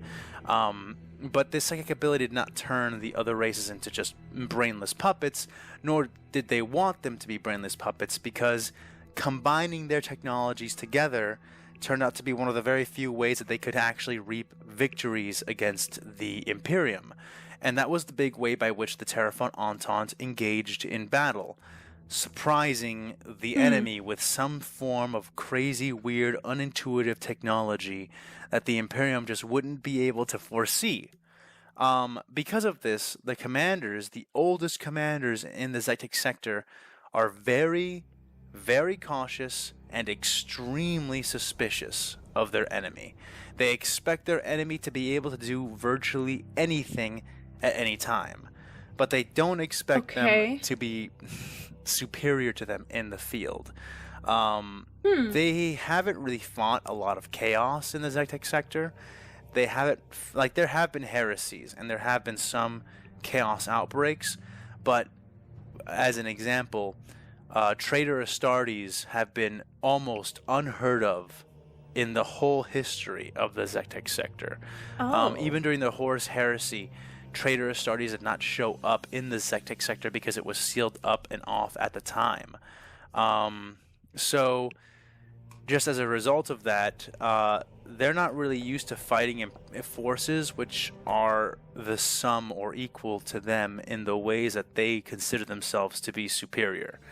The very few times they've been challenged in that way is with the Orcs during the War of the Beast, kind of, and with the Tyranids, kind of, but as I'm sure you know if you know Warhammer 40k lore, an Orc is not the match of a Space Marine, and the Tyranids are different enough that you don't really... They're their own nightmare. They're very weird. But in any case, the point is just this. The oldest commanders of the sector are very used to fighting against unpredictable, extremely wily, tricky, ambushy, like you can't predict what they're going to do aliens, but not against forces which are super straightforward and able to match them conventionally, toe for toe, tit for tat. And that's the oldest commanders in this sector. The mid-aged commanders, and by mid-aged I don't mean like normal human mid-age. I mean like between the ages of, like, 80 and 100. I was going to say 100 years old. Somewhere out there. 80 and, let's say 80 and 200. Those commanders are raised mostly on fighting orcs. Everybody in the Zytek sector fights orcs, but orcs were a bigger problem for a little while, and if you weren't fighting the Terraphant Entente, you were fighting the orcs. And you guys know how orcs are. They're very straightforward. They're straight, very brutal. You just don't want to underestimate them, but as long as you know what you're dealing with orcs can become a routine. And then you have the commanders underneath that, which have dealt mostly with Tyrannid, Gene Stealer cults, and other insurrections and heresies for the most part. So yeah, clearly the older commanders dealt with a little bit of a more unconventional foe, and the younger commanders dealt with very conventional, well, with much more conventional situations as so far as the Imperium is used to dealing with. So, the Navy. This is where it gets kind of interesting. As the Terrafont declined through the 10,000 years that they've been fighting with the Imperium, I should really take the Navy notes. ceased to receive support. The Terrafont began as an extremely high-level threat. Now they are virtually, if not completely, extinct. This has resulted in the Navy of the Zectic sector being a pretty well-sized navy, but made up almost entirely of really, really, really old ships. I mean really old. Like, some of these ships were some of the ships that the Primarch left behind when he first discovered the Zectic sector and left some of his forces there to, like, hold and reinforce the area against the Terrafont. So, basically, if you're a Warhammer lore guy, you kind of know, or a lore person, you know that the older your ships are in the Warhammer 40k universe, the cooler stuff they can do, but Yes. also the less reliable they are. So these ships have some incredible old weapons and power systems on them that make them pretty unique in the Imperial Navy, but they're also prone to power outages, they're haunted, they don't have very good like energy efficiency, some of them will short out if they use their main cannon twice or once, it really depends, you know.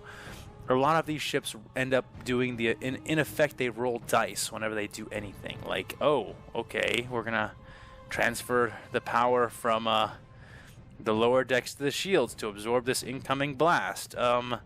Let's just hope that doesn't turn everything off when we do it. Oh my So they gosh, I can do it only and just imagine. pray to the Omnissiah that the shields get stronger and don't just turn off.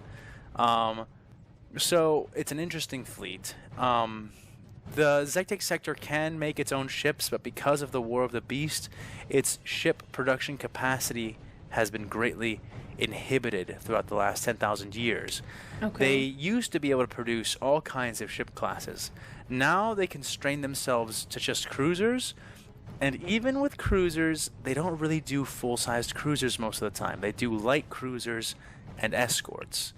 And the big reason for this is because, well, first of all, a little bit of finagling by the Skywatch has made the Zectic sector lean this way, simply because the Skywatch knows that as a chapter of Space Marines, they can't really have their own navy per se, but they do have their own escort fleets. Hint, hint, hint.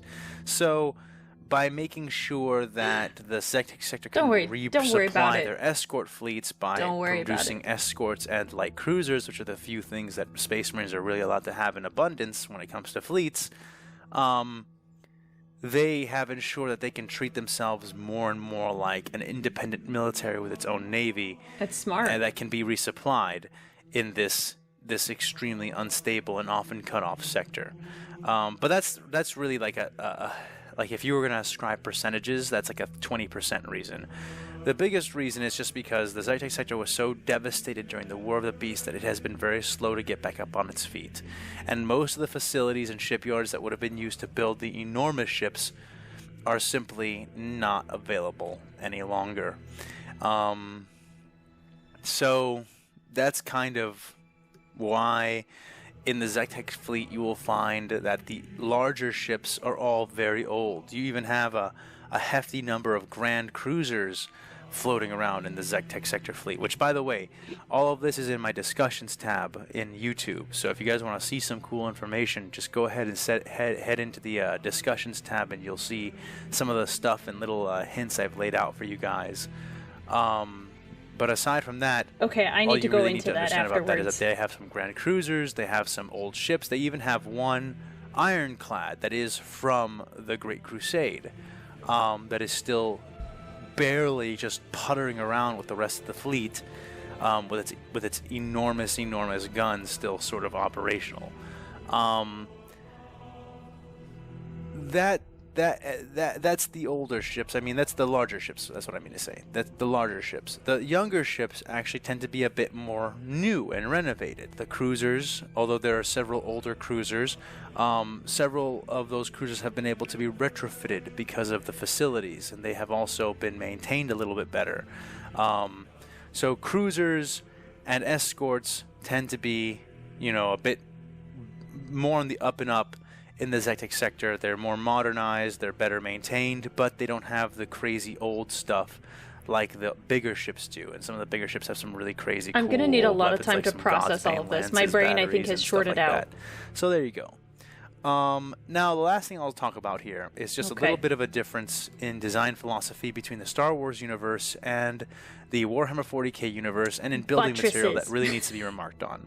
So obviously, statues, in 40k, gold. ramming is a big thing, and Imperial ships ram a lot.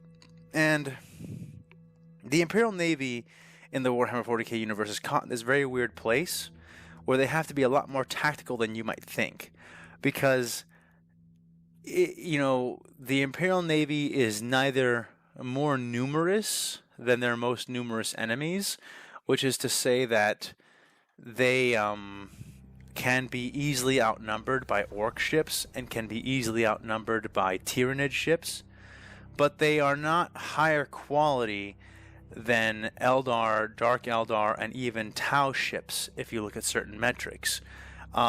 Which wait. No, it is not a. Hang on. Welcome, Raiders. How are we doing today? How are we doing? Welcome in. My name's Aurelia Tempris. I'm a Warhammer Vtuber and variety streamer. And right now we're watching Star Wars versus Warhammer 40k. So welcome in. What were we streaming today?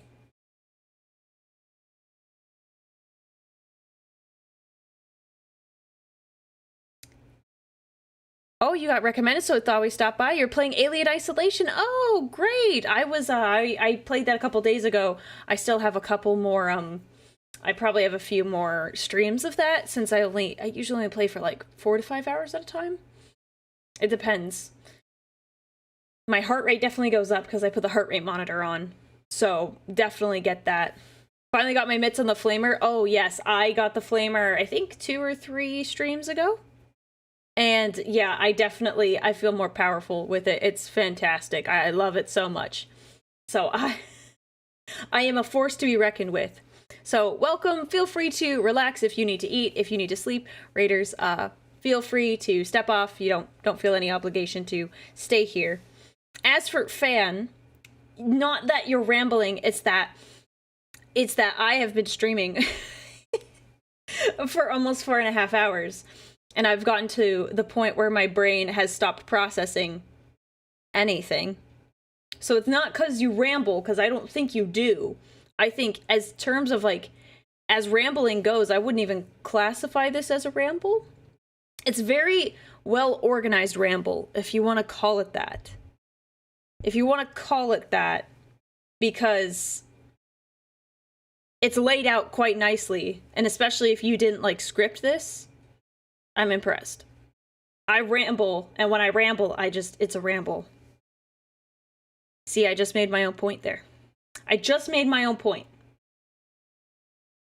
kind of go in a direction, and it's we'll get there eventually. We'll get there eventually. So no, you're not rambling. It's just my brain has stopped working. That's the problem. I'm trying to absorb a lot of information. When in doubt, have more corpse starch. You could do that, yeah. They don't have the best ships, and they don't have the most ships. They just have some really weird ships. So one of the things their ships can do is they can fight at all ranges. They have very long range, they have good mid-range, and if you get too close, blam, they'll ram into you. How do they do that? How can they survive doing that? Well, it is implied that there are some sort of shock absorbers or something inside the ships that help them absorb it when they ram correctly, but that's not the biggest part. The biggest part that allows 40k ships to do these insane rams is that they're made out of adamantine. Yeah, I was gonna say the Most, material's if not huge. all, 40k ships made by the Imperium have some element of adamantine in their skeleton, in the husk of the ship itself. These things are. It's hard for me to describe to you how incredibly difficult it is to destroy adamantine. There's been, like, I don't remember where I read this, but I'm sure that there's been at least one lore accounting where a ship has essentially flown through a star by accident, and the crew died, and all the ship systems were burnt out, but the adamantine shell of the ship was so resilient it basically eventually made it out the other side. And incredible. And there it was, and it was grabbed and retrofitted, and they scraped out all the corpses and the junk components and replaced it with new stuff, and that ship went back out eventually. That's how hardcore just give it a buff and a polish. It'll be good. Get the bodies out. Imagine if you had an entire, enormous, so larger bad. than an Imperial Star Destroyer battleship, like a whole army of these things made out of Beskar Gom, because that is basically what adamantine is. Adamantine is essentially Beskar Gom that the Imperium has learned how to artificially produce, which, by the way, this is not easy for the Imperium to do. Nobody knows how to do this. There are some STCs that automatically replicate the machinery that do this, but they don't do it well. The machinery doesn't work well. Nobody knows how to fix it. Classic Nobody 40K. knows how it works, but it produces adamantine for them if they just put in the right stuff. And they think that they're doing it right, but who knows if they're even doing it right or not.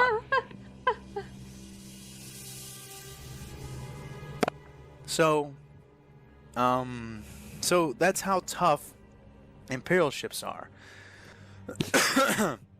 So, for example, last time we had Captain Spike's remark on how their ships are so large that he doesn't even know where he should be shooting them. He's actually going to learn that that's not really what's happening.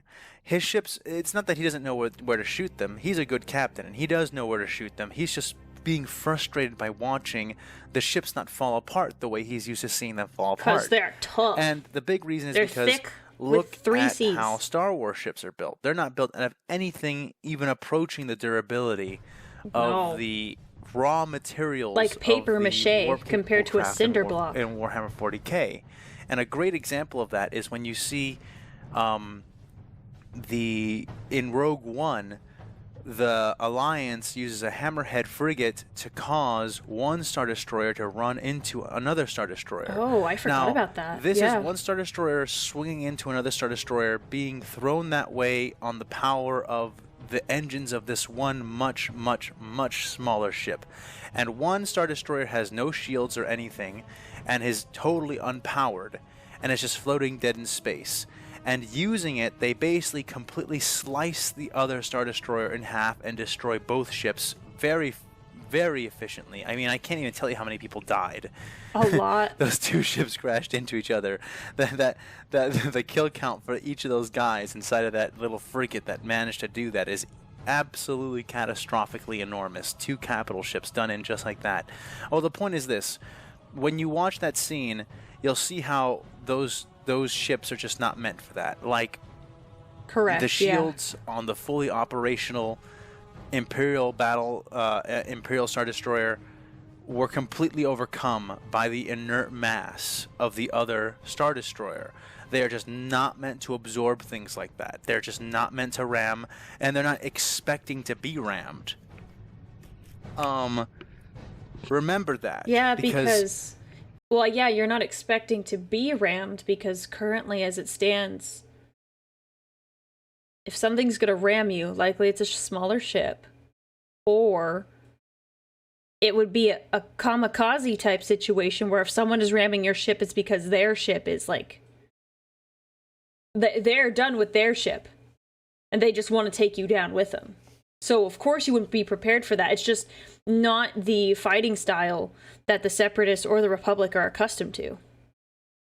So that makes sense that they wouldn't experience that at all. And now they're coming across an enemy that's like, our favorite thing to do is ram. That makes sense. Because then you would restructure the way your ships are shaped and designed so you could counter that. I keep doing these battle simulations in my mind, and what I keep seeing is that Star Wars ships, all of their power is in their shields. All of it. All of it. I mean, we have examples like General Grievous throwing a melee weapon, an electro staff that we have actually seen hit and not kill people, like many, many times. It's not even supposed to be a directly lethal weapon. We see him take one of these things, and with his own raw strength, which I'm sure is tremendous, but give me a break here, he throws it through the window shield, like the view screen of his own Providence-class Star Dreadnought, and shatters it, and causes a breach into space through which he escapes to get away from Obi-Wan Kenobi and Anakin Skywalker. Whoa. Oh my god. That is an incredibly weak, like, glass. Like, that's transparent steel. I'm sure it is. General Grievous can throw a pole of metal hard enough to break transparent steel. That tells you that's a great point. That if a starship crashed into it, that would be done. It would be it. I don't even know how General Trench survived those missiles exploding on the roof of his Providence class when Anakin pulled his stunt, because you know he's just hard to kill. He's just hard to kill, man. That must be what it was, because let me tell you, it is an incredible thing to watch General Grievous do that. I mean, if you want something even more, the Executioner. I mean, Vader's flagship. My God, thank goodness that Darth Vader wasn't on it when the one starfighter with one pilot killed an entire city worth of Imperial personnel by suicide bombing with his starship the bridge of the Executioner. I'm sorry, I'm rambling. All I mean to say, and all I'm trying to point out by saying all this, is that Star Wars ships, you know your stuff, holy cow, are very clearly all shield, no hull.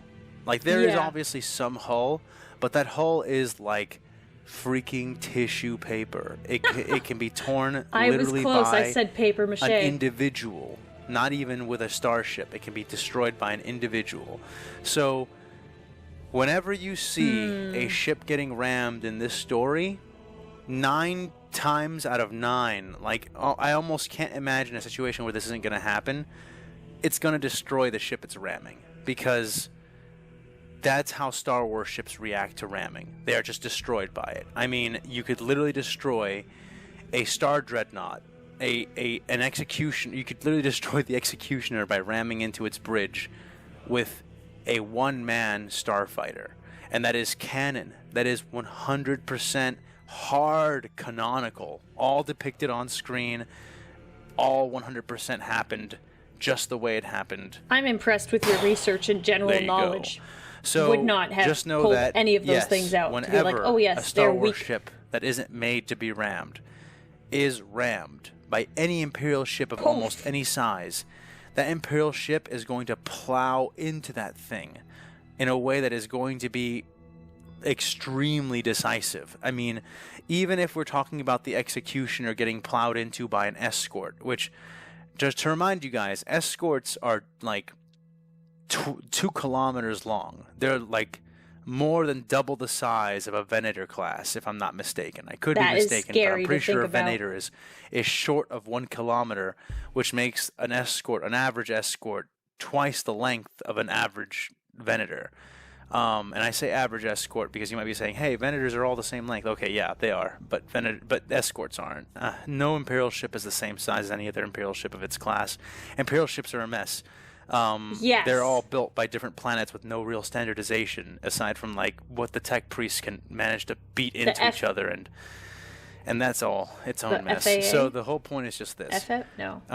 Even if you see something exist. as enormous as a 17 kilometer long Executioner class super Star Destroyer getting rammed into by a 2 kilometer long brick, escort, that escort is going to go through that thing the way a bullet would go through you, unless there's something else going on, unless I have put something into the narrative to deflect away from that or to compensate for it.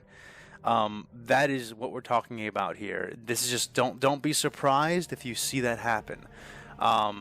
And it does play really badly with the current level of technology that the Republic is working with. Their blasters are really short range, so they have to close range to get into effective combat range with the enemy. But the enemy can basically one-shot them if they can touch them. So it's definitely not going to be a very easy thing for the Republic to overcome. But if you are a Star Wars fan and you're wondering why this is and how it's unfair, know this. This is all perfectly accounted for in the Star Wars lore. Yes, this is not stagnation. This is actually extremely intentional. Star Wars is engaged right now, as far as warfare is concerned, in the same weird nonsense that the British Empire and France and Spain and all those musket wielders way back then were engaged in, where people would stand in a straight line with the officers standing off to one side and fire into each other just like that, instead of use guerrilla tactics and more dynamic tactics. Star Wars has been engaged in doing this for the good of the galaxy, and honestly, it's good on them. They have no way of knowing that this is going to happen, so they have no way of knowing that it would backfire. But after the Treaty of Rusan, which is the treaty that was signed by the Republic and the Jedi after the last big Sith War, for the last at least a few thousand years, I want to say, the Republic and the Jedi, and just in general everything that's been forced to interact with them and trade, has been forced to adhere in some way to the Treaty of Rusan, which greatly reduces the capacity for warships to have weapons, the capacity for Jedi to wear armor, just a lot of different things. And honestly, the things that we're exposed to in the lore that are covered under the Treaty of Rusan are probably not all-encompassing. These are just the things the writers thought of, when they were writing it up as writers. But if we are trying to view the Treaty of Rusan as a realistic thing, it probably also directly affected and impaired the development of newer blaster, more lethal blaster technologies. This is probably the exact reason why you see the Imperial stormtroopers and the clone troopers using these really weird blaster technology that is slow. It's as fast as a baseball pitch, like a really fast baseball pitch. You can see them. Every single round is effectively a tracer round. They're not silent. They don't have endless ammunition. They do have to be reloaded. They actually have to be reloaded with 2 different ammunitions. Power packs after 100 shots, and a Tabana gas after 700 shots. And the Tabana gas is extremely explosive. So see, look, I'm learning stuff. I'm learning stuff about Star Wars I didn't know. Reloading it is extremely dangerous. And you're thinking, well, crap, man. I don't want to have a really dangerous explosive in my rifle that can just blow me and my entire squad up if it's shot the wrong way, or if I'm shot while reloading. Well, that's blaster technology for you. At the same time, look at the Mandalorian. The Mandalorian has a disintegrator rifle that, you can't see the shots. The shots are invisible. They're not silent when they hit, but I'm pretty sure they're silent leaving the barrel, which means that they're as good as silent for the shooter. And yeah, they take ammunition of some kind, but it clearly pays in for itself and how effective the weapon is. It even seems to ignore armor, at least to a certain degree. So that's a really interesting and potent weapons technology. You're like, hey, why doesn't everyone just switch over to using that? Treaty of Rusan. That's the reason why. And you might be like, oh, well, after the Treaty of Rusan is rescinded, which is going to happen eventually, right? Well, after that, everything goes, nope, I'm sorry, because unfortunately, the Treaty of Rusan has been around for a few thousand years, and even when people decide that they're not going to obey it anymore, it's going to take them a long time to pick up from that, because there's a culture around that. And you might say, okay, well, now you're stretching it. Where's the evidence for that? The evidence is the Empire. And it's a very powerful piece of evidence, too, because the Empire is led by a Sith. And the Empire, despite basically just completely abandoning the Treaty of Rusan wholesale, still uses blaster technology. Still, and you can argue that they juiced up blaster technology by a lot, and they added a lot more to their ships, and there's just all this stuff. Oh, it's so good.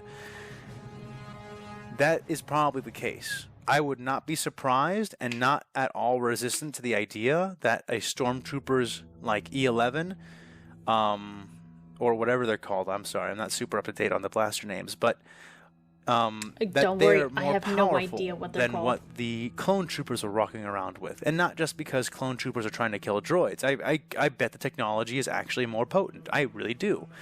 That being said, they're still using blasters. They're not using disintegrators. In fact, disintegrators are still illegal. Why are disintegrators illegal for the Empire to use? They like bodies that much? I don't know. The point is that the reason, at least so far as I can tell, it's culture. It's all culture. It's a cultural reason. Imperial admirals and Imperial generals find it distasteful. Moffs don't like it because it upsets populations. Planetary governors don't want to be producing those weapons. People don't like it. People don't want to talk about it. People don't want to be involved in it. It's a culture thing.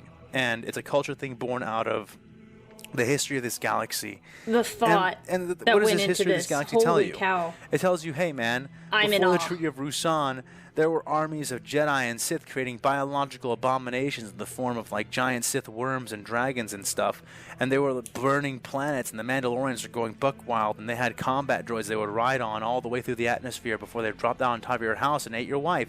The point is that a lot of people would probably see the galaxy as having been a freaking like roller coaster straight into self-destruction before the Treaty of Rusan was signed, and then suddenly the Jedi went from being literal warrior knights with literal knights armor to being like these chill dudes who wear robes and they're all about meditation, man. Oh yeah, we're peacekeepers now, man. Oh yeah, bruh. So most of the galaxy is really into that idea. Even when the Empire decided to break away from it wholesale, they couldn't break away from it wholesale, which is shown super evidently in the fact that all that technology is still carried directly over. And I'm sure that a part of that is also sort of like corporate nepotism. You know, the blaster really getting technologies into it are sort of today. like the oil companies. They're not going to suddenly go over and start manufacturing bullets or just roll over and die to the bullet companies. They're going to fight really hard and be corrupt and be everything they can be to keep producing blasters and keep selling blaster weapons and make sure that everybody in every part of the galaxy from every side is still using blaster technology. I'm sure that's also a part of it. But I don't think it's a huge part of it. I mean, I do think it's a huge part of it. I don't think it's the biggest part of it. I think that's maybe a 40% issue, and the other thing would be like a 56% issue, and everything else just sort of filters into that little last chunk. I'm sorry. Rambling again. Lost where I was at. But like, it's so like informative. I'm like, wow. Like you might call it rambling, but I'm like, this is all fascinating because I do not know enough about Star Wars to be like, oh yeah, how dare he not use the 37X5 blaster? Like that's the most common blaster in the galaxy. Like I don't know any of this stuff. It's wonderful. But yeah, so right. The weapons technologies and the stagnation of of weapons development in the Republic. So if you were to look at the Treaty of Rusan like a realistic treaty, it probably impaired all of these things. It probably busted down all of these things. So the Republic is simply not like a galaxy, like the Star Wars galaxy rather, not the Republic, but the Star Wars galaxy by and large is not a galaxy that is prepared to handle serious problems like this. This is almost the reason they need the Jedi, is to make up the slack for this. That being said, when it comes to developing weapons and new technologies, people like to crap on the Star Wars universe. How long did it take them to build the Death Star? How long did it take them to build the second Death Star?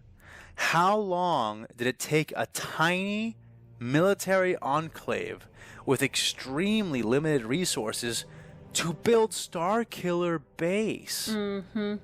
Watch out. Put the Star Wars galaxy under a lot of pressure, and it begins to produce some pretty crazy answers to that pressure. So, all of this to say, don't count Star Wars out, but do know this. Realistically speaking, Star Wars is starting much worse off than just hobbled. And you're going to see that sort of play out. And I'm going to try to make it as entertaining as I can and see if I can't pull out a few twists that you may not see coming. Yay. But when you have this is what I was trying to get to. So remember the design philosophy behind the Imperial Star Destroyer. The whole idea behind an Imperial Star Destroyer is that you could have 1 or 2 ships go to a system and lock down that system. And that would be all that you need. That's a cool idea. Yeah. An escort from the Imperium of Man does that. And it does it better and more completely than a Star Destroyer would. So, and I say this and I emphasize it because the name of an escort is an escort. So in your mind, it's not going to resonate as like, oh, well, this is bigger than a Star Destroyer. It is. An escort is much smaller. Much larger than a Star Destroyer. A cruiser is much larger than an escort. A battleship is much larger than a cruiser. So you see what I'm saying here. It's crazy. Just one escort would be analogous to at least 1 Star Destroyer being in system. And that is sort of the benchmark. God, see, I ramble so much. I'm very sorry, guys. I can't help but ramble. But this is kind of the point I was trying to get to when I began talking about the differences between the way that ships are in the 40k universe and the Star Wars universe. To say that, so understand that when you have an escort ship in system for the Imperium of Man, that is equivalent to having a Star Destroyer in system for the Galactic Empire. Maybe even it's like definitely even a bit chunkier, a bit juicier, because the escort is going to be tougher, like physically tougher, and probably have bigger, stronger guns, just not as many of them. Than the Star Destroyer would. The biggest advantage the Star Destroyer would have over the escort is a hilarious one. Yeah. The Star Destroyer can launch fighter craft. Most escorts don't have those facilities. Yeah. Very, very quick recap on that if you're a Star Wars person. In the Imperium, there was a minor rebellion among the Navy that centered around these 2 ship designs, and one was one came out as the quote-unquote loyalist ship design, and one came out as the not loyalist ship design. And what are these 2 ship designs? Carrier versus not carrier, basically. And not carriers were the loyalist ones, and so now most Imperial fleets are very loath to carry a bunch of carriers with them. And that makes it so that most escorts don't have that capacity. It usually has to be much larger ships. So then, in any case, escorts don't have TIE fighters. That being said, TIE fighters. I mean, it's not very good when I have to look at your ship and I say, well, at least you have TIE fighters. I mean, that's not... That's not going to save you in a one-on-one fight with one of these things. At least you have TIE fighters. In any case, I think that you see what I'm trying to say. And with that, I will go ahead and put down my rambling right here. Thank you again for hanging out with me. Very nice. I love the ramble. Listening to my spiel. Please go down in the comments and let me know about basically anything, but let me know about what topics you would like me to cover in these little talks after the videos. I'm really down to just talk about anything. But I can relate. I definitely want to talk about whatever you guys are interested in hearing about. And if you have any questions, ask them. If you have a request for me to just chew on a topic or to give my opinion on something, go ahead. I'll be reading all your comments. I'm pretty sure you guys know that I go through those every day. And yeah, until next time, stay safe, and I'll see you in the next. Okay.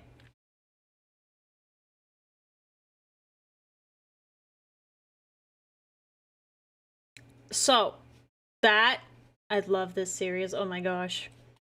I'm so happy we have it. It's great. Love the transition. Oh, thank you, thank you.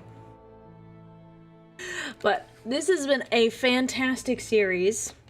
So, if you're still here, fan, and you don't have to be, thoroughly enjoyed. You are still here. I'll see you next time. It's a blast. Well, thank you so much for creating such a wonderful series. I will be watching this, I think, every week possible. We'll see how many episodes we do. This will take me a long time to get through, but I love it. One more? No, I cannot. I have things I need to do.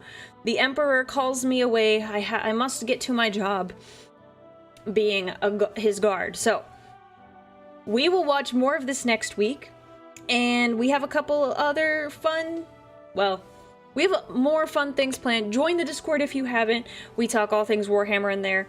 And on top of that, I will say this, I will have a stream Thursday morning. That's Thanksgiving for all the Americans. So we're gonna have a little stream, just kind of hang out and chat, nothing too crazy, but we'll do something in the morning. And then I will release the rest of the schedule. Thank you everyone for joining. I hope you had a good time, and I will see you later this week. All right? Catch you later, everyone.